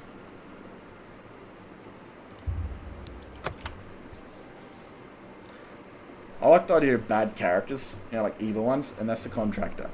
Which have to kind of redo his story. I've done all the episode stuff. Yes? And at that time, I didn't think I was going to do the episode stuff. I was going to skip 2 or 3 months ahead in the Dragonborn's time and go from there, which thank fuck I didn't, because it just would have been... What was the point of doing all the stories if I didn't do it?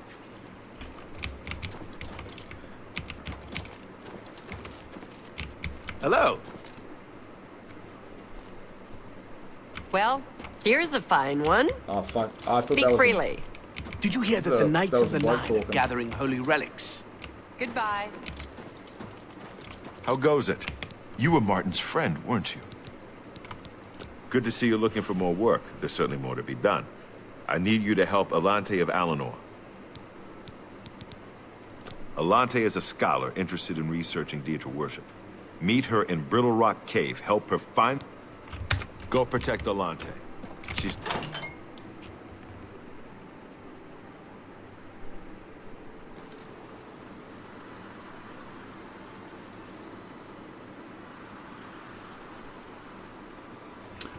Yeah, I mean, I like the idea of like the undead soldiers being used, and that's going to be something that I'm doing very soon, where a certain city gets attacked.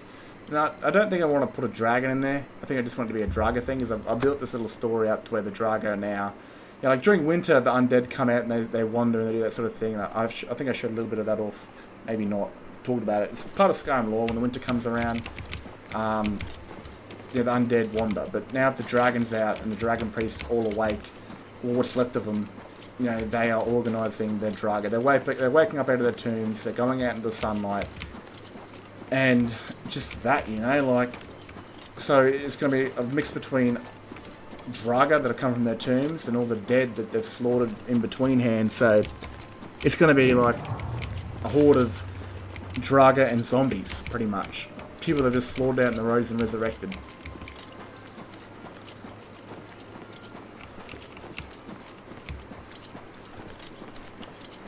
But then again, I have to worry about my game crashing. Like it's bound to happen. I'm about to I have to save it battle by battle and remember who dies in what battle, so I can kill them later on in the right places they died and stuff like that. Because I'm planning on.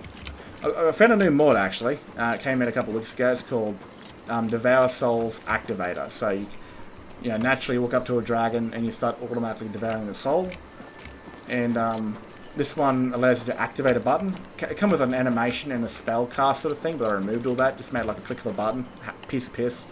So now I can actually play as other characters while we're in a dragon fight and kill the dragon, and then swap into the Dragonborn, or at least duplicate the Dragonborn's look, walk up and devour the soul. So now it's going to be a lot more fun that I can actually lead as the other characters instead of Ragni and have them fight while a dragon's there and still. But it's going to be... Yeah, I like the idea of the undead being organised, and somehow I want to make like a group of them that are faster and that hit harder, especially now that they're organised. So they're not just simple moronic corpses that, you know, all these heroes had faced in tombs earlier. Now they're like, you know, they're buffed and they're smart and they're faster.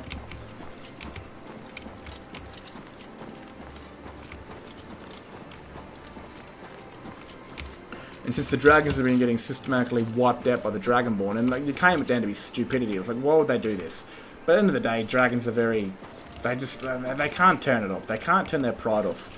They have to, like, fight the Dragonborn, because honor demands it all. Like, you know, if they kill the Dragonborn, they're the mightiest of all dragons. You know, oh, they'll become Elduin's favourite or some shit. So they just forcibly kill themselves. But now that the Dragon Priests are woken up, they can organise raids with their old ancient armies, and they can kill those who they've killed and have them fight for them at the same time. So I don't want to just focus on the dragons, but I want to focus on the consequences of the dragons. That, you know, their armies are coming back.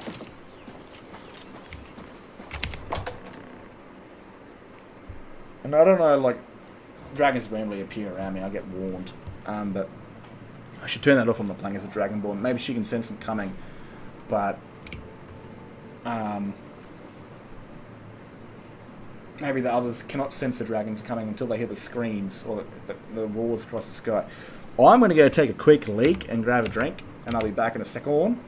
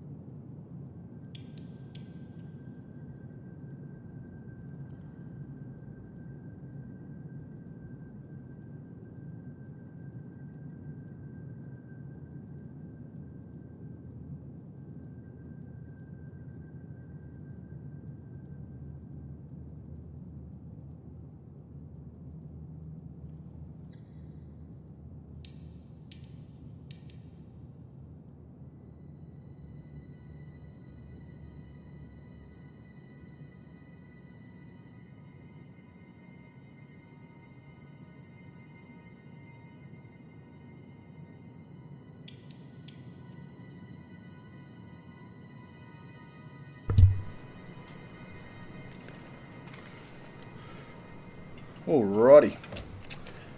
It's 3 AM for me in Australia, I think it is. What's the time? 2:30.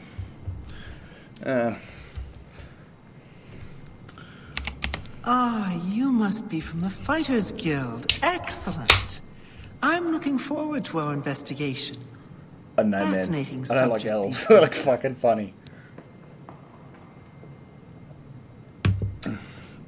But I think Minerva is my most attractive elf in the game. I am Elante of Alanor. Yes, let's investigate. And keep on your toes. Lovely weather.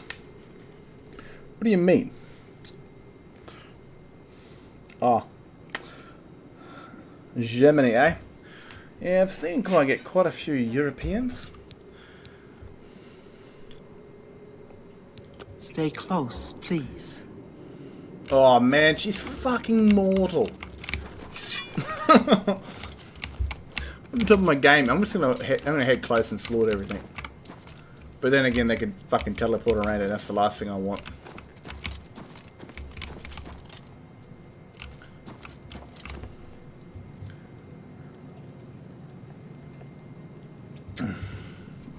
$1800 would be 6:30 PM or 6:40 PM.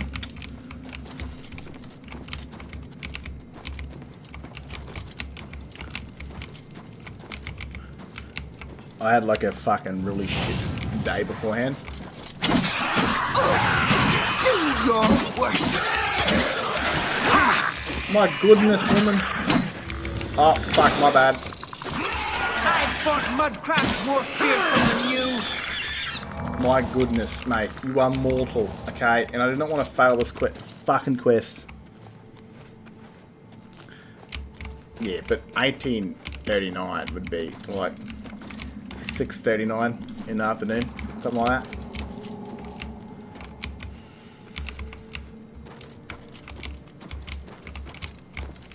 Sun's going down, son. Sun's going down.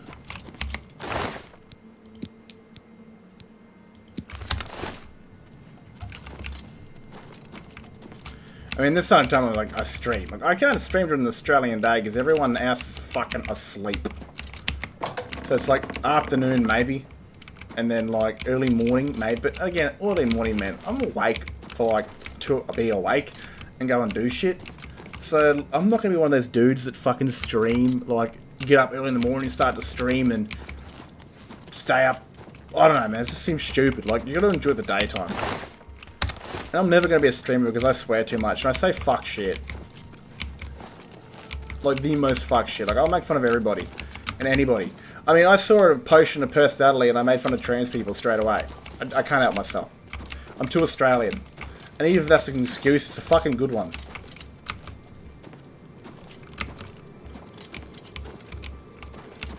Where are you going, you big-head bitch? And I'm a racist. I'm a fantasy racist.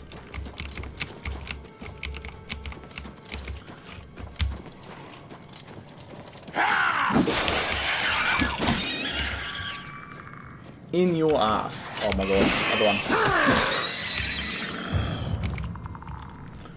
one. I'd love to stream Skyrim, but like I said, man, nudity, it's a bitch. And I mean, I remember coming across a video on YouTube. I typed in nude, right? I typed in nude, and I got like nude travelers that were walking with their gashes out and everything.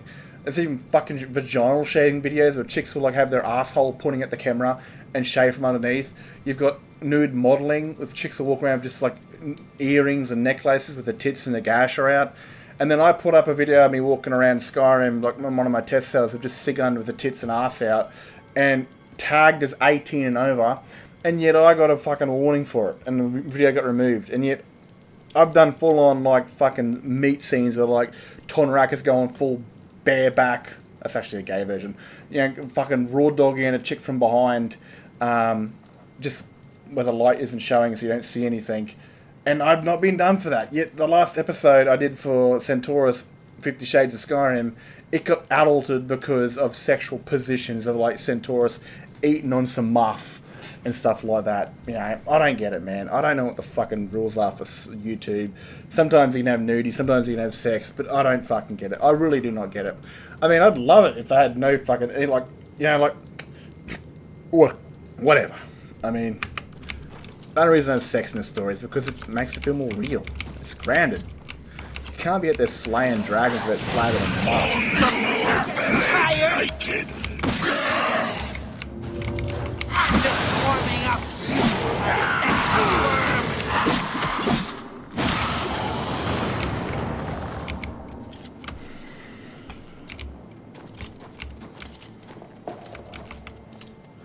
Now, Funky Dude, are you talking about Wonderful Weather of Australia?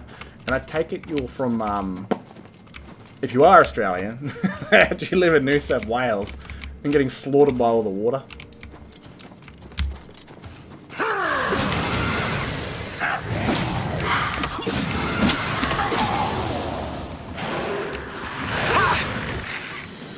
Excellent. A fine example of a Daedric shrine. Sorry for the trouble getting here. Let's keep moving.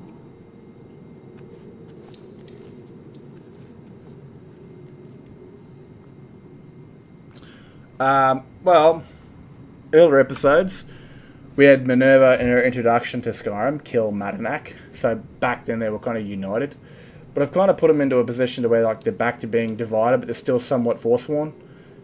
They're still Reachmen, they still want Markarth or Reach for themselves, but they're no longer as unified. So they're no longer a massive pain in the ass in terms of there's some tribes, like some episodes, they've gone into Castspire. You know, Ragni walked into Castspire and was allowed in. She goes back and saves them later on, and she's now got a Reachman woman, the daughter of the last chief that let her in, kind of let her stay. So there's there's okay Reachmen, there's bad Reachmen, and there's the Forsworn wannabes that just want to kill everyone on the roads.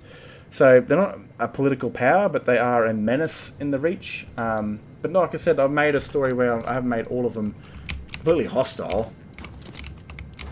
Who's this idiot? Boethia?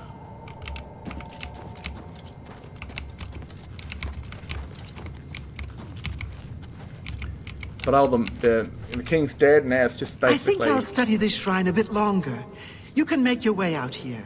I thank you again for your help.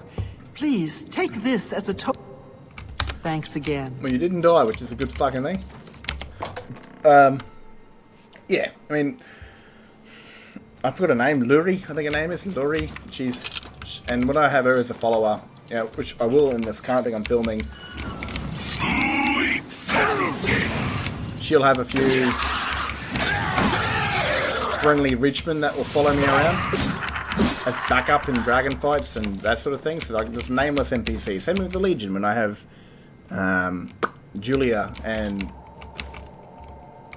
fuck, what his name? You know his name. You made him. Karsten. They follow. They'll be just nameless Imperial Legionaries with the named ones.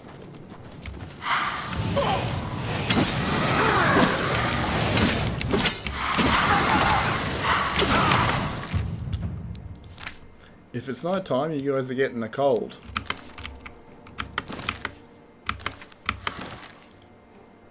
I'm not in combat anymore, you fucking goose.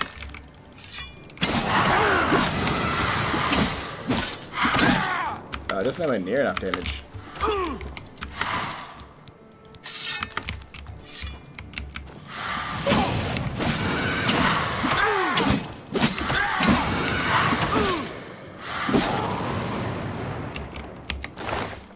Honestly, my stamina is garbo.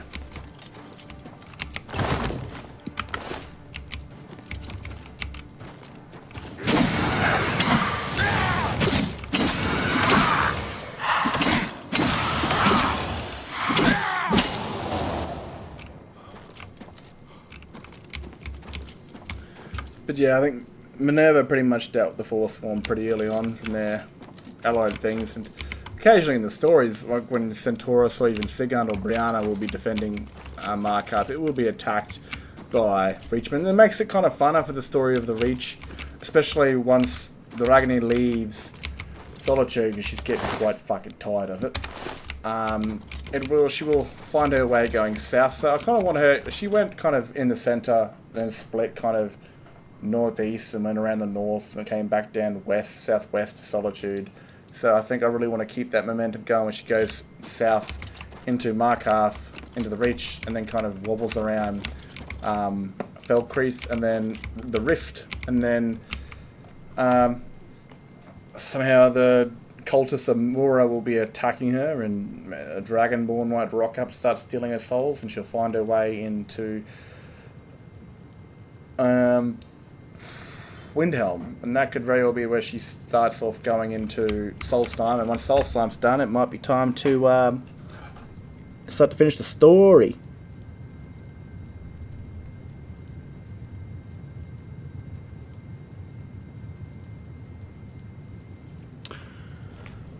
Yeah, I like the idea of it because it's silver, and it's gonna really upgrade another background character we haven't seen just yet, but we will see her later. She was an important mark in the Civil War story as the sister of Sigund, and we're going to see that silver has gone to good use.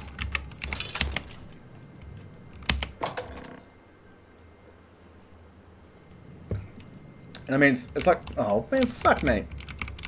It's like Quite satisfactory. Kind of the currency. I mean, if the Stormcloaks will win the war, they'd go from the Septums to their own, which could be, fuck, whatever. It could be called Ulfrix, or it could be called something different, like the ancient coins of Heralds. It's a silver coin. I mean, there's literally a mod for that in coins, where you can kill some Daedra and they will have silver coins of Ulfric's head on it. Even the meads. I think the meads are silvers too.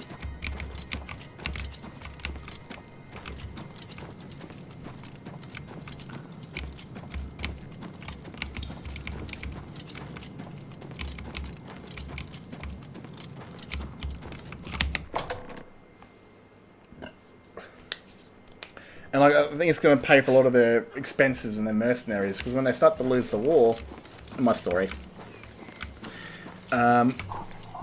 Ulfric will be getting desperate, and it's not going to be about true sons and daughters of Skyrim. It'll be about, you know, whoever's willing to fucking pay to fight. There's a lot of twists and turns in that story I've been cooking up, and it's like, I want to spoil it. Do not get me wrong, but there's just certain things I want to be revealed when they're ready to be revealed.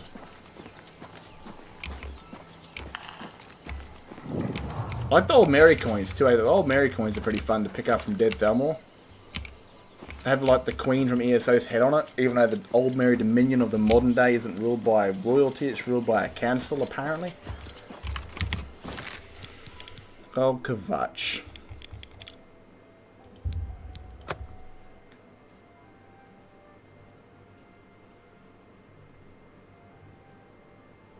In like, yeah, I'd love to stream run around killing people, but obviously my time in Skyrim is story orientated. And the fucking nudity, man. Like, for some reason, some NPCs just walk out of their home, completely just fucking balls and dicks out there for everyone to see, and then their clothes just reappear. Like, it's so fucking annoying. And the reason I like doing streaming this one is because I don't have to worry about that. There is a nudity mod that's come out for it, of course. But again, I don't plan on modding this really crazy. It's just simply, it's deja vu for me. It's just to go back in the past as a kid and play Oblivion. And I don't need to really install mods because I played that on the PlayStation. So I don't have to worry about dicks and tits and all that sort of shit.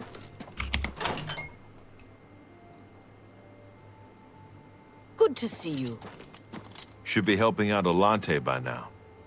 The dragon. Are you talking about Sigurd and Centaurus? Is that what you're talking about? A pleasure to speak with you. I always like calling him the dragon, but then the Dragonborn comes along, kind of steals that thunder. You finished? Excellent. Goodbye. Oh, fuck. When am I going to complete this goddamn quest line, mate? I've been a taxi driver for you fuckers for so long. I hope I can help.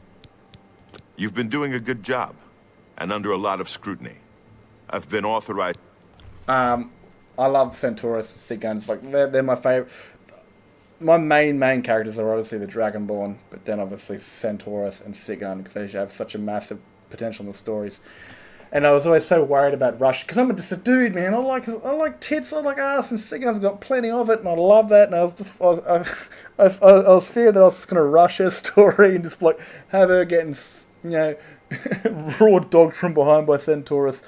But thankfully, I took some time with that, and it felt natural, because for me, I didn't know what was going to happen. I had no idea what was going to happen. Like, I imagined it happening outside some Nordic room. They snuck away to fucking go spend some time together, and it happened really recently. The fucking thing got adulted, 18 plus, so I couldn't really get it out there to many people.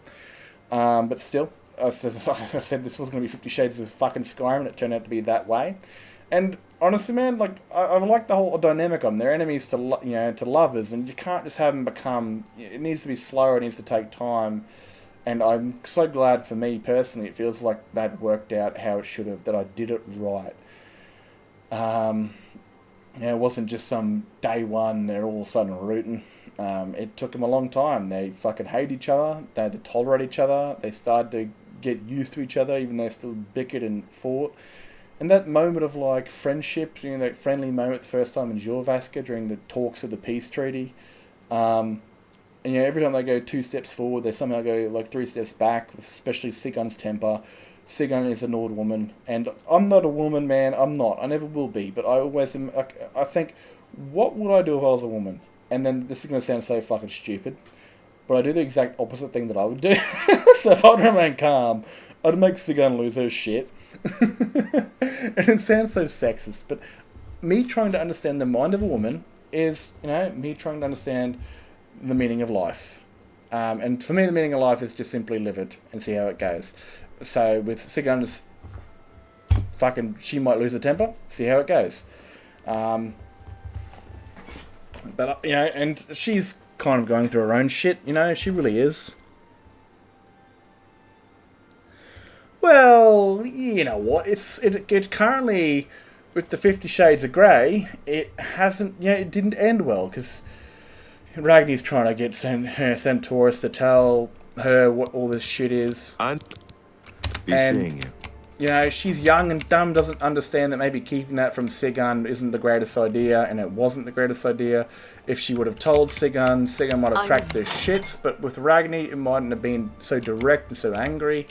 And it might have given her time to try and convince Ragni this wasn't a good idea, but maybe losing Centaurus, she wouldn't want to lose Centaurus, so she might give into the idea of letting it happen. But again, like I said, Ragni needs to show that sort of an experience of age, because she thinks that Sigun and Centaurus are like her and Serana enemies to lovers, that she knows something, when she really fucking doesn't. But it hasn't ended well so far. I mean, they slept together, and then it went to shit straight away. And there's some things that are going to happen, obviously, with Centaurus, which is really going to put things into perspective, and really either put it on hold or stop it altogether, before eventually, throughout the journeys, it might rekindle again. But, everyone hates vampires. I mean, it doesn't matter if you're hanging around them. They're blood-sucking creatures of the night that live forever. And so you're always going to have that ich about you when they're around you. And especially when the person you love has become one, you're not gonna know what to think. You're gonna see the man that they were, but the monster they've become, sort of thing.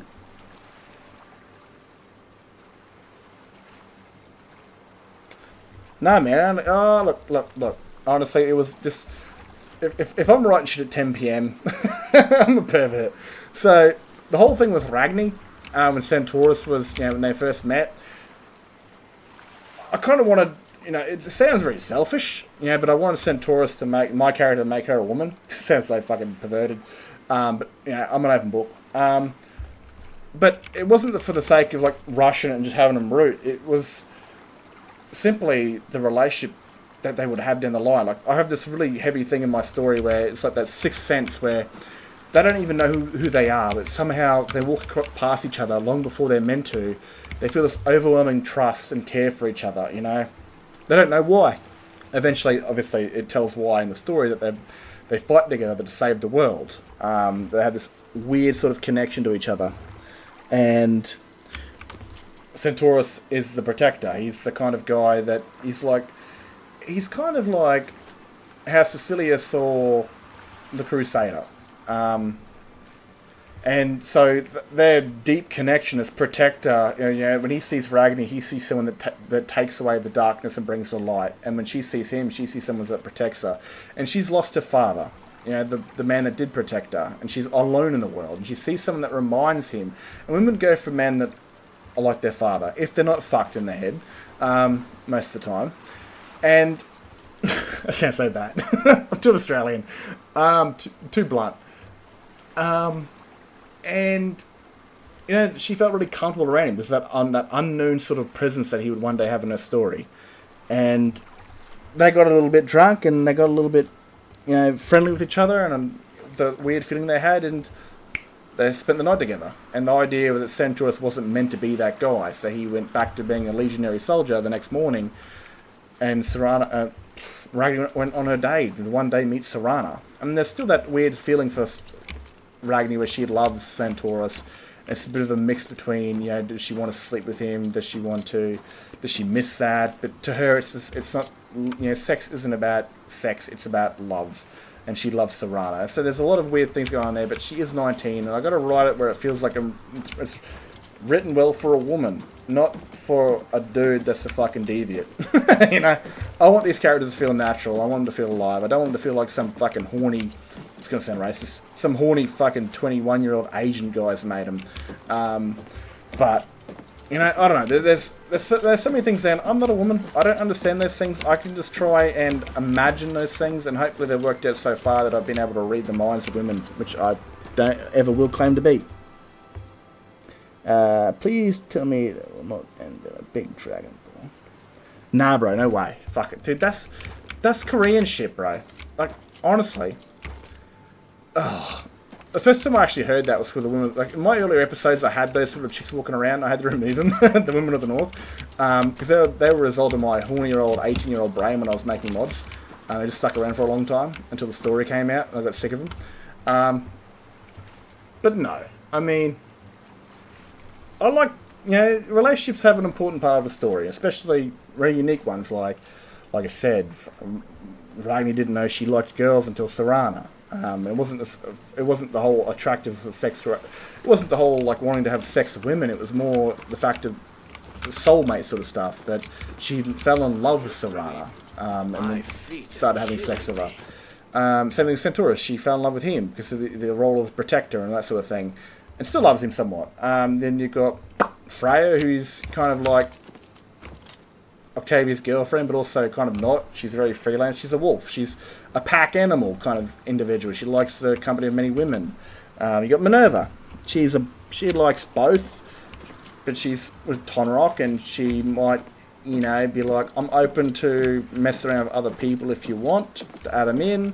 And Tonrock's a bit of a fucking loose unit. He loves getting both swords wet, one with blood and one with moisture stuff.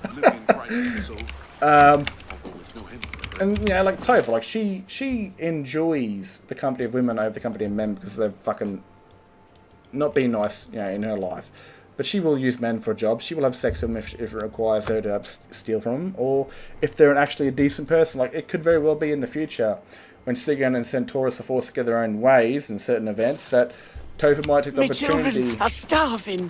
Please help. To be with the man that saved her life, because he was the one that was nice to her, and that was obviously because of the whole destined to follow the Dragonborn thing. But no harems, bro. That's fucking weird shit. That's Good to see you. That just spells that, if I was to write like a harem sort of thing, Your quest for the Crusaders. that'd just be telling the world I'm a horny fucking single dude, and I am a horny single dude. But I don't let that get in the way of storytelling. I'm a bloke. We're all deviants, no matter what the fuck we say. But there is a level, of either being a human being or just being a deviant. And I prefer to be a human being over a deviant. I like tits and ass. I do. I'm a big fan. I mean, you put tits on it and I'll most likely buy it. But, again, stories aren't worth shit if it's all about sex. Sex has to be added flavour. Now, I'm going to say this, and everyone's eyes who are watching this, their eyes are going to roll to the back of their fucking head. A good story is about diversity. Yeah, I know. You've gone, shut the fuck up. But the problem with diversity these days, they get it backwards. It's all about their sexuality, it's all about their fucking gender. It's all about that shit. I mean, diversity should be who they are, where they come from, who they were, what they want to become, how they fight, all that sort of shit. And then their sexuality should become after that. Yeah, whatever floats their boat should be added flavour. And, I mean, the important part of being a dude is not letting your bottom head overrule your top head and write shit into the dirt. I've got another job for you. It's a sensitive one. I need you to find Varanus Daunton. Look, man, end of the day, right? So,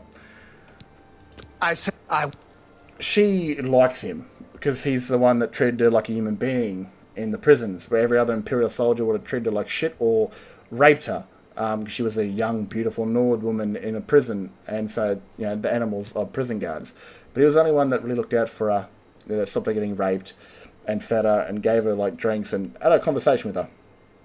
And she's like, you know, if it was any other Imperial soldier that came in, she would have wooed him and stole their key and broke out. But she felt the sense of trust with Centaurus. Like I said, it all comes into being where they end up. So she didn't try any of that shit in him. She just felt a genuine connection with him. And, you know, her father abandoned her through the orphanage. She got banded. You know, it's like some dark shit, man. She was like a 15-year-old bandit, and no doubt was being used and abused by bandits here and there. One of them did her own thing. The Gonian male betrayed her. Fuck, it's just her entire life's been betrayed by blokes, and the only two people that have actually treated her kindly with genuine care is Centaurus and Brynwolf. And, yeah, she saved Centaurus' life from fucking Sigun. So, once the Civil War's back on, obviously Centaurus and Sigun go their own ways. And it's going to be a challenge for both of them, especially for one of them, but I can't spoil that just yet. But, you know, Centaurus will lose what kind of anchors him, especially with what he becomes, and it could really bring out the monster within him for what he becomes, obviously. And I have some cool plans for Topher, for sure, man, absolutely. And I don't know if I really want to spoil it, man. I mean, this is obviously, there's like 5 people watching this or some shit like that, right? I think 5 people are watching this. But let me know if you want to spoil where Topher's going to end up if she survives all through the dragon, which I really hope she does, because she's got some cool shit lined up if she survives the dragon stuff. And I'll tell you if you want to know where she'll go. I'm sorry. You can do it.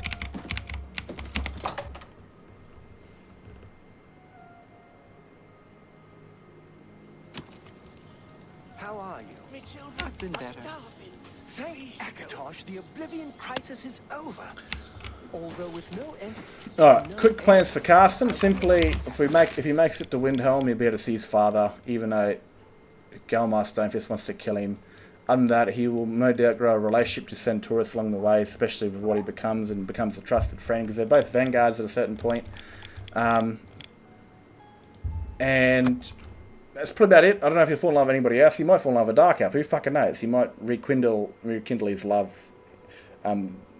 There's some characters I just don't think really need it. Like maybe after the war in the background that he might fall in love again.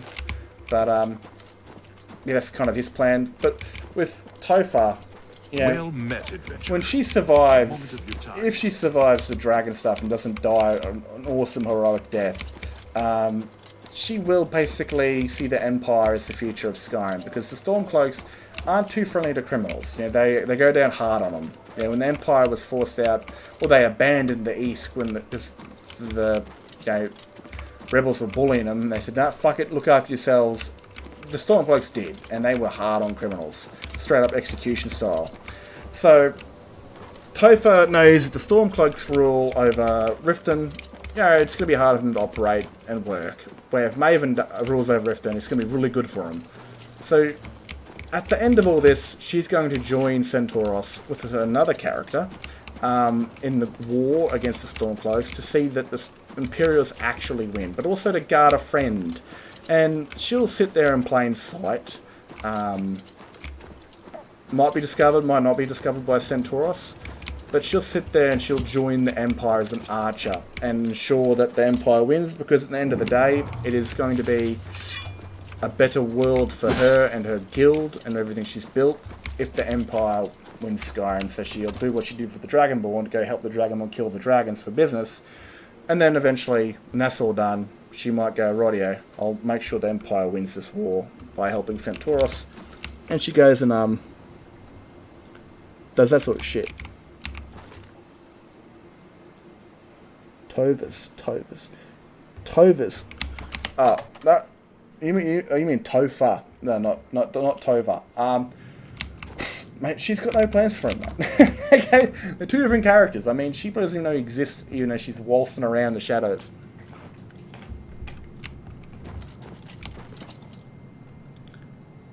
And I think he's a bit more into Dark Elves, that fella. Yeah. Look at that. Look at that demon ray right there.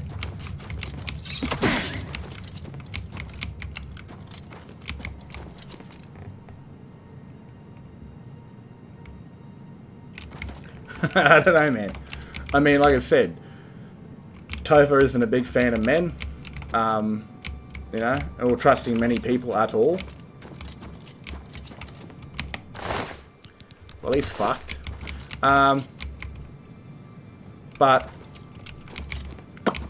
I mean, like I said, she prefers women over men. Because, quite simply, men have fucked her life over. There's only two of them that she actually likes. Men are for business, because, like, especially with Serana, like, you know, sex for them is survival or reward for something, you know? Where for Ragni, for Centauros and Serana, is for love. And that's a big thing for Serana too. She learned how to have sex for love instead of being used and abused by, you know, people. But Toph is in the very like mind of like sex is to gain allyship or gain, you know, to gain some sort of advantage or, you know, ability to sneak past their guard and sleep with them in bed when they're sleeping knocked out, they steal their shit sort of thing. That's kind of the way she's had to grow up, learning to use her sex as a weapon or something to gain. And yeah, Centaurus, mate, he's my character. He's going to be a good bloke. I'm not going to make my character be a jerk. He's becoming a monster though, so that's some added cool stuff. Blackwood Mercs, eh? Wait up, look at this. It physically looks black, right? It does look black. Oh no, well there you go, they've got the symbol on their chest.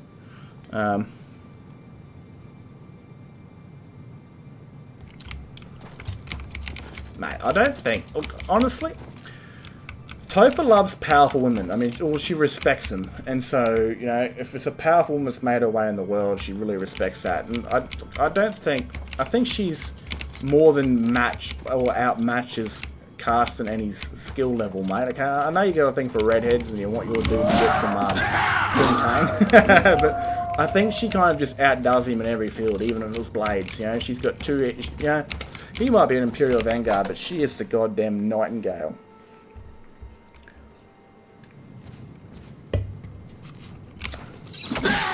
And if shit was getting bad with the dragon, mate, I think the first thing would be for her would be to take off. Even if it was like Ragni, she'd be like, nah, fuck you, see you later.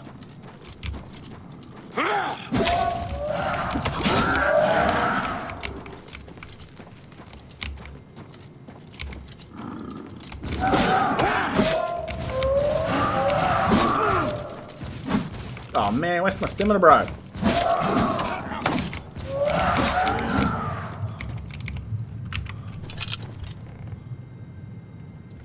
Well, look, mate, he survived fucking 5 dragon attacks, okay? So he's lived through that. But he's kind of Imperial Vanguard, yeah? The best of the best. I just don't think he's got the whole love thing down for, like, you know, Toph, you know? And I'm not too sure he's going to see much of him.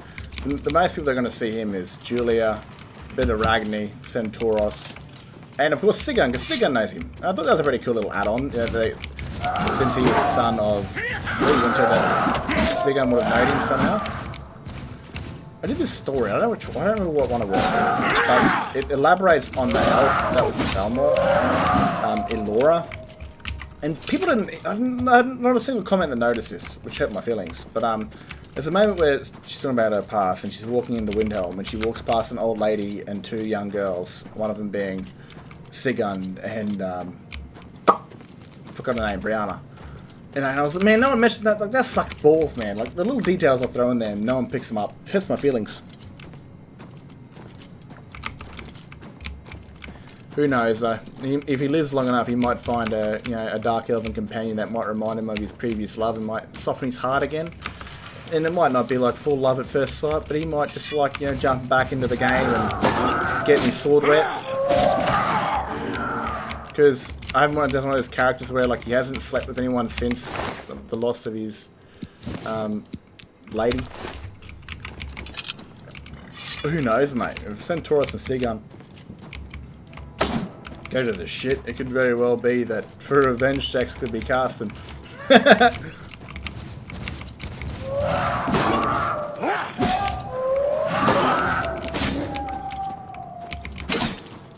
Fuck, look at that. The big old bad troll and then the mud crab comes in.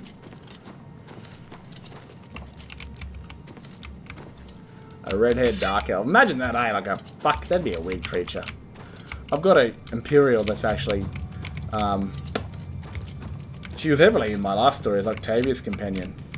But she's an Imperial with dark elven skin and red eyes. We should get into her a bit more. She'll be following the Dragonborn into the next fight. But I don't know, man. I don't know if I could really... maybe a high elf with like fair skin, red hair, like like a half Nord father, because I've already got one of those already, with Sigun's companions. But yeah, I don't think I could ever really do like a dark elf with red hair, like ginger, like that. Fucking, that's just. To me, that's just like an Asian with like pale skin, red hair. Like I just don't see that shit happening, bro.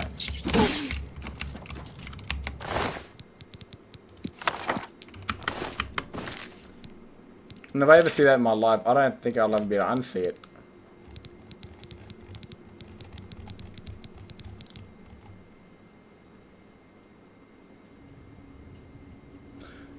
What do you mean your wife has red hair and they're different? What do you mean they are different? You're saying she's Asian with red hair? Like, is she like full Asian with red hair, or is her like dad like, just a ginger bloke? That would actually give me a good... I should go to fucking, like, over Asia and just start spreading the seed.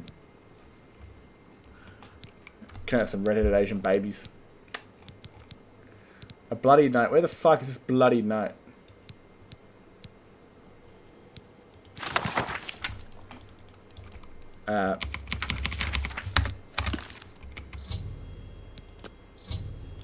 You fuck off.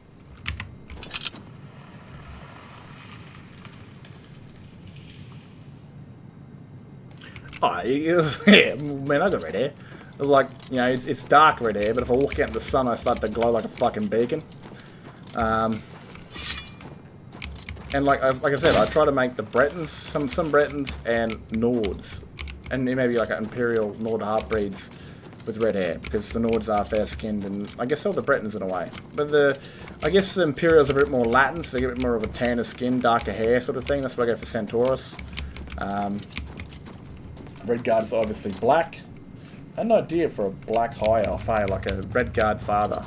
But I've got like so many of them already. I've got Mara, who's Redguard, well, Imperial. No, fucking. Well, come on, bro. I'm not doing this shit. Get fucked. Get absolutely fucked. Who's like a Nord mother, but grew up in Hammerfell, but Redguard father. And then got Cora, who's obviously like Ellipsis of Cora, sort of little character that I drew in there. I can definitely tell, mate. Your type is redhead. It's okay. I can tell. I mean, you've been raving about, fucking Topher like most of the night because she's got red hair. It's not because she's a classy character and a mysterious figure. No, it's because she's got red hair. That's all it is. Yeah, you see red hair and fucking the blood goes to the wrong head.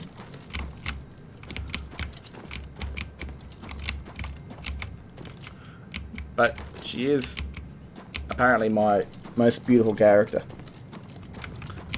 So it was voted. So where's the ones that hide their appearance that are most attractive?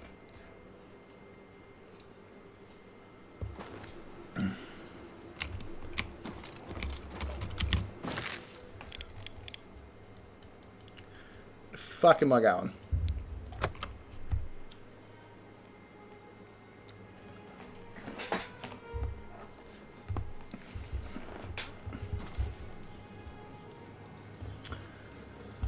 Like, my favourite cosmetic female character is Freya, because she's strong, she's tatted up, she's brutish.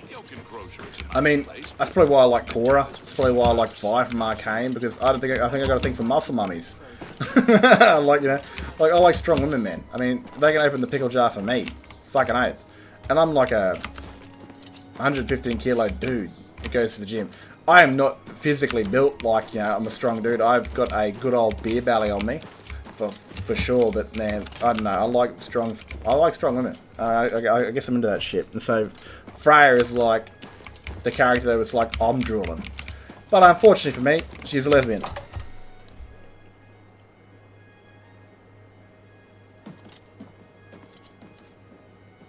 Well, you can't really have ugly female characters. Like, well, it feels more real than they're ugly.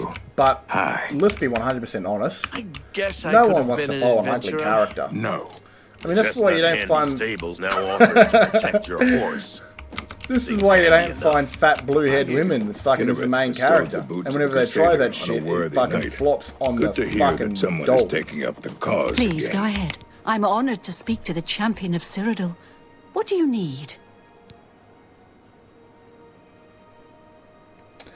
Nah, Freya doesn't have Centaurus, man, okay? She has Octavia and any other woman that wants to jump under the sheets, okay? She's hungry for the ladies. And I think the only time she'd ever sleep with a man if he was a worthy and strong man that could produce an heir for her. Because there's no fucking such thing as fucking incubators or IVF or what the fuck it's called in a world like Skyrim. And she's obviously going to want to have a kid because she's a woman. And continue her pack and her line. And she can't do that, you know, doing scissors. She can try, but it just won't happen. Might cause some friction burn if she tries too hard, but, you know, it fucking just won't work that way. And maybe Tonrak's a good pick. You know, maybe if the next story is close to the time of Skyrim, then who knows, a certain young Nord woman, pureborn werewolf with dark skin might show up. Who knows? Freya is the one with, she's the barbarian chick. She's the one with the yellow eyes and the tattoos all over her, and the big-ass axe. See Azan in Anvil. Just do your job. I think Reyna Briant may actually love dogs more than her husband. Strange couple, those two. I like dogs, but it's a bit excessive with those two. You're back. What have you found out? That you're a cunt and I want to kill you. You fuck. Dead! Dead! What happened? A journal? Let me see that. I don't like to think how Valena is going to take this news. He was my responsibility. I'll be the one to tell her. I want you to lay low for a while. Talk to Azan or grow cash. Let me deal with Valena. Wait up. Was that... I wasn't paying attention to the story at all. But was that the youngest son that I just basically ran around with? Fuck me, dude. That poor lady. Farewell. Take care. Lost both the children. That's some rough shit. Oh, I can't pass trouble inside.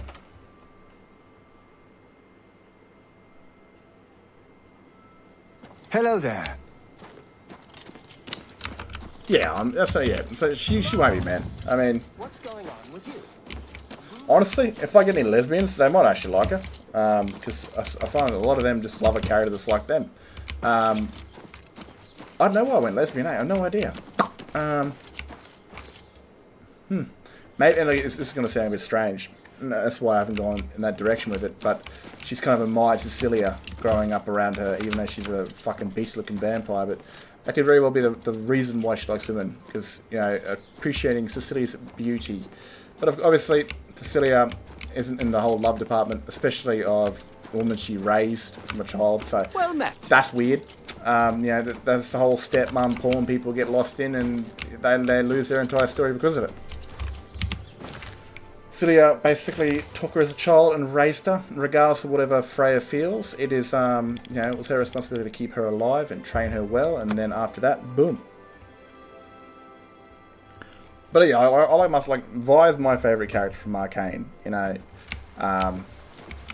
and she's got tats and she's strong. For some reason, we all make strong female characters lesbian. I think that's the downpour of it. If they've got muscles and they're big and they're strong and they love fighting, they're one of the boys. They gotta like what the boys like, I guess. And they got Korra from, what is it called? Avatar Legends of Korra. She's very feminine in a way, but she's also muscly like a bloke. Good evening. Here for more work, are you? I've got one last contract for you. First, though, a bit of bad news. Orain spoke with Velena about your last mission. She didn't take the news well. Orain has been expelled. And I'm sorry to do this, but you've been demoted to Defender. You'll be fine, though. Look, I can't promote. I've only got one more thing on my plate for you, but it's an important one. I don't know if you're religious, but a lot of folks are. And the stone is important. Talk to Sirach and Bruma. Talk to Sirach about that contract. Make me proud. What is it I was saying? Well, what about Brianna, though? Like, yeah, you've seen Brianna around. Now, obviously, she's fucking lesbian, too, but she's a Nord. But she's a battle Nord, so she's kind of built like a sister, so she's quite busty. And I don't make Nords... you know, they live in the cold, so they kind of need to be thick-blooded and thick-boned, you know, to kind of really absorb that cold. So that's why I make the Nords a bit more sturdier than, I guess, normal women like Imperials, who are quite either lean or average, where the Nords are a bit more thicker. Brianna's got red hair, but she's been half mutilated from her time in the prisons.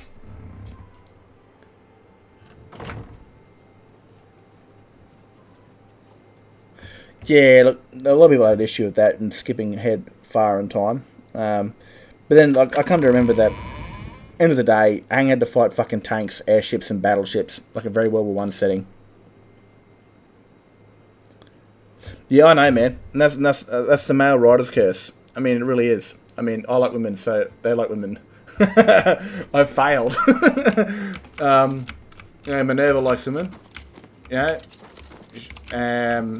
and men. Topher likes women, profoundly, more than men. Oh, man, even Cecilia, you know, like, honestly, I wanted her to be straight, but then I made a female supporting character who made her feel a lot human, and it's very much like Ragni, where she kind of likes, you know, so, and I kind of throw out the idea that, like, 200 years later, I mean, at the end of the day, she doesn't really give a shit what you are. As long as you make her feel somewhat human, she'll show you a bit of her heart, and, you know, fucking, I made Zarita gay with her Imperial character during her story, and, you know, this is the way they both kind of climatize of each other, I guess.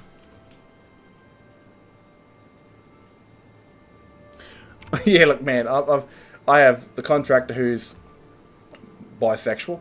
I mean, I only had to show it once. That was the gayest thing I've ever done in my life, man. Like, I had to make sure I locked my door. No one was home, but I had to make sure I locked my door because I can't explain that to anybody. You know, that they walk into my room, there's two dudes doing bareback on each other or railing each other, and I was like, I just can't come back from that. So I had to lock the door. That was the gayest thing I've ever done in my entire fucking life.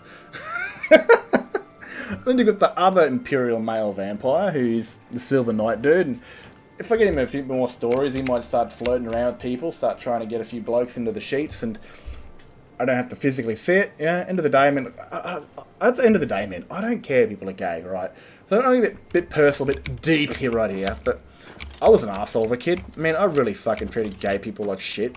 I really did. But it comes from my father, because my father was born, like, he was 41 when I was fucking born. So it comes from a day and age where gay people were, like, mentally ill, fucking, pretty much how, like, I see trans people right now.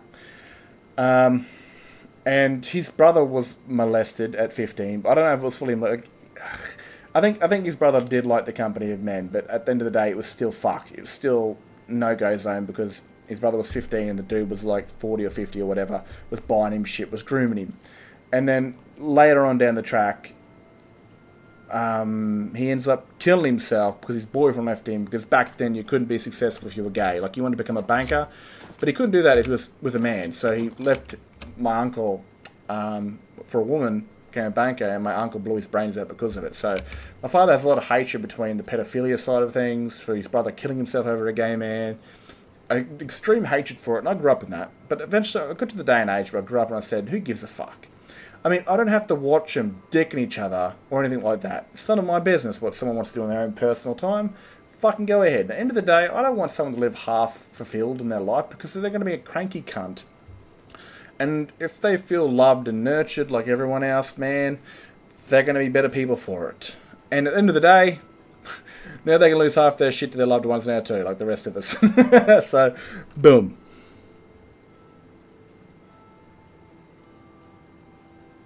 Absolutely, man. I mean, if they're going to try and shove it down your throat, then you're obviously going to fight back. Yeah. End of the day, a lot of us, I don't give two fucks what you do. But if you start fucking jerking each other off in McDonald's, I'll have something to say about it. Or if you keep fucking flirting with me when I've told you I'm straight, I will have something to say about it. Or if you start putting your shit into schools around kids, I will definitely have something to say about it. Kids don't know what the fuck they're like. When they're adults, or, 16, 17, and they're gay, they're gay. But don't go putting fucking rainbow flags up in schools. That's grooming. I don't give a fuck what you say. Especially if you're a man dressed as a woman, you walk into the girls' toilets. Bro, you're going from a they, them to a they fucking were on the spot. Okay, end of the day. Let people be people. I mean, if I have a son and he grows up to be gay, fucking boo-hoo. But I'm not going to have fucking rainbow flags in his school or anything like that. There's a line to be drawn. Children need to be children before they become adults and discover what they like.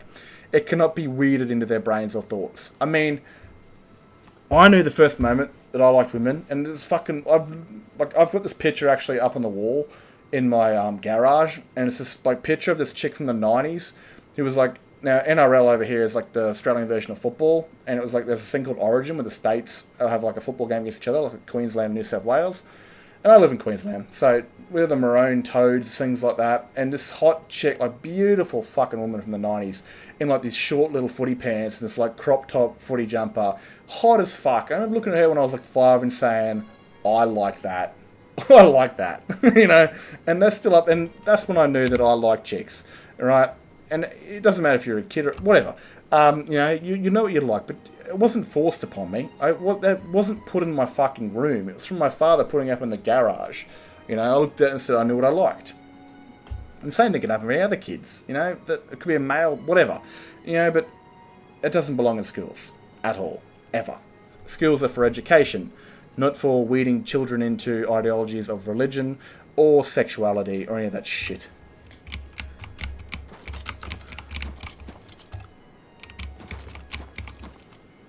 Now, look at this. I'm talking about gay stuff. I'm in a place of worship. The stars align constantly. Alessia, hear our prayer. Greetings, my friend. You must be from the Fighters Guild. We appreciate your help. It's said the stone, the relic... From all accounts, they... Find the stone. But, in saying that, like I said, if, my next door neighbour was a gay dude, whatever, who gives a fuck? I mean, I don't want the guy to feel unfulfilled. I don't want his life to feel like he can't love someone because the world says he can't. I mean, it's going to make him all the more better if someone loves him and he loves someone else.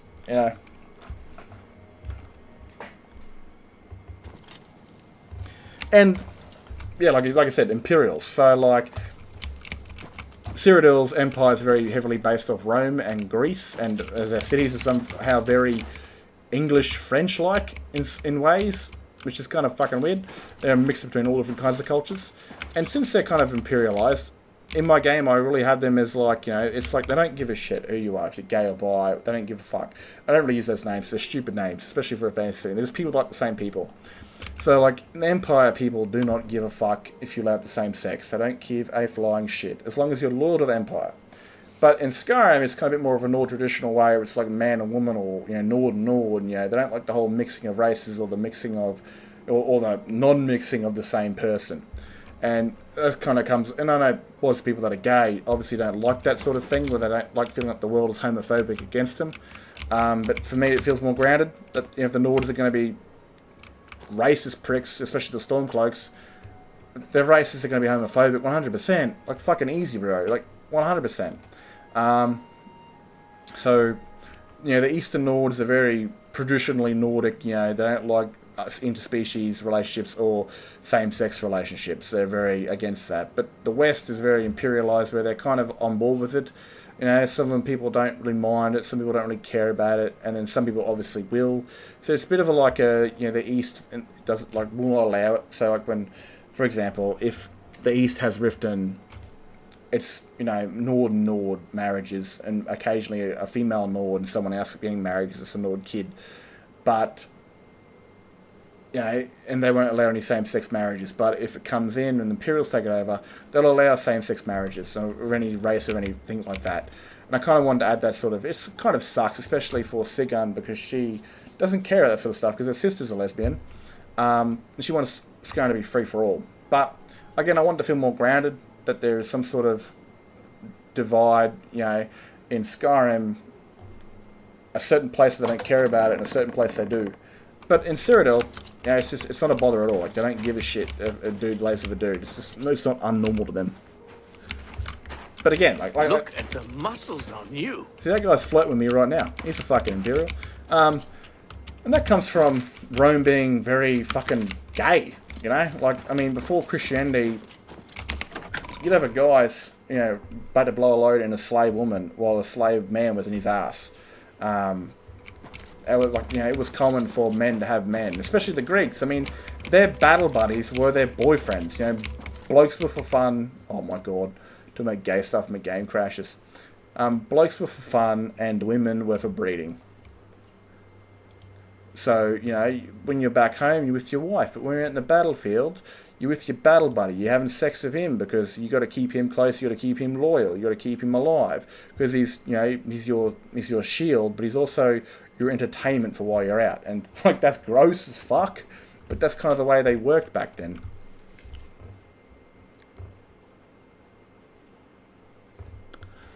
Fucking launch, bro. So again, like, the contractor, he's 200 plus years old. He comes from the Empire. He comes from the Second Era Empire. Did you just fucking crash as soon as you started, you lunatic?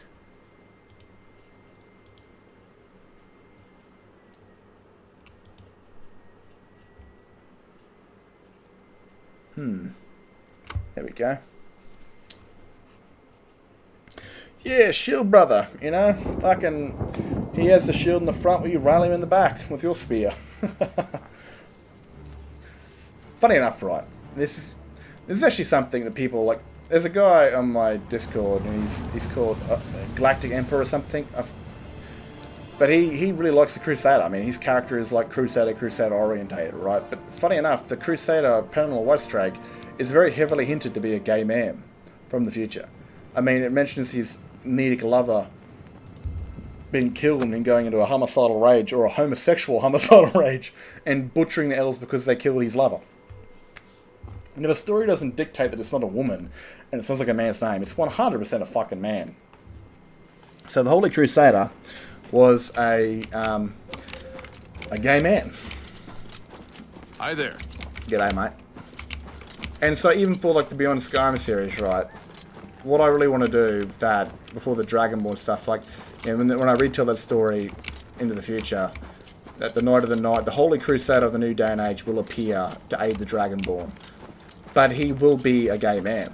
And so it's going to be a challenge for the straight dude to tell a gay man's story. Rightio. Rightio.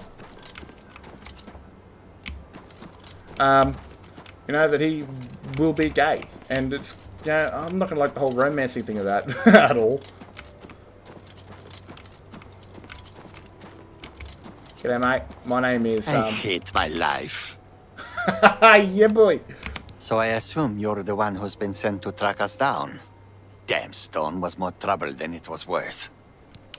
Yeah, I don't know how that one works. Say, like, what happens, like Argonians lay eggs? Like, they're fucking weird. They got tits, but they lay eggs. What happens if a fucking man blows... Like, honestly, I don't think men to be made for that.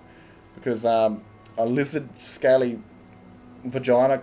I don't even know what the fuck that is, man. Sometimes it's just not best to know about it, you know? I've got to charge my battery up real quick. Some things are just better left unknown, I say.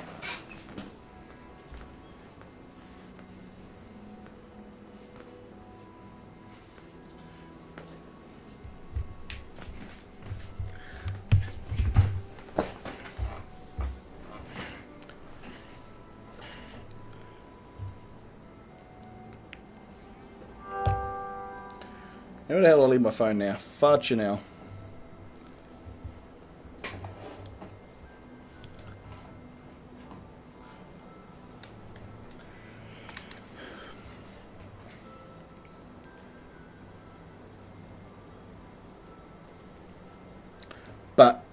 Yeah, I mean, like, honestly, the whole Argonian thing. And, like, I've made, the other, like, the Beastly race is a rare thing in the Dragonborn's Companion. I don't think I've got an Argonian yet, and I've thought about using the Stormheld armor for that. That would be cool. For sure. But, again, these people aren't native to Skyrim, and the Khajiit come from a tropical hot climate. So I imagine Skyrim isn't a good place, and there's fuck all of them in Skyrim. There's like barely any named. There's more bandits of the Khajiit than there are actually named NPCs. And honestly, the Argonians are not built for Skyrim unless it's the summer. We stole it. I won't try to hide that now. I am all that's left now, though. We may have stolen the stone, but we weren't the last. The lot of us got jumped by a bunch of ogres. Partial to... I've told you all I know. Go ahead. I don't care. You said you don't care, you hate your life, so I'm helping out. Criminal scum.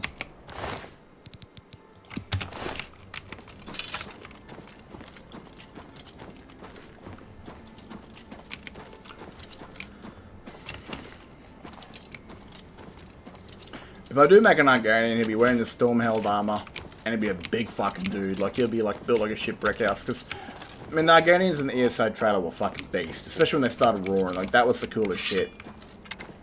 Is that a fucking... Oh, it's a goblin. So is that a scamp with a bow? It's kind of weird. Come here, you fuck.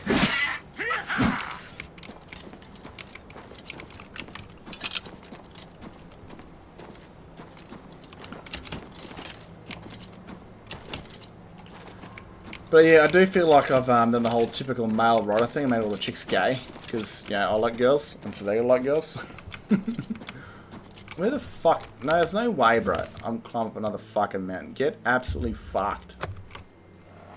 And especially Cecilia, she's going to be straight. But I put the idea of like 200 years later. I don't think she gives a shit. Because she's lived with that face for 200 years. Been on her own for a very much long time with that. Had someone that's attracted to her. You know, like imagine, like, I'd like to see her, like, she's a fat, ugly chick, right? And that someone's paid her attention, genuinely paid her attention, not like just pay her to get a quick fuck out of it, but, like, genuinely treated her with kindness. Someone that's really liked big women, you know? And they treated her really nicely, and but, you know, made her feel human for the first time in 200 years, and she's just, this person's gay and likes women, and it's kind of, you know, molding that kind of, and she knows it, but, again, at the same time, she hasn't had a sexual connection with anyone for a very, very, very, very fucking long time, and she just welcomes it, you know? And I guess after 200 years, I don't think you really give a fuck what's the line between someone's legs. You just, you know, you're just happy someone wants to be between your legs.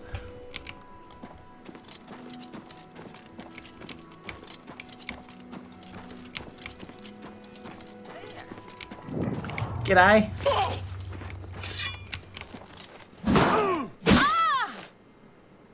Hello. Can we talk about this? Can we just be friends, you know? Yeah, we can be friends already, yeah. Oh, whoa, mate. Come on, that's just fucking rude, you know? That's just rude. We can still be friends, yeah? Oh, we can be friends? Alright. Now, look, you do look a bit suspect, you know? You do look like you... Yeah! Alright.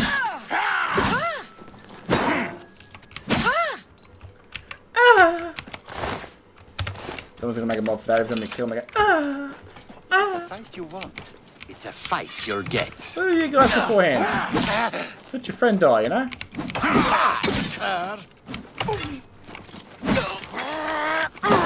Looks like fighting brothers or something.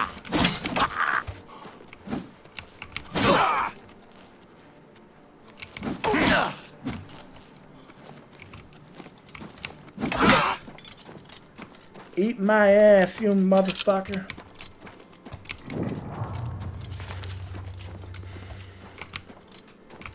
Probably should have made Minerva straight, but I gave her background that she was getting up to mischief with a young wood elf when she was a teenager.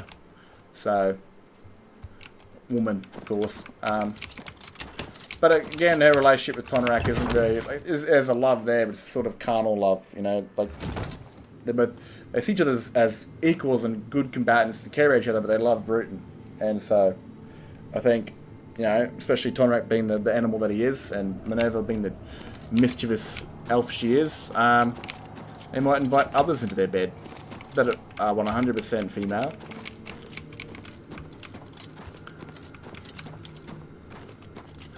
He's got a fixation with Ponrak and his big old BBC, and you know, might chuck a lady in there. I don't think you'll appreciate my idea, but you'll see it one day.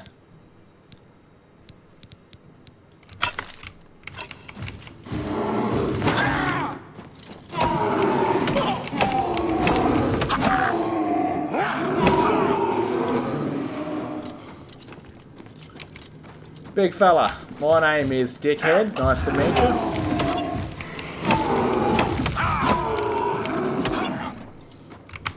Magic always helps, eh? Fire magic, that's always some good shit.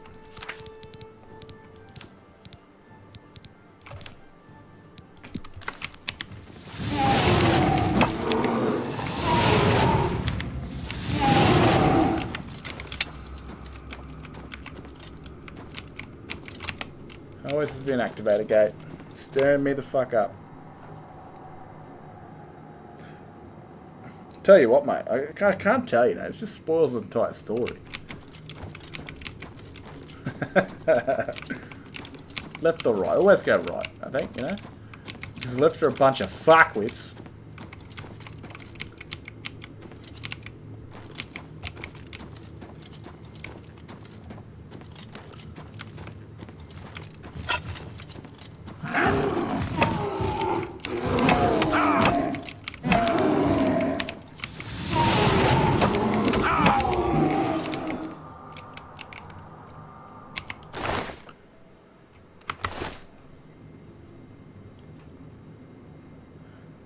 Look, I can't really give you a hint, but you'll see it in the next episode. I don't know if... when it comes to times, I'm really shit with times. Like, sometimes I go for an hour and a half. I'm thinking that maybe it's a good idea for 45 minutes, and you'll see a hint to that idea in that one.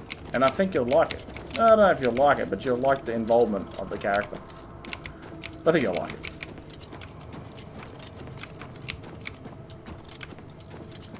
To be unknown, right? To be unknown but in plain sight, I dare say, is the best hint that I can give.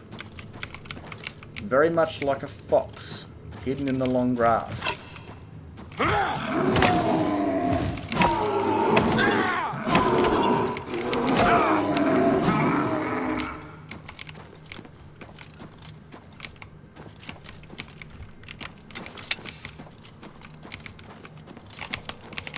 Fuck yeah. Alien ruins.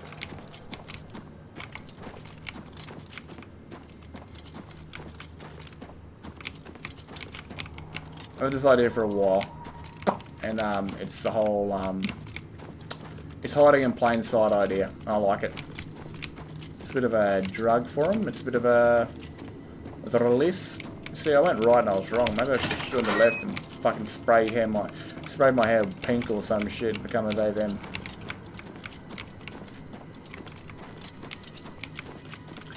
Diversity! Diversity!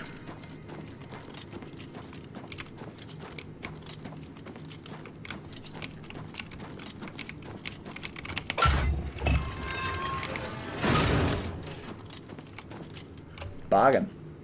Stone of Alessia. No, it wasn't the Stone of Alessia. Wouldn't that naturally be like, it's kind of dwarven in a way. For fuck's sakes. My fucking god. 45. Alright. Fuck me dead, I'm getting...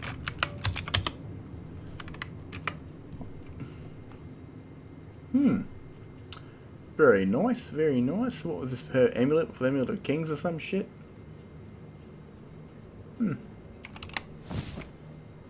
Oh my god, imagine trying to play like that.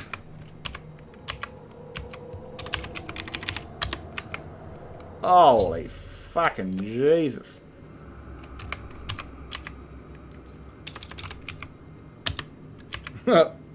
Just as bad.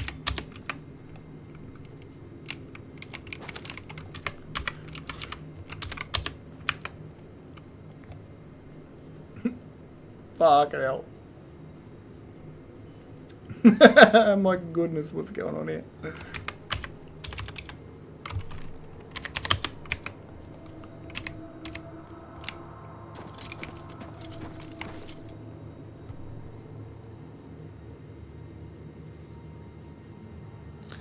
Look, mate, like, you know, poor old Carsten, you know, he's a tragic character. He loses everything, the poor bugger.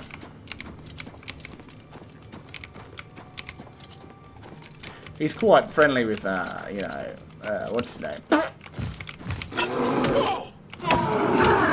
His commanding officer. Because she's always very much, you know, call her by her actual name and not her rank. Could be a thing there, could happen, you know? Could be a thing there. My fob feels way too close now. I feel fucking dirty. Fucking hell. Oh man, look at that. You know, the hands, like, this feels like a fucking old game. Where, like, you know, your gun's like, that feels, fuck, it doesn't feel right. It still feels weird. No wonder it feels fucking weird. It didn't work. What is going on here? I don't fucking know. I don't. Fuck. What the fuck? 75. Whatever. That feels more natural.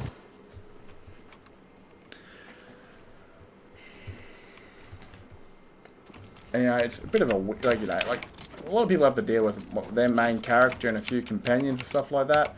I've got to fucking remember all that shit with all those characters and all those side characters. It's a fucking circle jerk of ADHD. It lives in my head, you know. And if I forget something, I go online and watch it. Thank God. Because I actually had an issue where I have the Dragonborn in this latest episode. She's on the hunt to go get a word of power. That's close to Solitude. And I went there thinking, rightio, easy enough. I'll clear this place out. I had a cool little story there. And I went inside the ruin, I couldn't find what I was looking for. I was like, there's maybe a fucking claw right there. And I looked, and I was like, I feel like I've been here before. And I go to look at the map, and it says cleared. And I was like, you son of a bitch. So I go on to the summer episode of Minerva, and she's actually been there. I was like, there we go. Thank fuck I have physical proof. Because I won't always remember what I do.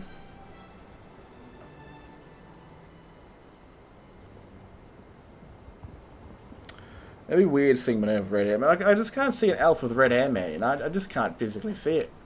Like I said, it's like a fully Asian person having red hair. It weirded me the fuck out.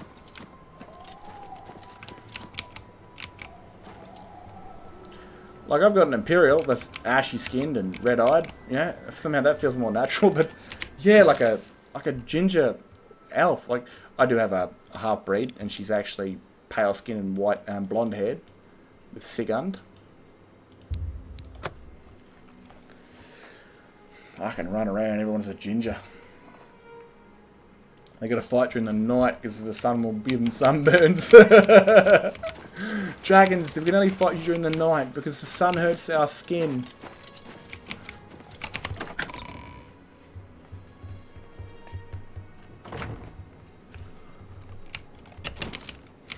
Could be some cool camouflages for the Nightingale, you know, she dyes her hair. Have you found it? Oh man, holy shit. This feels weird having not my head zoomed in talking to these people. Ah, you found it.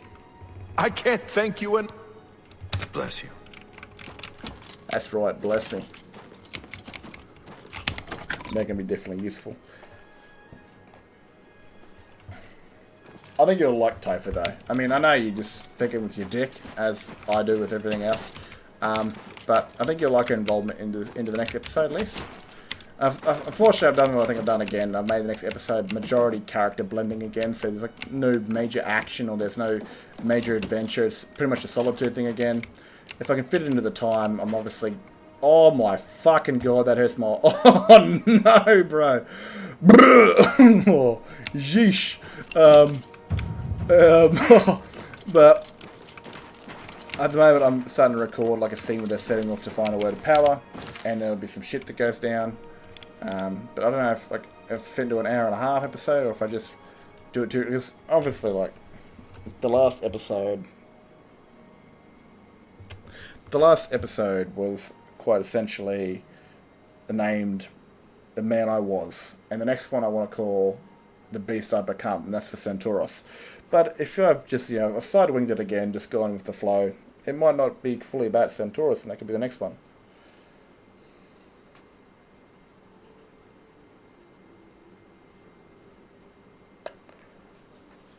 Yeah, I don't know, man. I mean, at that point, she's already High Queen. And... Well, not really High Queen. Like, the Moot comes across, and no deck, since they're Imperial-backed, and they'll be told what to do by the Empire. They'll pick Alicif, and it might not even do that, eh? Like, it might be one of those things where, like, they make it look like Alicif, but they might pick Jarl Balgruuf to become the High King, because he owns the centre, and he's, a strong Imperial, but he's also... Alicif is a sort of puppet that they can really dig their fingers into and make her do what they want. Could be a thing, but I don't know, man. I don't think Carson really wants to get married anymore. I mean, I think some people that lose their soul, like, imagine if your wife died, right? I mean, you'd find sleeping with anybody else, being with anyone else, a betrayal, and I think that's how Carson is. I think his soul is broken, and he can't really ever see himself doing that to anyone ever again. I mean, it's not even like the idea of sex in his head is foreign, because he still feels like he'd be betraying his friend. I think the hot red elves, the ones with red hair in ESO, have more Aubrey hair, so it's a bit more like an autumn hair colour than like a bright ginger.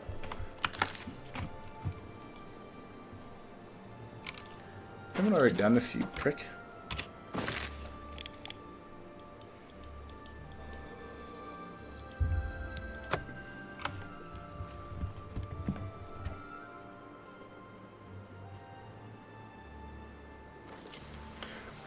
Oh man, he'd be mentioned because he's in the fight. He's with Julia, right? So he's in the Imperial, and he was friends with Sigund, who is It is a privilege. He was a lover of Sigund when they were teenagers. I mean, end of the day, no one wants to get the whole sexual orientation of teenagers and children.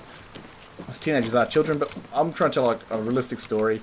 I mean, when I was 14, I was out there rooting anything I could, and I was. So him and Sigund, when they were teenagers, were messing around with each other, of course. So he's got a relationship with a main cast member. He can also have a relationship with another main cast, like Centauros, being an Imperial and a Vanguard. And he's kind of in the dragon fight, so he might, be in a conversation around a campfire with a bunch of other people, talking about shit. Maybe he might mention his backstory to these guys. And I mean, I have these campfire things happening because I want to show the story of who they are, right? So you get to know the character. It's not just some NPC. You get to feel like it's a character you've just met that's got a cool backstory. And then when they die, it's not just some dead NPC on the side of the road. It's someone that you got to see and someone that got to know. So it feels a bit more personal. You could very well cast and could be one of those people. But he will be, he'll be in the fight with the dragons, and then if he survives through that, he'll be in the fight against the Stormcloaks.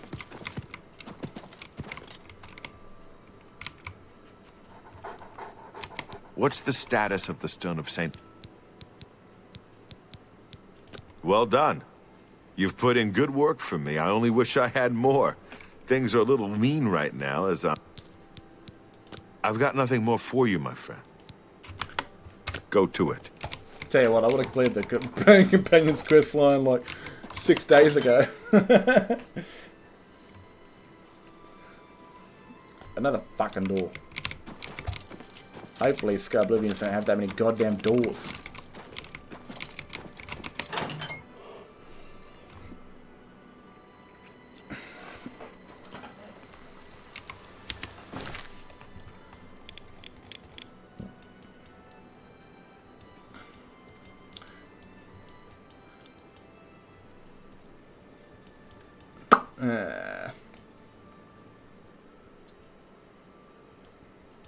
I'm really excited to actually get to another sort of Cyrodiilic Nord character. I've showed her off. I think she grows up here, and this is a character also created. Well, I created her, gave her like the idea of a female Nord, but where she grew up, and someone created the backstory where she grew up in Breville.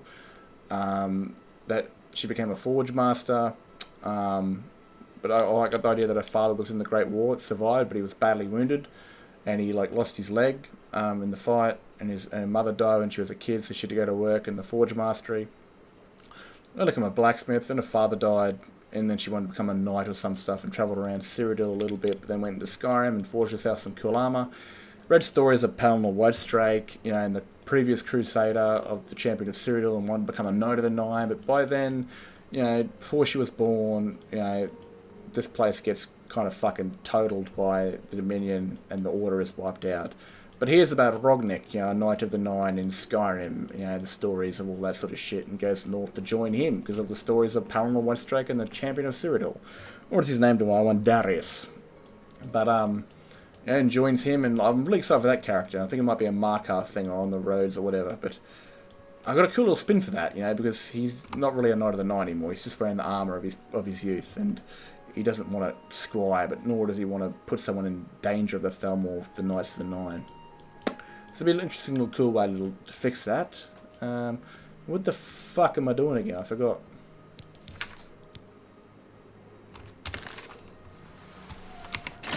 My... Oh no, fuck, I'm going to shade malt.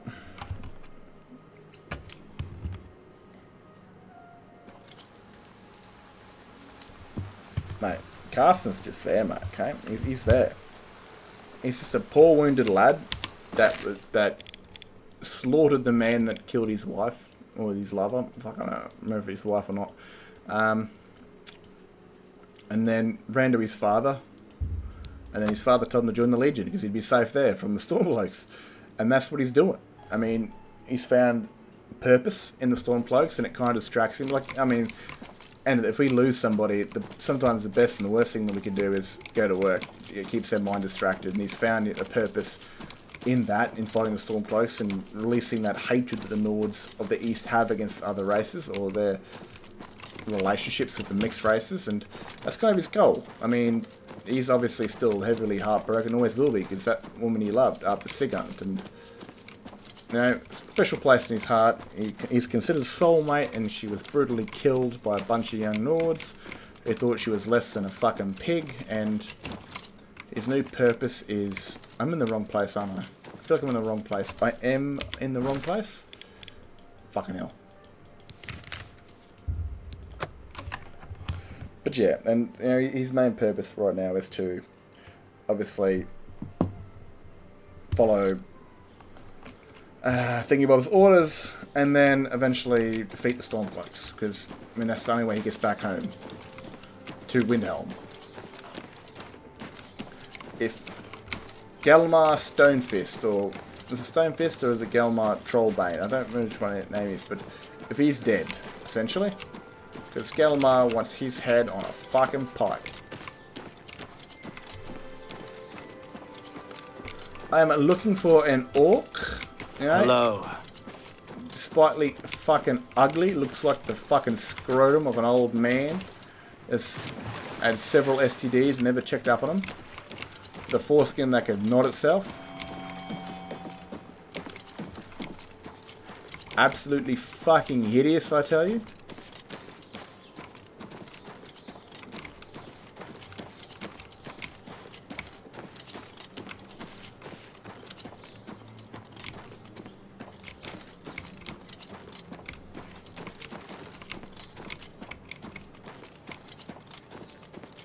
Man. Well, this section.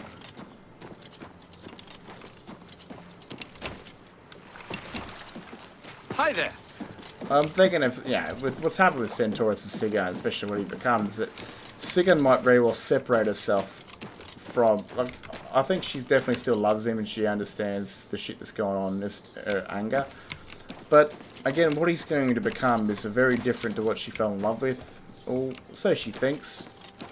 And hell, she could really separate herself from the idea of loving Centaurus because she thinks he's a monster, and might even flamingo again with other people to try and break free of her feelings, and that could very well see her maybe and Karsten in bed together again, because he very well might jump into bed with somebody he's been with before.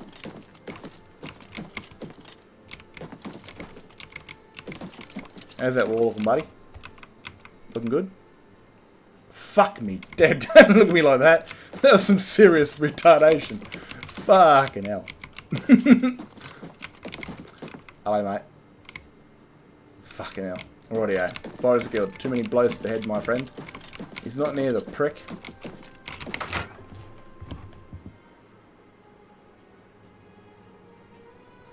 Can I help you, brother?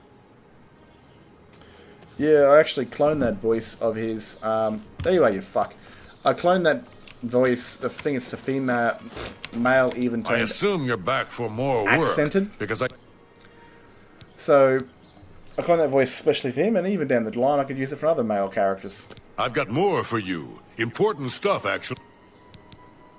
He's an Orcish noble, a fine man. Our families go back a bit. Head to his estate. Go help Lord Rugdum and wipe that smile off your face. Yeah, with a name like that, you'd fucking wood smirk. Yeah, I wanted some. Like, I didn't want to use Imperial Male with this solely for Centaurus and one of the vanguards that tried to kill Sigund. And I thought, you know, I'm going to try a different voice. I've got the male even tone of the male younger. Well, I've got male younger now for what's his name? Eric the Slayer, which is pretty cool. I wanted him to be in a few more stories of the Dragonborn, you know. And Yayla's out there, she's waiting to die from a dragon, but she's kind of got the forces spread across Skyrim, you know, in a prominent part. Her story and Ragni's might combine here and there, but at the same time, she's kind of doing what Ragni wanted to do in the first place, is send her forces all over Skyrim. Try and fight off the, you know, the undead and, you know, the dragons if they show up. But I want to do more with Erica, especially that young Redguard that we saved in that story where, you know, she's betrayed by the Argonian, and that there's even like some, you can see with the Hunter episode, there's sort of kinship between them. Two young people that have connected, maybe, and who knows, if they both lived through it, could go into Rorikstead and Eric's kind of return back to the farming life. He's got a Redguard girlfriend with him. Good little idea. Our stories evolve and change and make their own. Been around, it's been, I think, because he died on this month, I'm pretty sure, Eric, forgot his last name, but the man that was named after that, he died, I think, this month, on the 11th or 13th, I think it was, 14 years ago.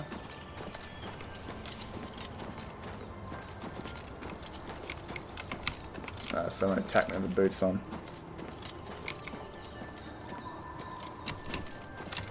I'm definitely excited to see a bit more of Eric, and maybe like Redguards. You know, I don't really need to show it off. I could have it in the background. They just, you know, they're there together, fighting together, and you just, you know, there's something there. Not every relationship needs to be shown and seen, because then I wouldn't have fucking time to do anything.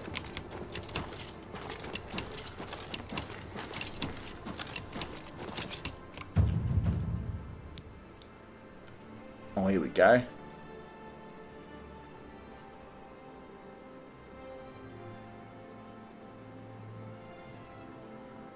Right click plus space. Alright. Oh, yeah, boy. Oh, fucking hell. Oh, my God.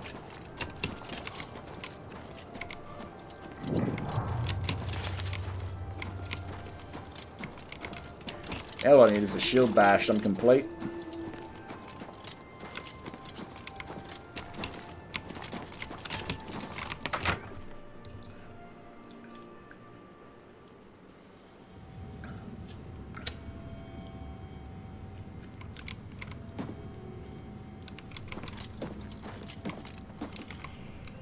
Speaketh you on? Ah, you are from the Fighters Guild, I resume. Good show. I am Lord Rugdump Groshurkak.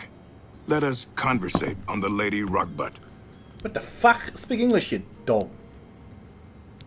I fear that whilst out rock-picking, she was apprehensive, Whoa. stolen away. Rock-picking. And you're very broken English. Please search to the east of my sprawling abode. They have been known to vacate these premises. I am most gracious. Rock-picking. Proceedeth most urgent-like. In broken English, I'm helping a pair of mentally challenged people who happen to be orcs and rich somehow. Yeah, because only people that like rocks are people with disabilities, and I know this because I've worked with people with disabilities, And I was working a couple of days ago, and the guy was outside picking rocks and chucked them in the back of my car. So, I indeed know. Wouldn't that be fucking gold? I should tell a story with a Dragonborn that's mentally disabled. You know, he's just got this care that takes care of him and just forces him to kill dragons because they need the world to be saved. Horrible thoughts, Joshua. Shut up. Die, car.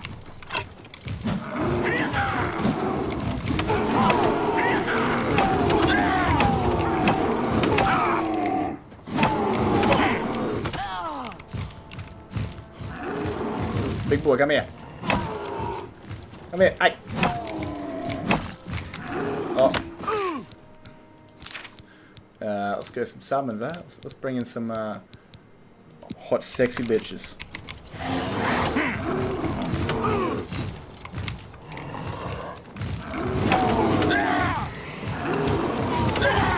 What's the point in dodging when they can just track you? Yeah, boy.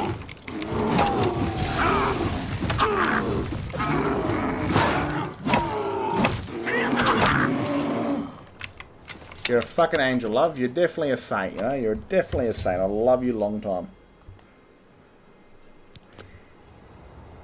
You know what I like about these chicks? They actually look gold out in the sunlight. You know, I really like that. You know? They're sparkly, they're shiny looking. I like that.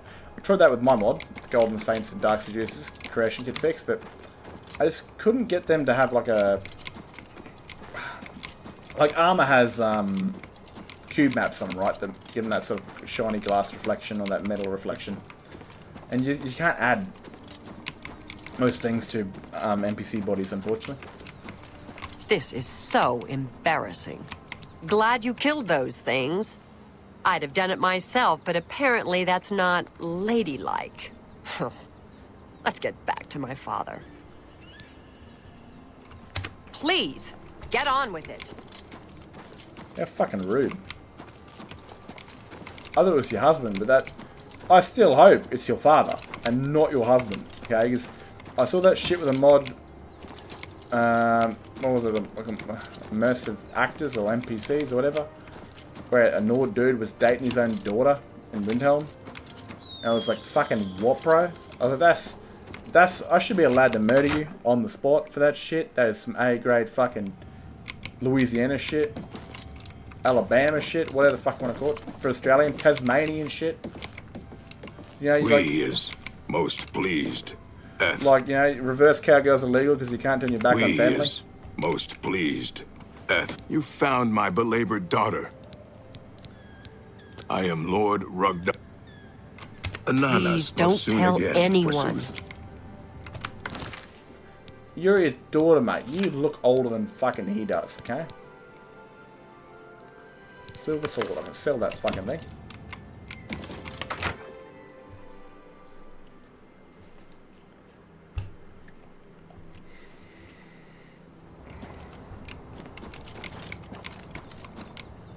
It's a nice little home, though.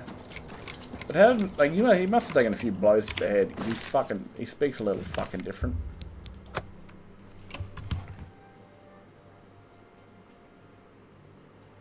It's a high elf thing, eh? No doubt they're probably into cousins and stuff like that, keeping the blood pure. Hail, Sir Knight.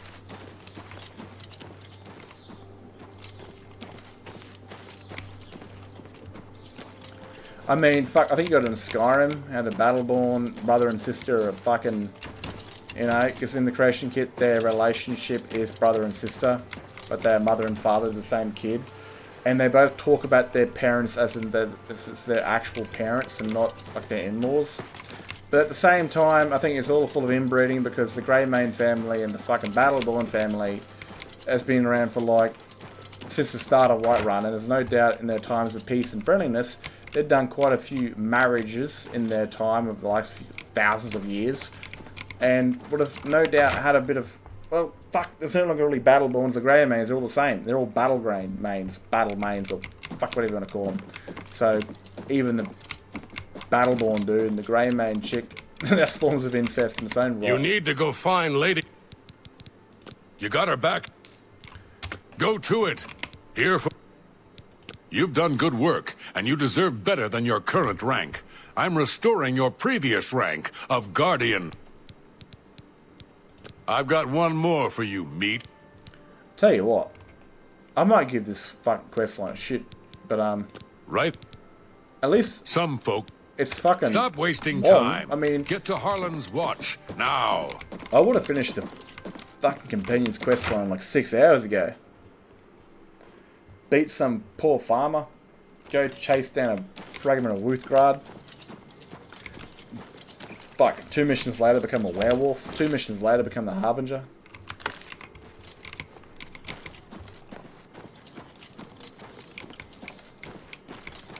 Hello.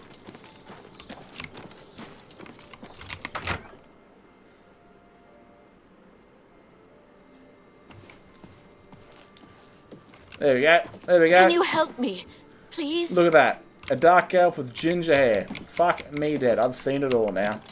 I'm going to walk in front of a shop tomorrow and find a full-on ginger Asian.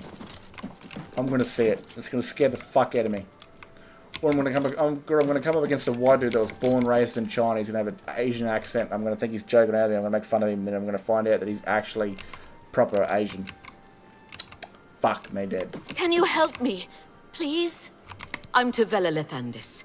I apologize that I can't give you the respect a guest in my home would normally receive. I am sorry to be so forward, I don't but like I it. desperately need your help. I don't like it. It seems that my husband, Rice, has gone missing.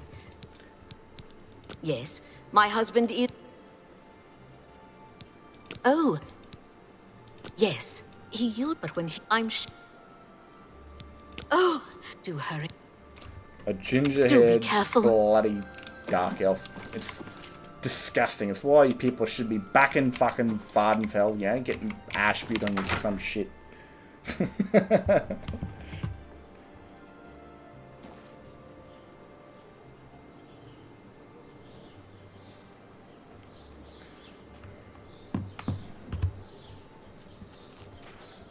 Oh mate, you said you liked red, you know? She's got that fucking red hair, you know? That ginger minge, no doubt.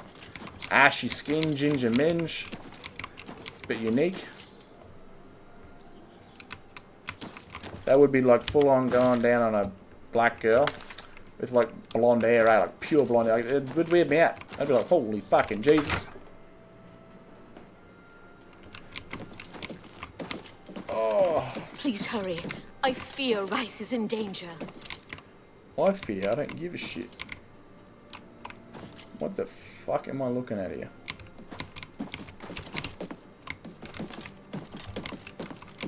Hold the fuck on. Are you telling me? Ah, this one.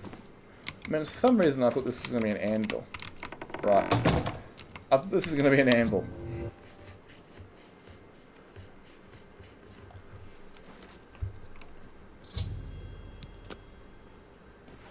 Man, this feels pixelated as shit.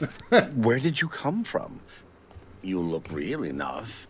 You must be from the outside. Oh, thank this dude's a goodness ginger someone too. finally came.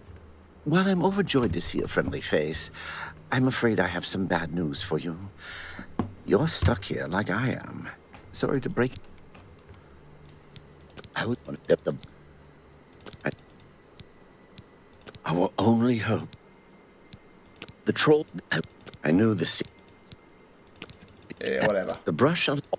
I'll have to remember. Be cautious, friend. Me and caution do not get along, my friend. I've got fiery sword for the death. Oh, damn it. Alright, I don't have fiery sword. Fuck. I've got fiery mace. And I shall bring a friend along who likes to kick some absolute ass.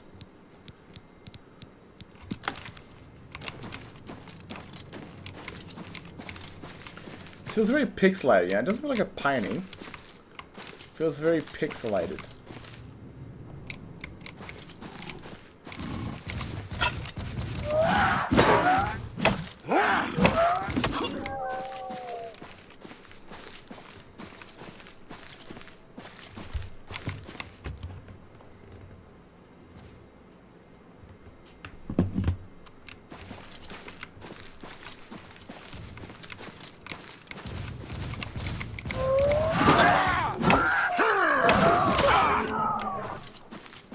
Oh, man.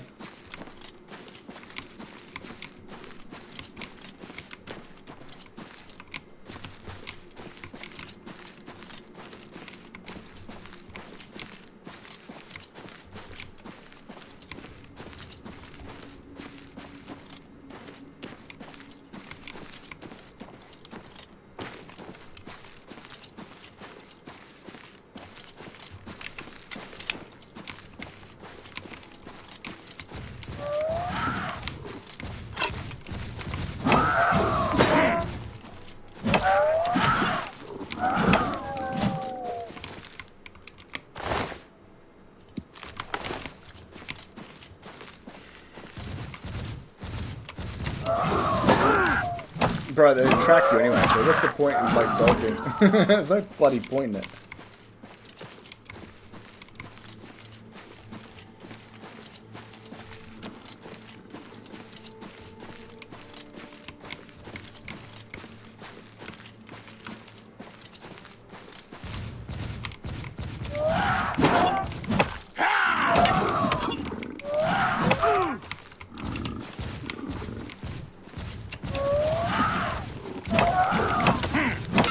That's good for us. Fucking dodging out of it.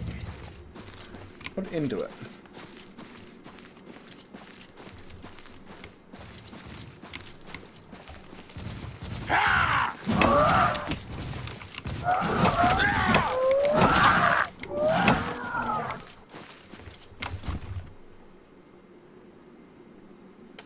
Mate, this mission is, you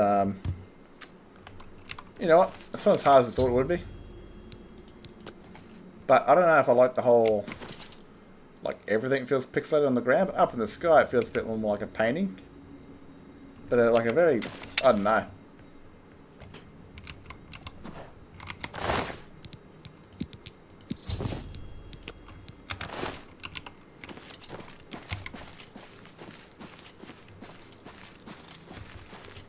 Wish there was a painting animation for Skyrim, because I'd love like I got like an idea for like a magical painter. But like I'd like some sort of animation. I'd like someone casts a spell and then paints like a, or like some sort of painting animation or something. So I can take paintings of the Dragonborn's team. Good work. Now I can paint the... Follow me.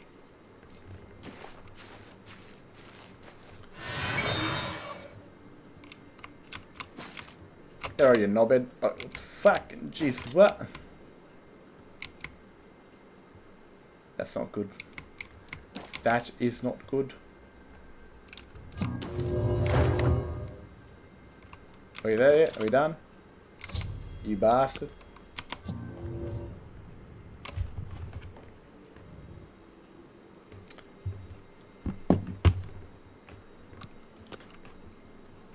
I don't know how to thank you. You have a good heart to help me get back home.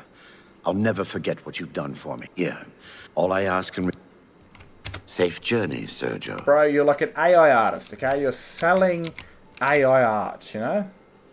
That's what you're doing, brother, you know? You're doing... I use AI myself, and I've used AI art. My banner is Freya, edited by AI. For the love of Azura, can't a man have a bit of privacy? Get out of here. You're fucking rude, mate. You're rude. Hey, you AI artist filth. We're doing the bandwagon of AI fucking art hate. Have you seen my new video that's come out? Hello again, Mossera. It's an AI song on the Dragonborn. It's fucking really good. I mean, people say AI don't have a soul, but that was some soul-wrenching shit.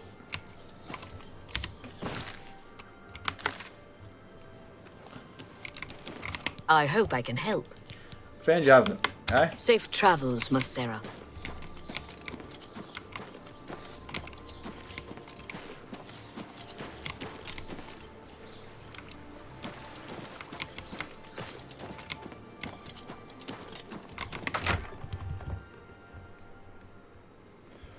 Oh, my head hurts trying to find this fucking orc.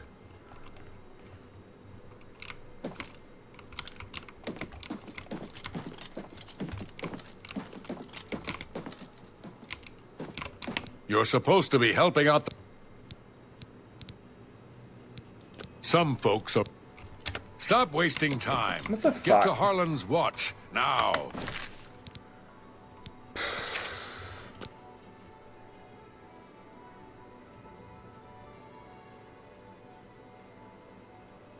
Did I just do that for no reason? Did I just fucking... I thought the quest was sending me there. That's what I thought. Was I in the wrong place to help the wrong people? Sons of bitches.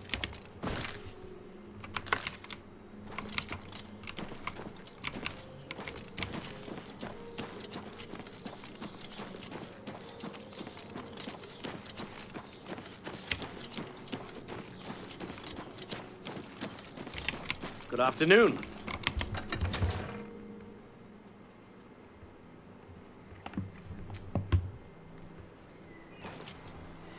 Now, like, apart from thinking with your penis, alright, who else is your favourite character? For reasons unknown to the physical look of individuals. You know? Personality-wise, someone you could mould with at the bar.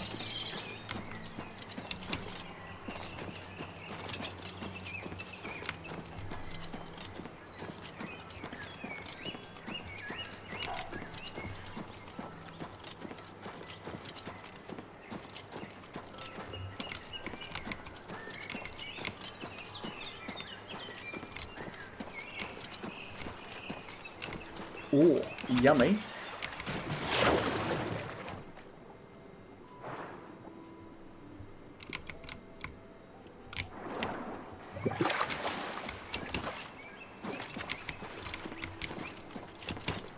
Seems it is more so now. Take care. What the fuck? Hello. You're from the Fighters Guild, I presume. Oh, it's good that you've arrived. Oh, you're right. We need your help with some disappearances. Looks like every fucking dark elf is a ginger. But more of an Aubrey ginger. At least this one. Some folks reported seeing strange lights near the old swampy cave. We sent folks to investigate them, but haven't seen them Why since. not? We need help. They start... Be careful. Can't soul track those dark elves. They've got no souls. Hating them all on to fucking find a good way to kill Topher. We'll take her out of the game for a while, you know. If they have her fucking legs broken or something. Full on violence against women.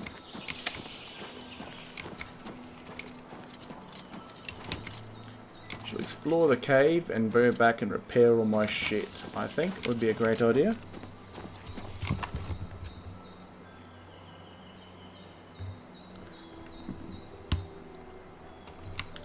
I think I've been thinking about like, you know, Sigun, seeing what Centaurus becomes, might try and wean herself away from him, and might grow comfort with an old companion, and who might find some comfort with him. Oh bro, no way, I'm out of here. See you later. These things bully me all the time.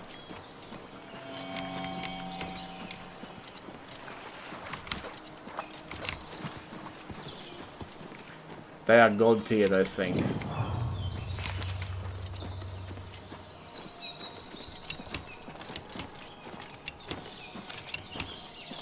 Getting beaten up by Wisp. So I've thought about, like, she tries to, like, break free of her feelings for Centaurus, or what he was, what he's become, that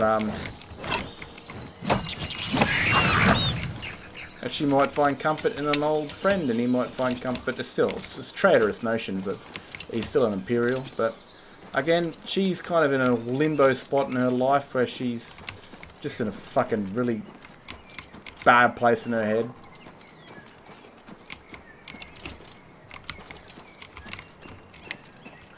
Damn it.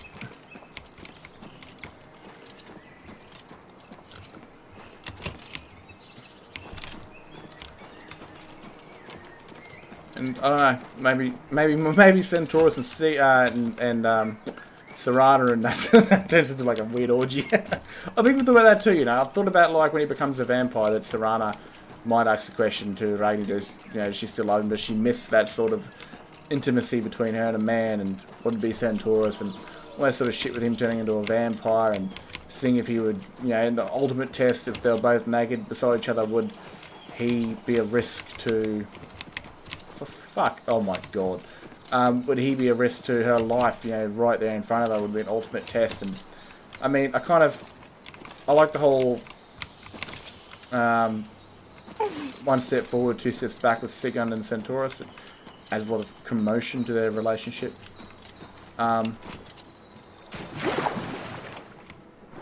But at the very same time, I want them to kind of wean off from each other, you know, to go their own ways.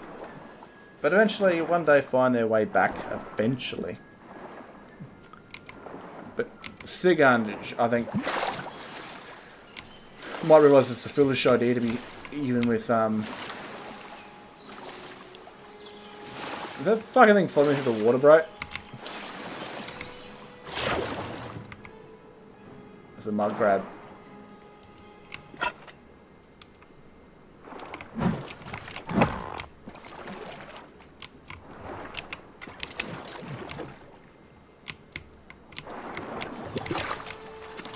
I'll give it to... Stop following me across the water. I will give it to Oblivion's AI. They are fucking relentless.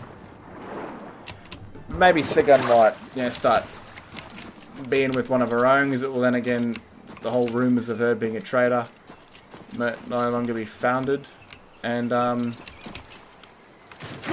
make it look a bit more. Even if she's back with Centaurus, it might feel like a betrayal and it might hurt, but it might just make her look like she's still very much a Stormcloak, even though she might be with an Imperial. It's just kind of to make her look normal, and she might feel like she's whoring herself out or doing all the wrong things in her life, but it's to keep her safe, sort of thing. There's always ideas for that, you know. Always ideas.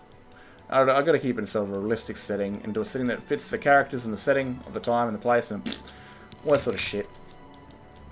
I mean, it's so easy to write something into the floor, seems it just turns into a horny mess. Turns into a fucking South Korean MMORPG. Nice and nine. I mean... well, he's my dude, you know? He's going to be having some fun where I'm not. But it's... I don't know, man. I mean, I like I said many times, I love all the lady stuff, you know? I do, yeah. Put tits on it, I'll buy it. But I just find like yes, Lord Crusader. Gimpy armors just shit house.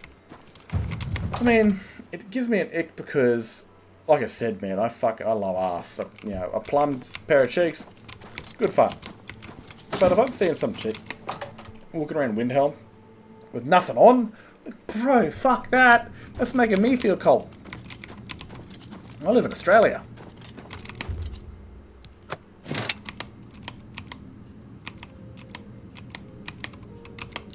Look at his sleep on me, alright.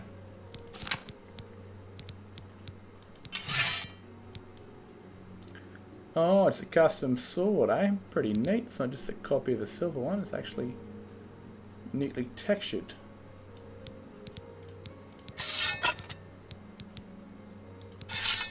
As is this one. Vanass! But, yeah, look, the idea is... Oh, fucking hell. I want to put Centaurus through a lot of shit, especially with what he's about to become.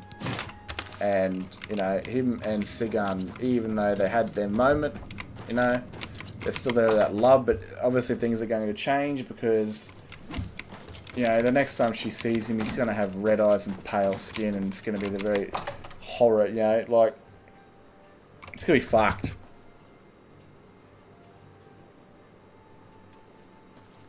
Oh, no, take a moment, if you honestly, would, and tell me again about the Battle of Garlus Malatar. Oh, shut up, I played only a small part. It was the Crusader who won the day for us. It's... Oh, I can upgrade. No, I've got too much of that already. I need agility. And endurance. Personality. No, I am not trans. I've got enough of that already. Alright, speed. Boom, confirm. Look, I don't want that, man. I mean, it's people that he's been with beforehand. So, I didn't really tell the story, but Marulia was one he was with, because she's the one that made him a Vanguard. But again, not all relationships need to be shown in story. And I wasn't really at the competent level of telling proper good character stories at that time. It's more of like a story of just who they were and how they come from and that sort of stuff. And like maybe here and there, maybe some other Imperial soldiers along the way, but basically military personnel. And the people out of that have been Ragni and Sigund. So that's about all.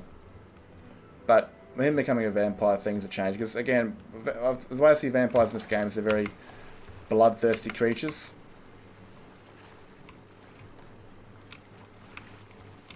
Oh, that bit, not back yet. Yeah, they're bloodthirsty, so they're hungry for blood, but they're also have this like, you know, this like very much like Merleg balls. They're Merleg balls creatures, right? So they're very bloodthirsty in terms of hunger, but also in wanting to spill it. You know, that the smell in the air, you get this carnage, like this Hulk rage about you. And you want to just perfume the air with more blood. And also, since he's a creature of rape and domination, that they just want to really, you know, have maybe some mad sex. A bit of violent hardcore. I don't really want to get into that sort of stuff, but I kind of want to really focus on the idea that these characters, especially vampires, they suffer from the afflictions of what they become and kind of dive into them. You know, either the full hunger of blood, the wanting to spill it, and the wanting to sort of really press their power in the act.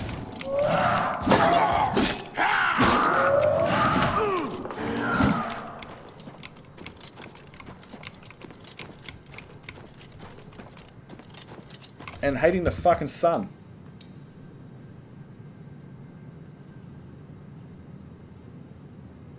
He's not really my character anymore though, man. That's the thing. He's not. I mean, I stopped playing him because the story made no sense. Because I couldn't be the Dragonborn and then go and kick the Thalmor's ass and all of a sudden come back and be an Imperial soldier and a Dragonborn. Like, that shit just doesn't roll.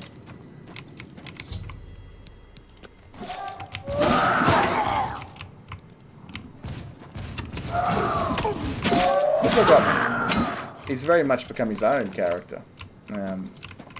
Very, very much.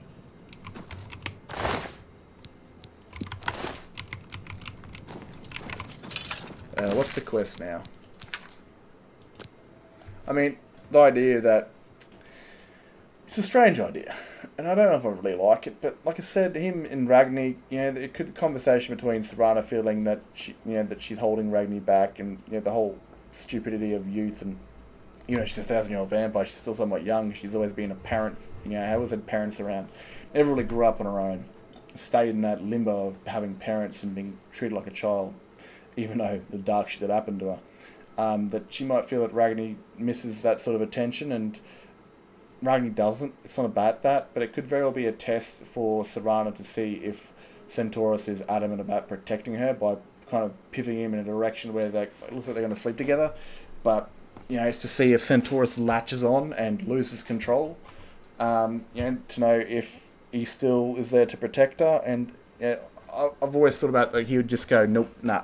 Sorry, I can't. And it'd be to him because it's a betrayal to Sigund, even though they're no longer in that sort of spear with each other because he's become a vampire and she doesn't want anything to do with him because of it.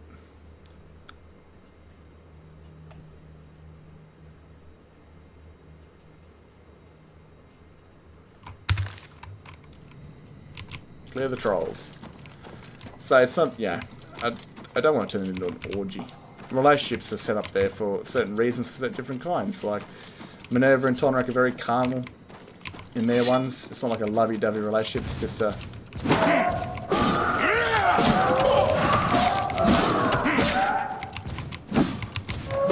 people that fight together and all that sort of stuff. They obviously care about each other. There's a love there, but it's not like a lovey-dovey mushy bullshit. See people that understand the world isn't fair and they could end at any moment and they're just enjoying what time they got together.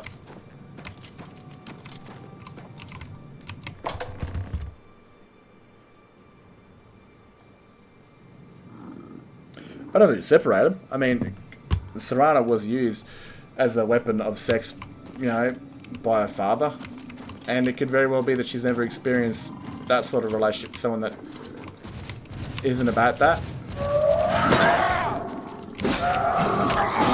and she might want to know what it feels like because obviously the love that Ragni had. It's all kind of uncharted territory in the third. It's kind of risks the character a little bit, but like I said, I like the idea of fucking man. These guys are like trolls on steroids.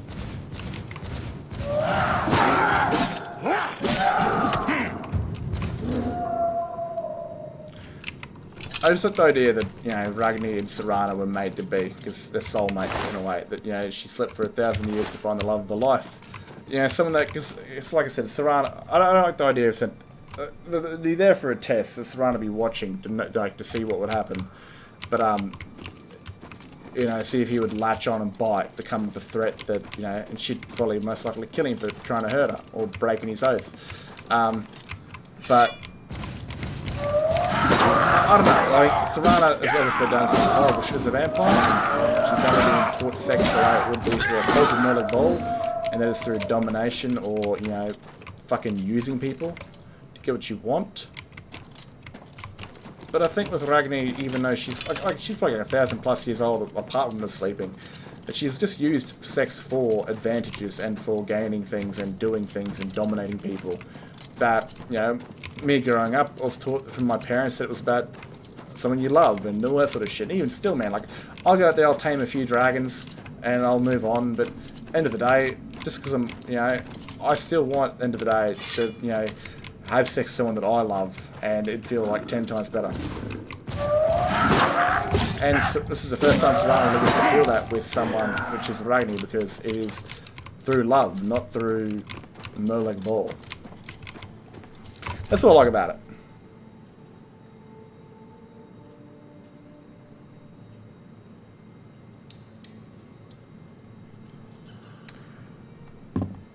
I think Serana is like, it's very much like the whole Cecilia thing. She's lived for too long to really care what's what. But it's important to Serana with Ragni because, like I just mentioned, that it's sex through love, through passion, not through domination or use or anything like that. I could be fuck killing all these orcs.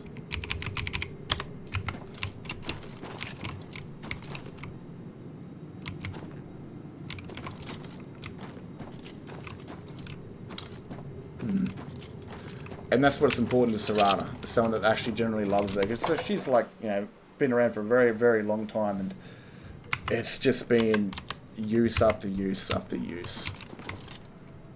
Have I killed every fucker in this place? Yes, I have. There we go. And like I said, it's important that, to me, especially for Serana's story, that she finds someone that she loves. And she'd only set Santoris up with Ragni. And also Ragni would, she wouldn't want to do this, but she'd do it just to make sure that Santoris isn't a danger to her. And like I've always had it with Ragni's always thought about it, what would happen if Santoris was there that morning, that she would 100% would be with him if he didn't leave. And that's kind of the reason why I left. But that idea of jealousy is kind of removed from Serana's head, because she knows how Santoris feels about her. That he's the protector and not the stealer of women. But it's just like at the same time, I got to juggle these who they are, who they become, what age they are, what their relationships to each other were. There's so much human factor in that. It just blows my fucking brain sometimes. That is a part of the story which is a pain in my ass. Well, she doesn't want to, but it could be that she's, that she's trying to do this for Ragni. I mean, please see if you.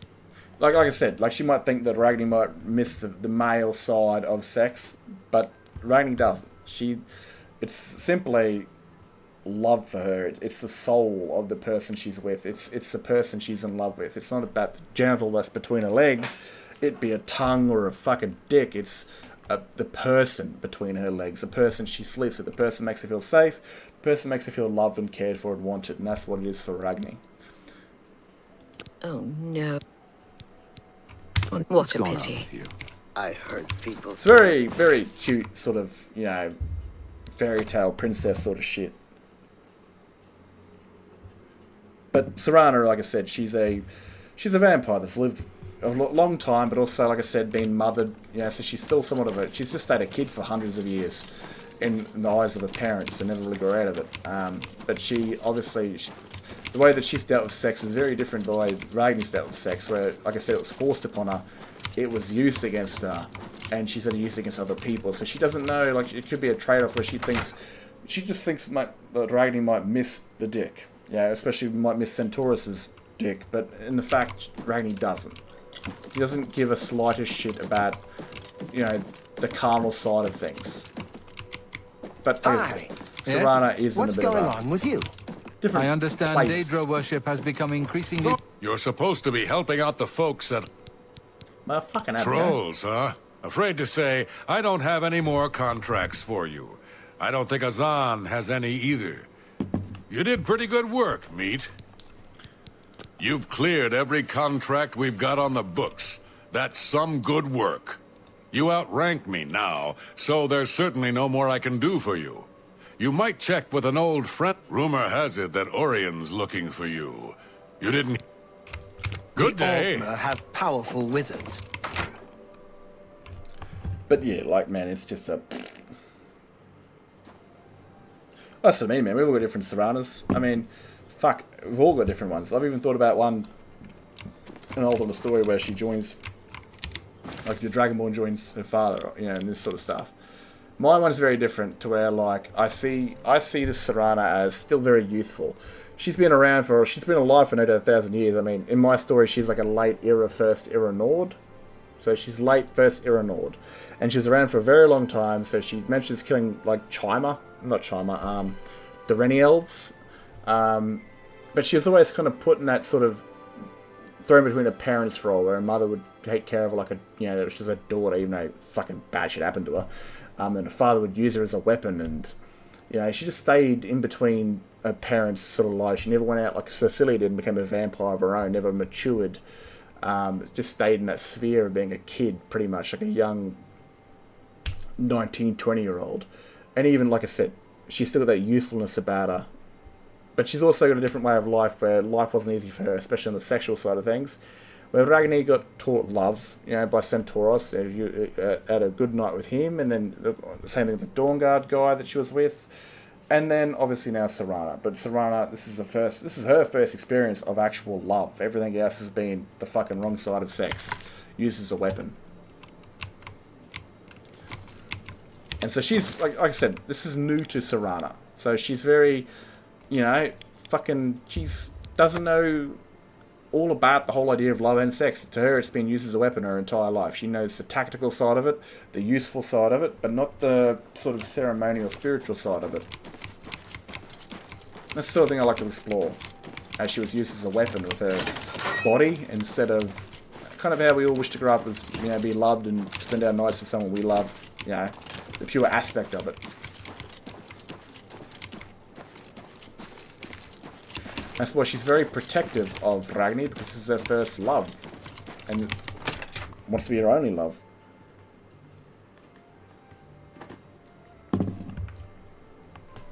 Hi. Greetings, champion. I'm at your service. Blackwood Company, eh? To bring them down, I need more information. My sources tell me they're trying to expand, and they've set up camp in Glade Mist Cave. I want you to go there and capture Ajum Kajin, one of their leaders. Bring him back to me. Go get him! Roger, let's do some kidnapping.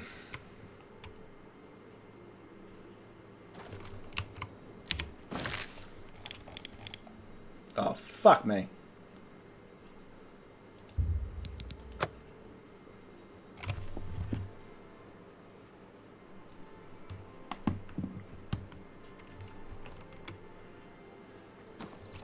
And that's still the whole debacle of Serana's, you know, condition of being a vampire. Does she cure herself? Does she try to get Ragni to become a vampire again and spend some time with her? Like some sort of condition, like, oh, I'll do this for you if you do this for me, sort of thing. And there'll be some hiccups of that in the future, of course. But, you know, it's still so much to explore with these two characters and their lives. Because they're both new to the whole in love sort of thing. Even though one is an ancient vampire, and one is a young woman.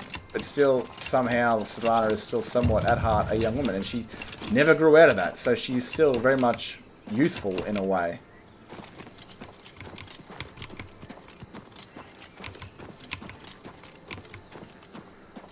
Playing as an ancient vampire with a young woman kind of be a bit suspect, even if she's like, you know, like Cecilia. Like, if she looks human, she looks like she's in her mid-20s, or, you know, reaching late 20s. I don't know. Her skin's a bit worn, of course, but that's because she's an ordinary vampire. But she obviously has the mental aptitude of like a, you know, a 60-year-old or 70-year-old.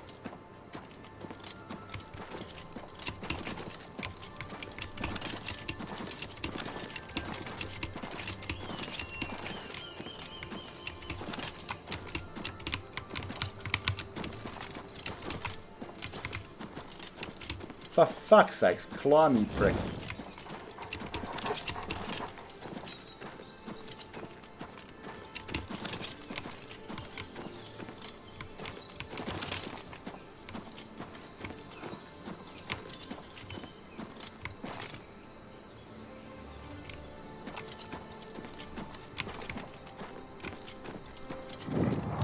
Honey, I'm home.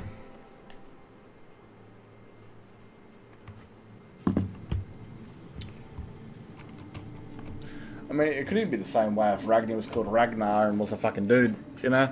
It's to be very, Serana to be very protective of the first person she's fallen in love with. But like Serana's been used as a weapon, so no doubt slept with many people, both men and women. Showing your face was the last mistake you'll ever make! You know what? You guys have 2 people? I will have 2 people. Am I supposed to be impressed? Alright.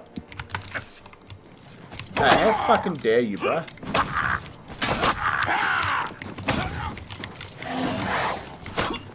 Alright.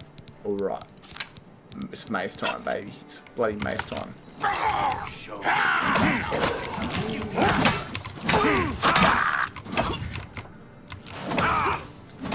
What's the matter? Best getting tired? Yeah, I am. I keep getting knocked over, you prick. Okay?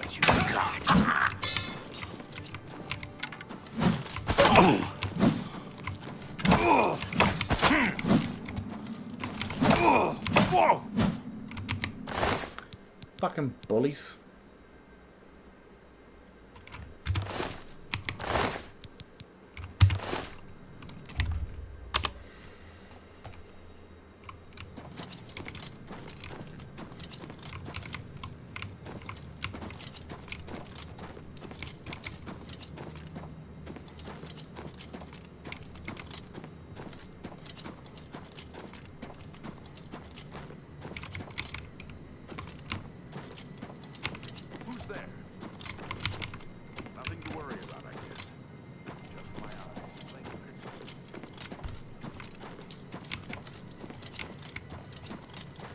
But yeah, Centaurus turning into a vampire would definitely shake some things up in the story. Was the last mistake you'll ever make.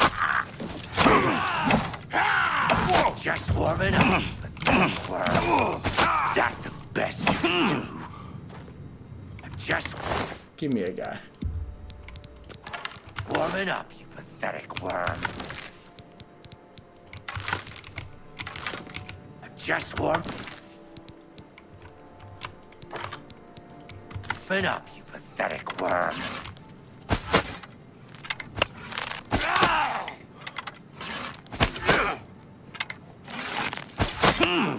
Yeah, boy, ricocheting his shots. You'll never take me down. Oh, you get this one, yep.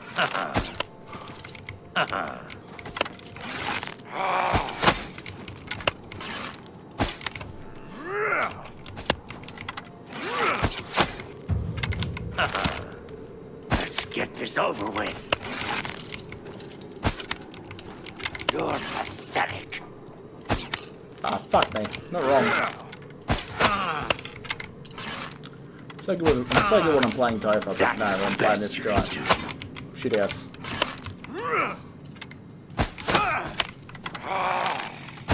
The bro's a goddamn god.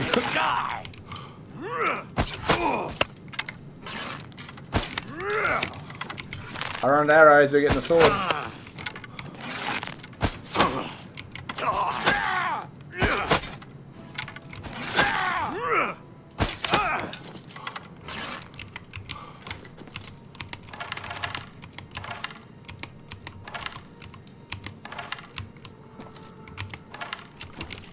Ray shot a few fucking arrows into his mate.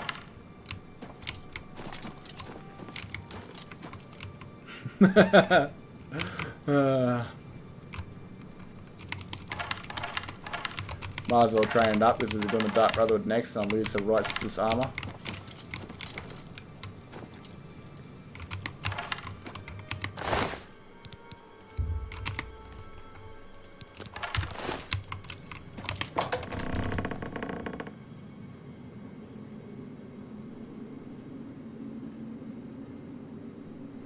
Normal people? What do you mean, normal people?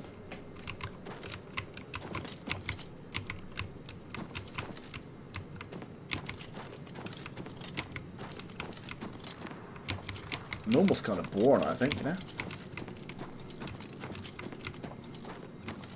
Been saying that, everyone's got a fucking blue hand so...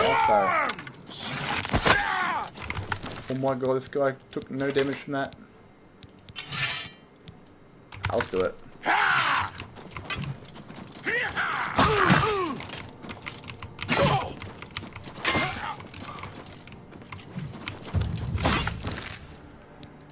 Tell us, my friend, I need some juice. Am I supposed to be impressed?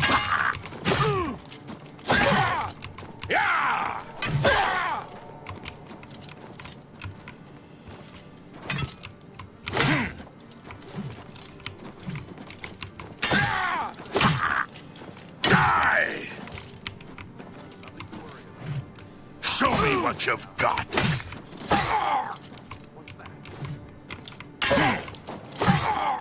What's the matter? Getting tired? You're pathetic. Not wrong. I'm feeling it. Just pause right there for a second while I juice up. Yeah.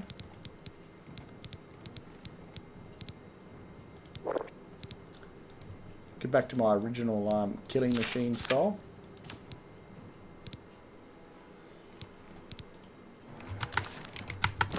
Oh shit, he's coming down hard.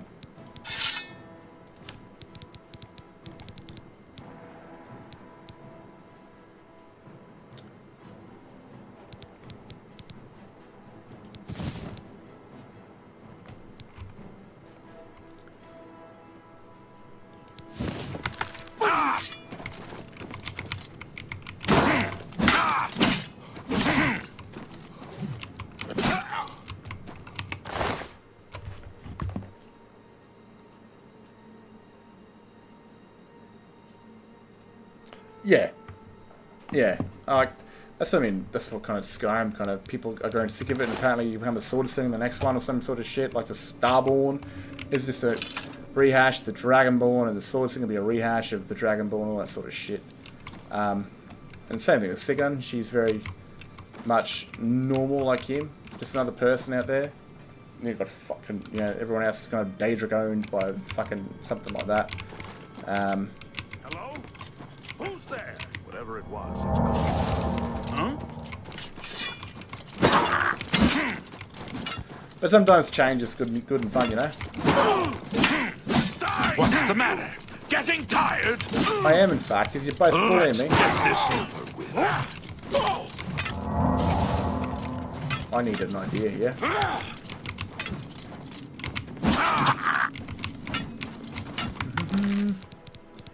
I've got no more summons. Maybe some magic.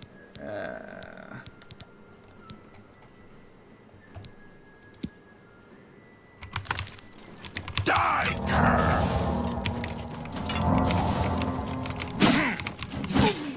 I'm just warming up, you pathetic worm! This ends here! You'll never take me down! No, I feel rather embarrassed by that, you know?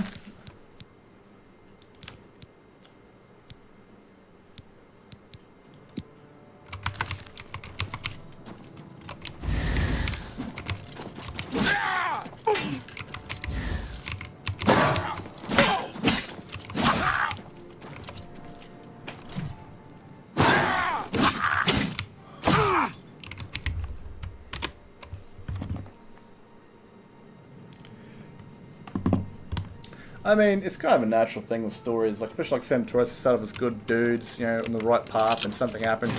And, shit. Which, you know, it sort of divides them and puts them into a different place.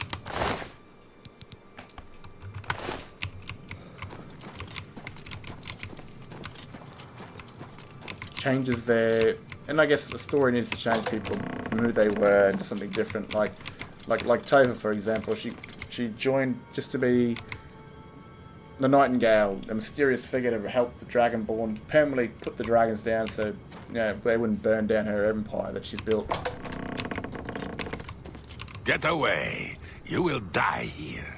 But now she's changing quite a bit. What do you Celia want? went from Get being away this from me! cold-hearted bitch to kind of warming up, and Tonrak was a bit of a glorified seed spreader and asshole, and he's kind of become a bit more of a decent fellow.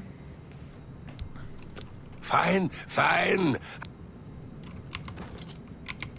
So the story all changes them, and sometimes it's for the worse. Like Sigun, you know, she joins up, thinking her sister had died, to kill her twin sister, might add.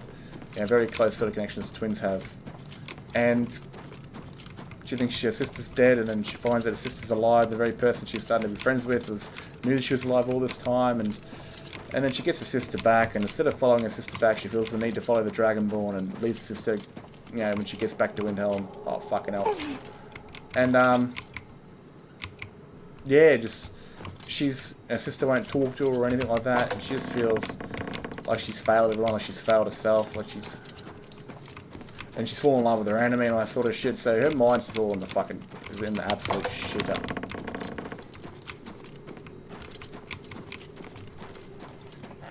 Stories can change you for the better, but definitely they'll change a few for the worst. Hopefully which makes them better at the end.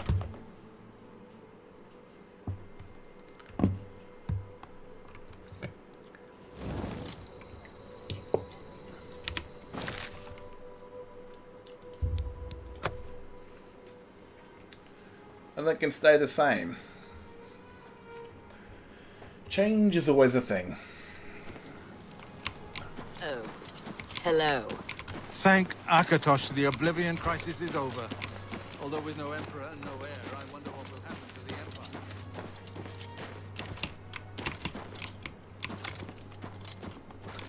His name is Mead. I don't remember when he takes over that straight away, or if it's a couple of years from now, or a decade, I don't know. But I know the Chancellor gets killed. That elf dude, he gets murdered by the Eldmerry Dominion.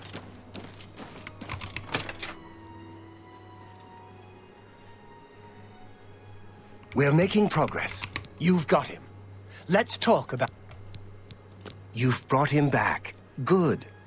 Do what you must to make him talk. Now, go tell him to sit down. What do you want? Fine. You don't scare me, beat me, torture me.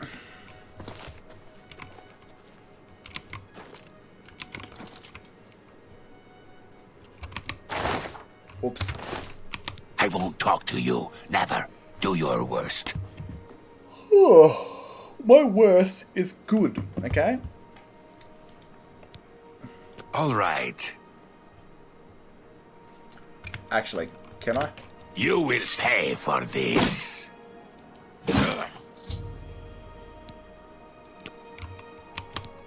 Yes, enough. What? Oh, I'll tell you what you want. Poor bastard's still on fire. Never.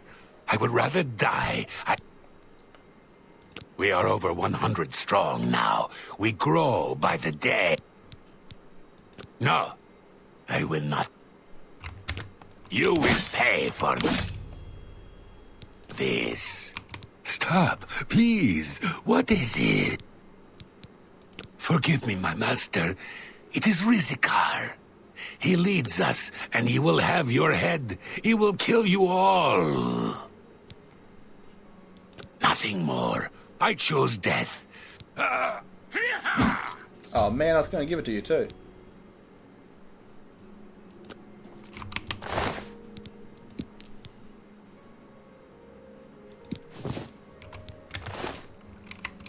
We're making Damn.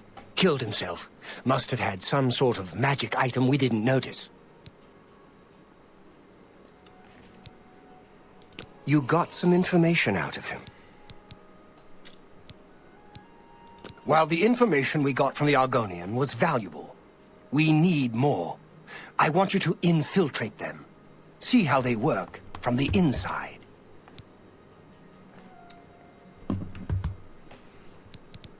I want you to get to Leowen and join the Blackwood Company. You'll be on your own. Steer clear of me and all of your Fighters Guild brothers. It'll be rough. Good luck. Well, there will be a certain wood elf that knows who I am, and I'm certainly wearing rather notable armour, and I've no doubt done a notable bit of work that they would recognise me. I mean, it doesn't seem like a very plausible quest line. Oh, fuck, where is this shit on?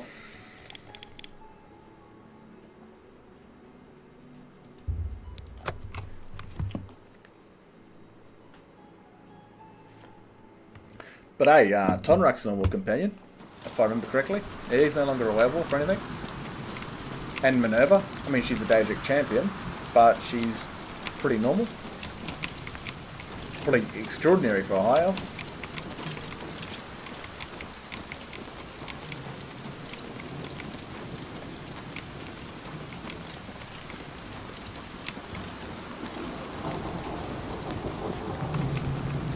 Topher, of course, is unfortunately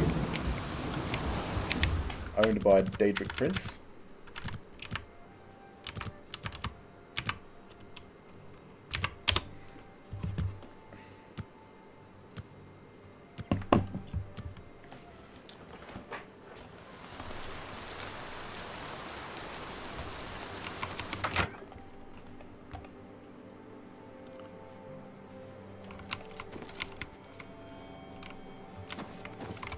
It's my pleasure. Please, continue.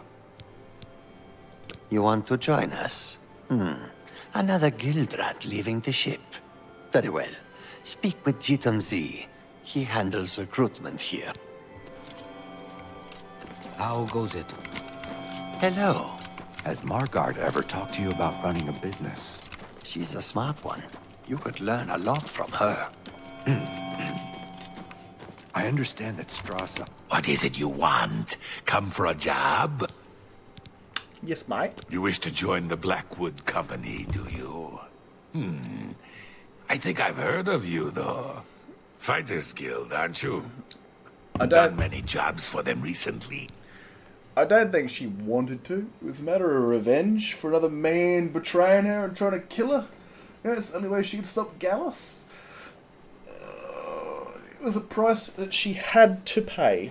And she's even talked about becoming a vampire to try and dodge that. The idea that, you know, maybe her luck might run out if Nocturnal found out she was trying to dodge her payment.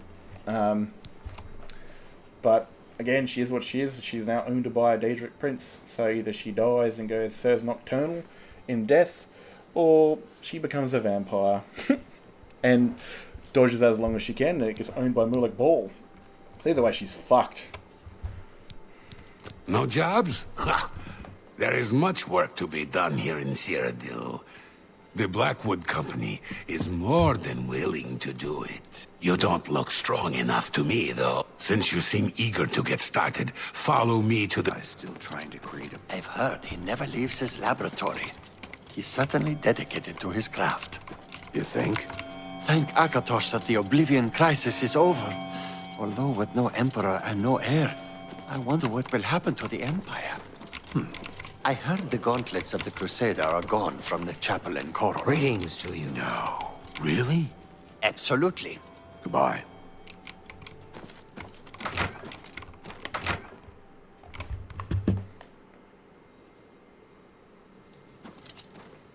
Yeah, well, why not? But the idea of Topher becoming a vampire would be like after the story's done sort of thing. I don't even like vampires. I like werewolves more. But I had to come to the idea that if she does become one, it could be from Centaurus, or it could, you know, because I don't think Cecilia will never turn someone into a vampire, and then I doubt Solana would. The four of you have ever. a mission. The settlement of Water's Edge has contracted us to take care of some goblins in the area. That could be a way of her gaining more wealth and power They've and been have giving the longer life. locals some trouble. Shouldn't be a problem for you four, though. The three of you should be prepared by now. But as you see, we have a new recruit with us as well. I'll need a word with you, recruit. The kind of idea behind that too would be kind of cool, that, you know, that Cecilia would be in the right place at the right time, or even that, you know, eventually Umbra took Cecilia's soul somehow, even though she's a vampire, and she's like Umbra in the next game. You got to kill her, and you just kill this vampire woman, not knowing how important she was in the past, which would be brutal. That's if she survives. I mean, she could very well turn to ash. If she's killed by fire, she's gone. If she's killed physically, she can still hang around unless her head's going blown off. You'll need to be careful on this mission. Sometimes new recruits have complications. Take this. It will increase your skills in battle. We use it often. His sap, eh? Oh, to be like aliens. Why it is... Don't be stupid. We have returned with the Hist itself. One beautiful Hist who gives her gifts to all the company. The clever mages made it possible. Magic and iron. But this is not the time to talk. You drink your...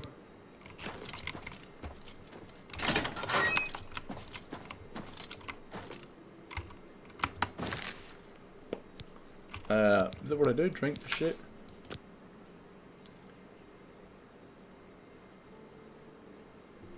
Alright, I guess we're all to drink, get on the steroids.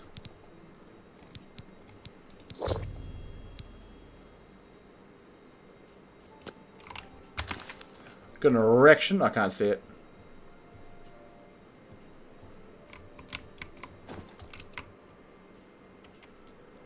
Fucking Black Adam and fucking surrounded by a bunch of dead bodies and naked women. I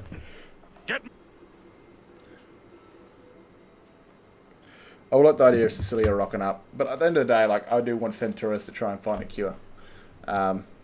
Moving! Kill the We've goblins! got work to do. All of them!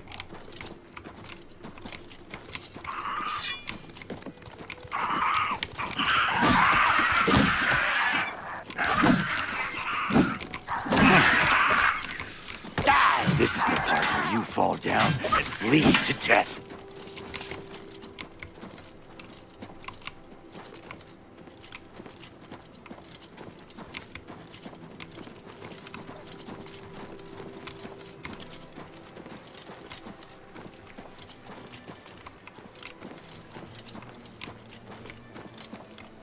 Fuck is my job here, bro?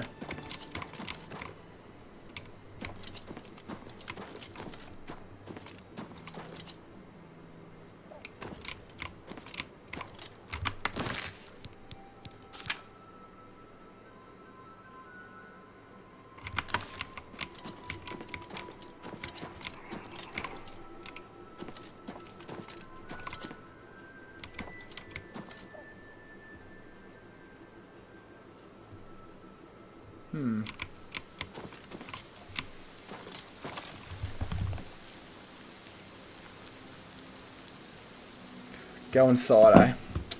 Man, I wish that they'd just simply tell me that.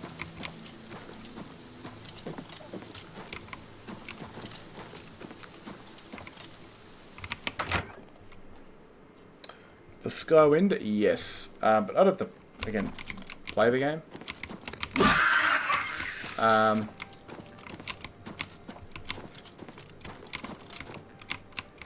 But I plan on, like, I was thinking like of Imperial, but I don't think the reincarnation of the Neverine being an Imperial would be a just thing. Maybe an Altma, because, again, you're meant to be a foreigner to the land, alright?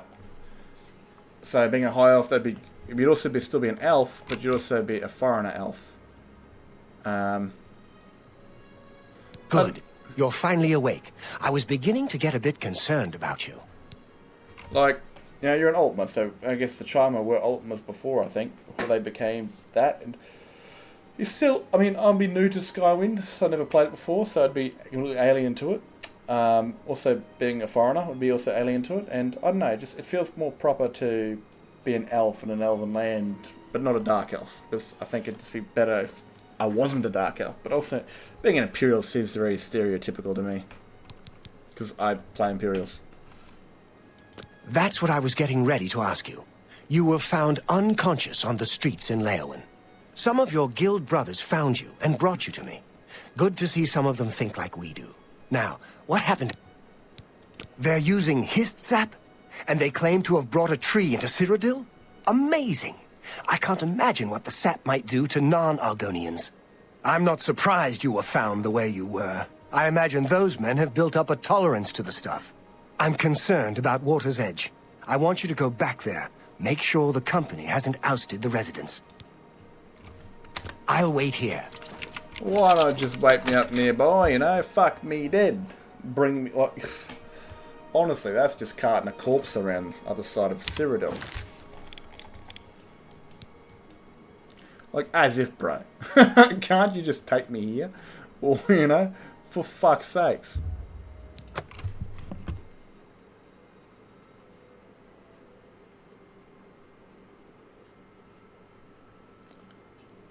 I played, obviously, an Imperial here, and a Centaurus was the main dude. Until I thought of to go a female native of Skyrim.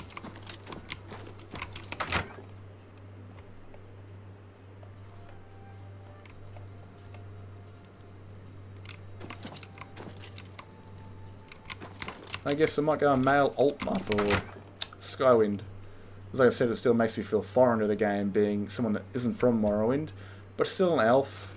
It kind of make a bit more sense maybe an Imperial, because they kind of really don't like the Imperials.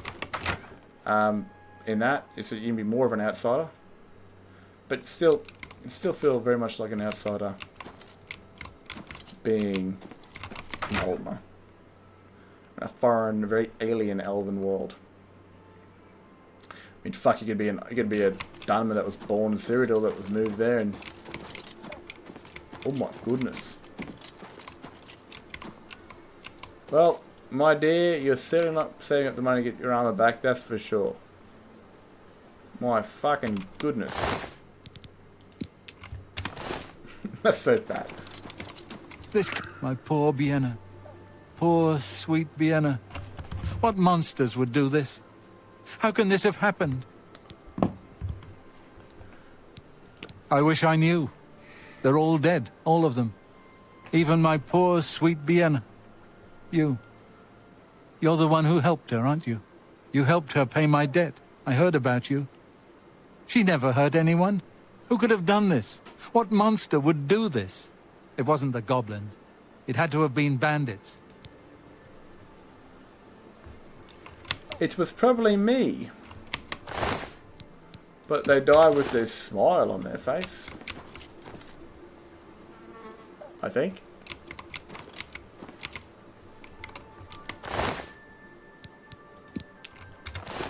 Don't waste no gold.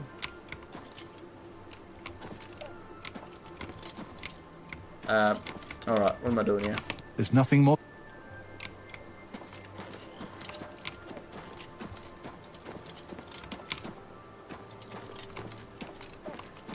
Alright, I have a quest marker, that's beautiful. I'm about to head off soon. I'm bloody fucking tired as shit. It's like... Holy fuck, 5 AM. Man, I didn't expect to get to 1 AM.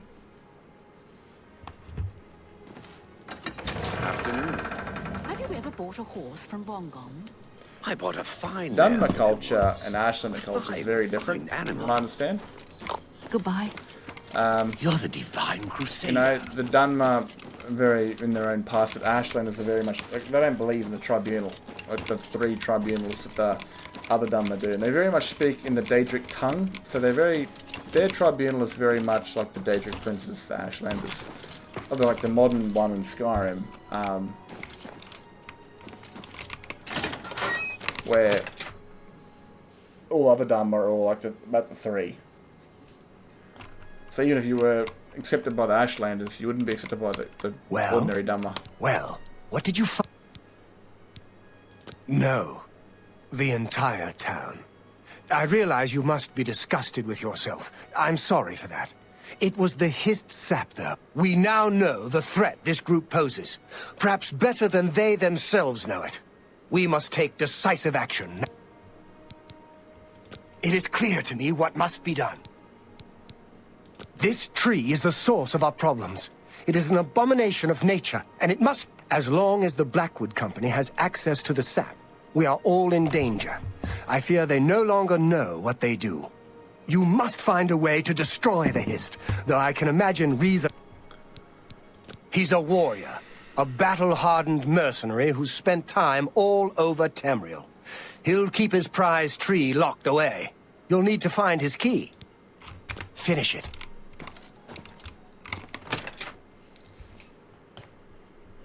I mean, Skinger out in a wall.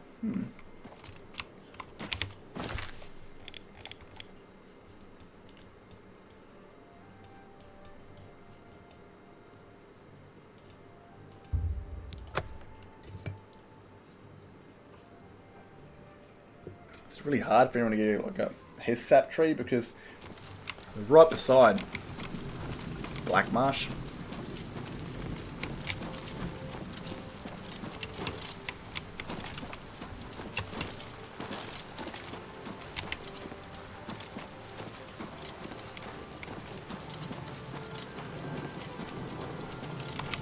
Hi there.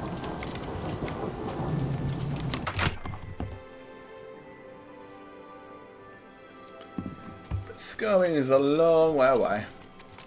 You are no longer one of us. Fighters Guild spy. Traitor, your life is forfeit.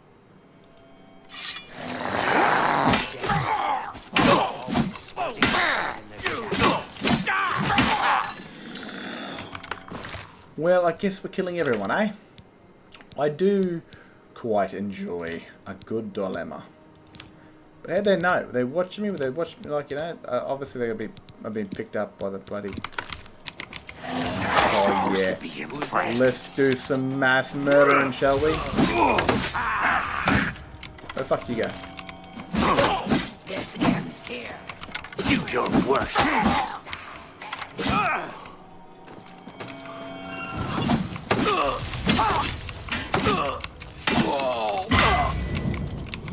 Fucking mages. Fucking scaly back motherfuckers. I didn't want that. Fuck me dead. Whatever.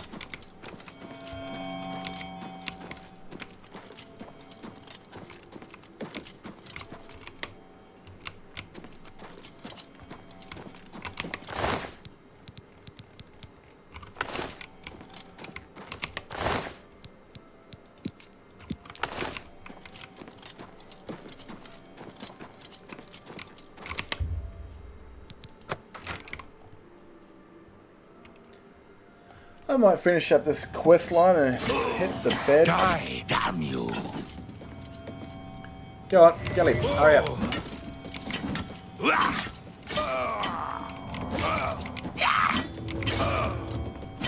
And she's a beast. Let's get this over with. She is a beast. I'll probably have her fight the champion in the arena. Should win.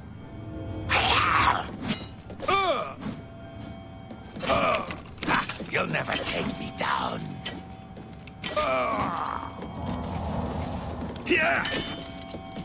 Oh, I said stab her, bro. She just supposed to be impressed. Just limbed him. Oh, what a beast. What a fucking beast, mate. Yeah, do not mess with the Orioles. Absolute monsters. Fucking shut up.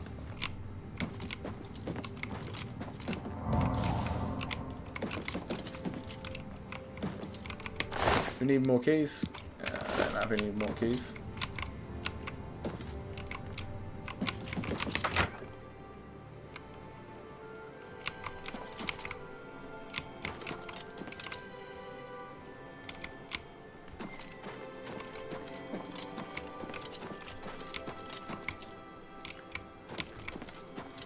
Where the fuck am I going now? I see up further.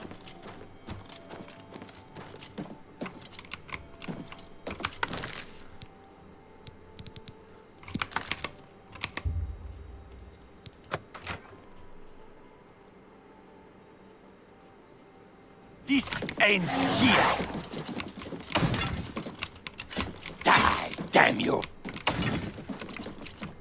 Ha ha! Mate, come on, Dark Juice. You're proving the Golden Saints to be better.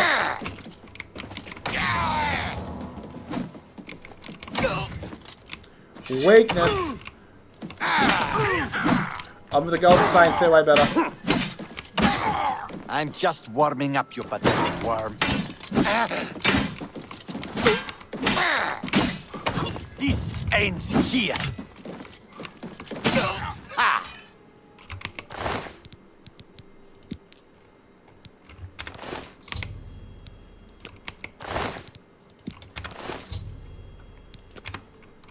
Yeah, I thought it was a Khajiit's name, right? Thought it was. A Khajiit has Argonian his sap some shit. And the Argonians let him.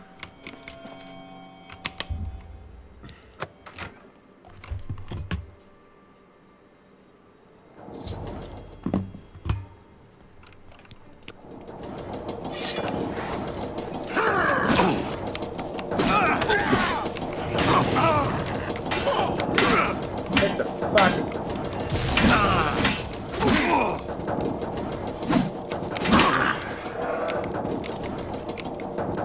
Bit of an odd fella. Bit of an odd fella indeed.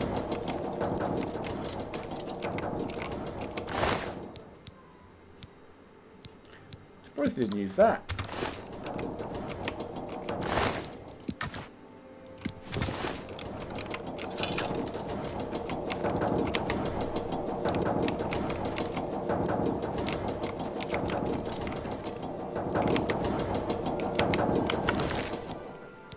Maybe.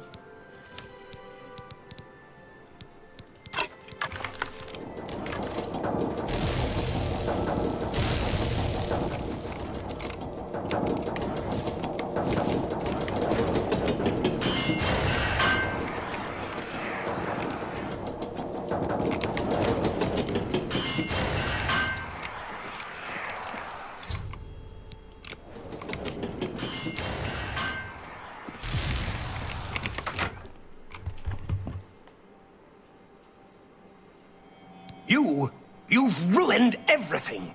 Why? Why? I had a job. I had a home. You've taken it all. I'll kill you for this. What up? Libido. What? What's libido? I'm lacking the English language right now.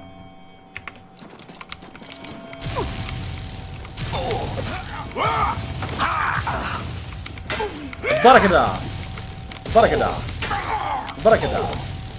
Urus! Die, cur! Alright.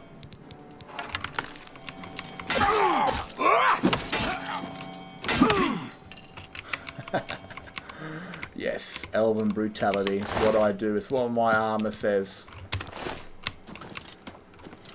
Right up.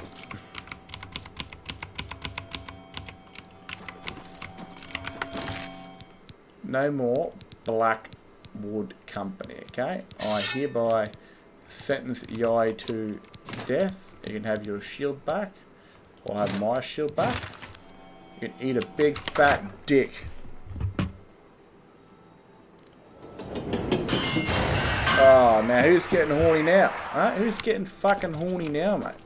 Nah, no, she doesn't actually. Not my one. It's, like I said, I mean, I'm playing a female character. I don't want to make women look fucking disgustingly horny. I mean, you know, there's parts of the story of certain characters. Like, Freya loves rooting women. She loves that shit. But, no, for my Dragonborn, it's...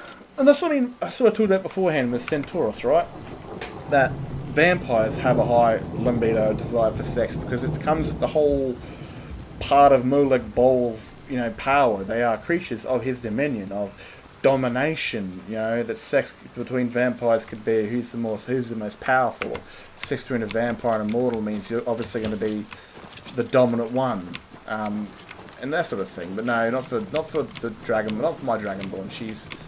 She's happy just having sex with the one she loves, and that is Serana. And Serana, you can really hear it in her dialogue, but she really likes sex with Ragni. And that could very well be because she loves Ragni, because it's special to her, but also because she's a vampire and really enjoys that carnal thing. And, you know, most likely she's the more experienced one. She's the one in charge. She's kind of showing Ragni the ropes when it comes to the female body.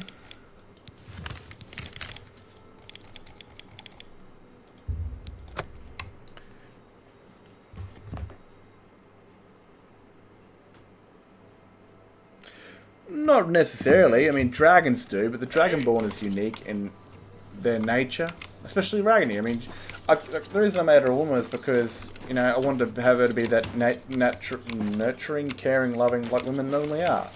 You know, you had Riemann, you had Tyber. They were men. They took it to the battlefield, and that's sort of what we do as blokes. We want to fight. We want to use the power we have to, you know, to take charge, take power, and this and that. But Ragni is a woman. A young woman at that, and she wants to bring hope, not dominance. Dragons are, but again, she's mortal. She's not a dragon. She's got the soul of a dragon, but she's not a dragon. Yeah, like I said, that's more of a vampire thing. You know, that vampires have that more than, and that's naturally because they're vampires. They love spilling blood, they love drinking blood, and they love that sort of conquering in the bedroom.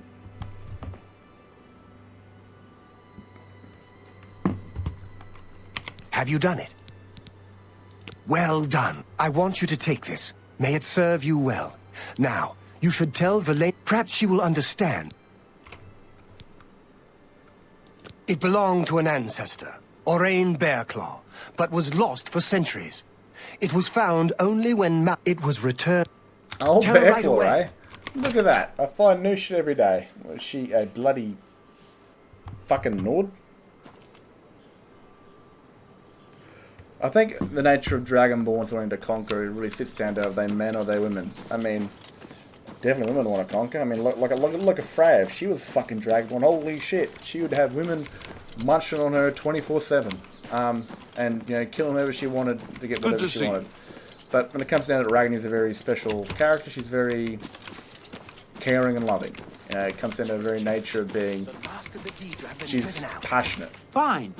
Good for you. She wants to be known as the Lightbringer, not the, you know, the Warbringer kind of thing, you know?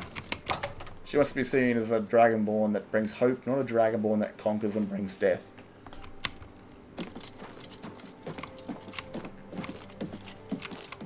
Hello. Well met. What's going on with you? I understand Daedra worship has become increasingly prevalent in the Somerset Isle. It seems Somerset Isle has become... What is it you want? You were told to stay out of my sight. I'll assume you're here to tender a resignation.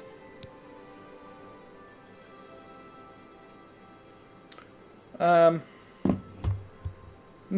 Well, a side effect of how long they've been a vampire for definitely will come into hand a lot later in the story. But, I mean, say, for example, Cecilia became immortal again, she wouldn't know how to live. She wouldn't know how to eat and drink properly, and her injuries would cause her great harm, and there could be a very negative effect of that her body has been alive for too long, and the mortal side of catching up to it could very much fuck her. Very much like being human in a way. How he became human again, but he died within like 2 weeks because his body just had lived for too long, and being mortal, it just crippled him. I do have an idea though for like maybe a character. I made this one a while ago, but they were a vampire and they had the fucked up face, like the bat face, but they cured themselves, but the bat face stayed there. And they've only been like a human for like 5 or 6 years, but they were a vampire for 200 years, and you know, they're still trying to adjust to life, but they've got that ugly bat face permanently stuck on them. You've done what? I had no idea it had gotten so bad. How is it you accomplished all of this? I'm the holy crew fucking Seder, mate. With Orion? He was dismissed. I should expel you now. But no, it isn't Orion who is to blame. I fear it is I. I love the Fighters Guild and all its members, perhaps to a fault. I fear my concern for them has made me blind to what's been happening around me. If it were not for you and Orion, I dare not think it. Now we must speak about what you've done and how it will affect any further advancement. Because of your actions, I am hereby stripping you of your rank of champion. You were reckless, foolhardy, and dangerous to yourself and the Guild. They were also brave and necessary. Because of this, I am hereby naming you Master of the Fighters Guild, effective immediately. The Guild has passed me by. You are its future. Take your responsibilities seriously. I wish you luck. You still have many duties to perform. Oh, right. So what? I'm now the... I thought you come the second in command. I didn't think you came the boss. And again, you didn't come the Archmage and the Listener and the Grey Fox and all that sort of shit, so that does make sense. So could still definitely work these characters into the story of Oblivion, like the Fighters Guild definitely comes along, the Archmage comes along, and the Grey Fox comes along. And Cecilia's mentioned the Grey Fox in the stories, but never gave him a gender or a race, and that's kind of maybe the point, because I think the Grey Fox is meant to be unknown, especially for everything. Like, yeah, might make the Grey Fox like an invisible body, like, you know, like part of the invisible race. So all you see is the armor and the hood, and you have no idea if it's male or female. Your first duty should be to name your second in command. I can think of no one better for this job than Modrin Orion. Should he accept the position, you would be well served. Rely on his wisdom and experience more than I did, my friend. Good luck. Go hurt something. Be seeing you. Ooh, fine steel, that's a lovely blade. What do you want, you suspect-looking unit? Looks like you got it fucking hit in the forehead. A pleasure to speak with you. Let me take a look at what you've got. Robbery.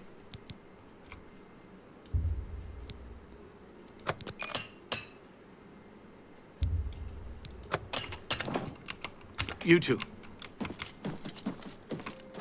Alright, so am I done with this shit? Have I completed...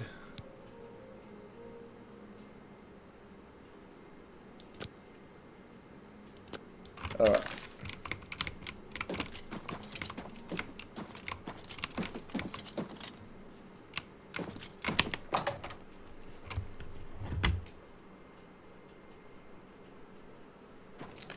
I'm definitely thinking, like, you know, I'll kill this centaur. So it could simply be a turn to a vampire, get to Morthal, cure him. But, you know, I want to leave that little hint there that what did this to him to make him become a vampire is still there. It's just what becoming a vampire is completely blocked off the effects of it. But he will still feel the sting of the dagger if it's around. It won't kill him because he's already undead and he's already more like balls, you know, already. But the idea that it, you know, if he was to cure himself, that it very well could still spell his death again. So he might keep it lingering until maybe one day it's found out how to destroy the curse or remove it. I have an idea for that. What happened? Did you speak with Valena? Ha! Made you Guildmaster? Amazing! You earned it, though you'll likely muck it all up. So, what are you going to do with your newfound rank?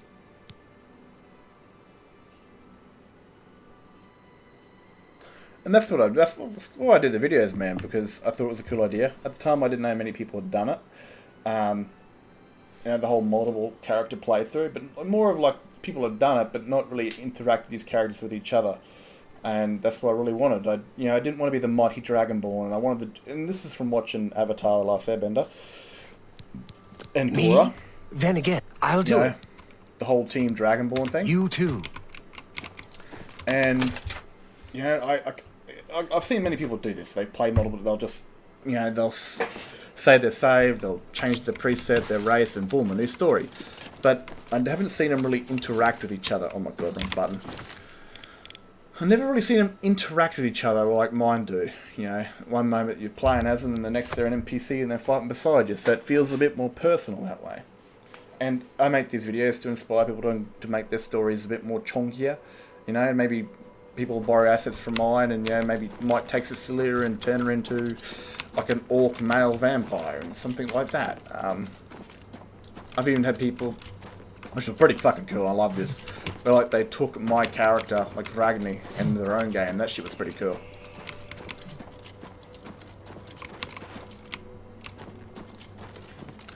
That shit was all fucking out pretty dope, The idea that someone just take your character and play it as their own was awesome. And it's just essentially what I do with this shit for, is just to inspire people, and it comes in many different forms to make their stories better or give them an idea for them, because Skyrim is perfectly built for it. It's fucking shitly built for the single dragon, but it's a game. It's not made to be a television series or a book. It's made simply for a game story.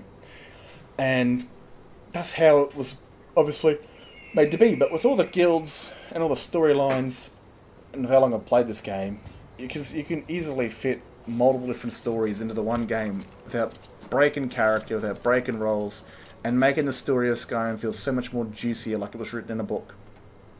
Instead of playing the game by the one Dragonborn that goes and does all, runs through everything and saves the game and repeats and becomes a Dark Elven Necromancer, then boom, does it again, becomes an Ultima Restoration monk or a Khajiit monk warrior.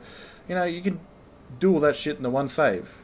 It's just a matter of keeping track of it, really, and basically time framing it correctly. Like I started off a couple years before Skyrim's events with Minerva, well, especially Cecilia. I mean, we pretty much take 4 years after this, and then once Cecilia's story's done, it's the legal guild members and their stories, which kind of build the world of Skyrim. And I like it because, if you're playing a single character, the guild is just simply something you just do and complete and move on. They've got no value to the story, but while having Minerva and Tonorak do these guilds, their guilds become part of Skyrim's story. They feel like they're actually part of the world, instead of just something to complete and finish and move on. Like the Fighters Guild right now, it means nothing to me. Like, I've completed that, I've become an assassin for the Dark Brotherhood, Piece of piss. And then I do the next thing, But especially with Oblivion coming along, the Fighters Guild will have a guild master that will aid the champion of Cyrodiil. And even the Dark Brotherhood listener, will join, and it makes these guilds part of the actual story instead of something you just run through as a player. That's what I love about it. And you form relationships with it, you've got Minerva, and you've got Tonorak, you've got Sigurd, you've got Centauros, you've got Freya and whoever the fuck's wanting or willing, and yeah, things like that. There's so much you can do with a multi-character story. And like I said, it brings in people that are interested in doing that themselves. They learn to do it. Mine's a bit old-fashioned with alternate actors. And I make all my NPCs. I don't copy them with Protheus. I use that to edit NPCs' appearances. Very important thing. But I make all my own NPCs in the creation kit, chuck them in there, give them AI, necessary for the start. Boom, they are born. Most everyone that see my videos is open Civil War videos, essentially. Actually, there's a video I want to show you real quick. A fun little one. And this is actually...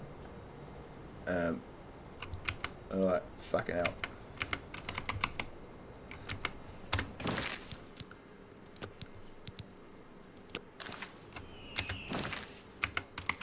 I love it. Oh my god, it still remembers it.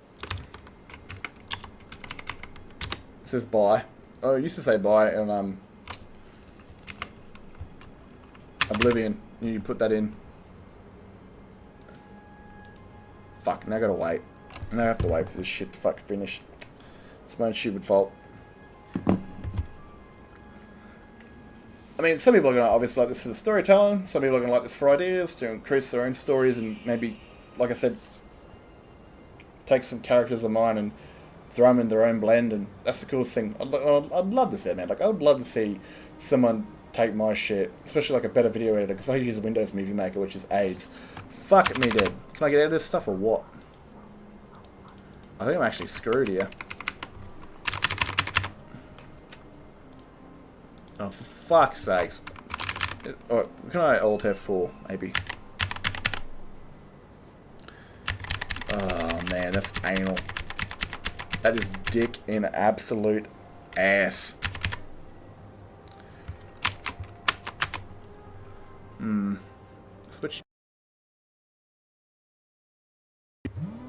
It's very, very doubtful. What the fuck? It's people say AI doesn't have a soul, but it sounds like it's got a soul. So you should definitely give that a check out. It should already be out for the last like 5 hours. But yeah, man. I mean, hopefully people just enjoy the story, man. That's all. I mean, fuck. At the end of the day, I'm a bit of a loose unit, really bare bones, basic Aussie. I don't give two fucks if people, think or feel this or that. I mean, I'll treat you how I want to be treated, and if you act like a fuckwit, I'll treat you like one. But again, it's always a big risk putting your own personal storytelling out there on the internet, and people just to laugh at you and call you a fucktard, and that obviously is always going to hurt, because the biggest thing of telling a story, the biggest fear everyone's got is no one's going to like it, and we're always our own number one enemy. No matter what we do in life, we're always fucking. We're the first ones to bully ourselves. But, you got to do it out there anyway. It doesn't matter what you do. If it's an audition or if it's fucking chucking a story out, if it's doing something, it doesn't matter, because if you can beat yourself, you can say, yes, I can fucking do it, then you're already halfway to the win, And that's... And like I said, I get the reward of people commenting and you jumping in, man, and yapping my ear. Fucking honestly, man, if you didn't come in here, I wouldn't be playing until 5 a.m. I really wouldn't. I would not be playing this game until 5 a.m. in the morning. Fucking no way. And I get, people that communicate. People jump in and have their voice heard and, talk about things they like and their own things, their own stories. That shit's cool, man. And I really hope that I see one day, just even if it's the next Elder Scrolls game, people really jump in and add their own stories to YouTube and that sort of thing.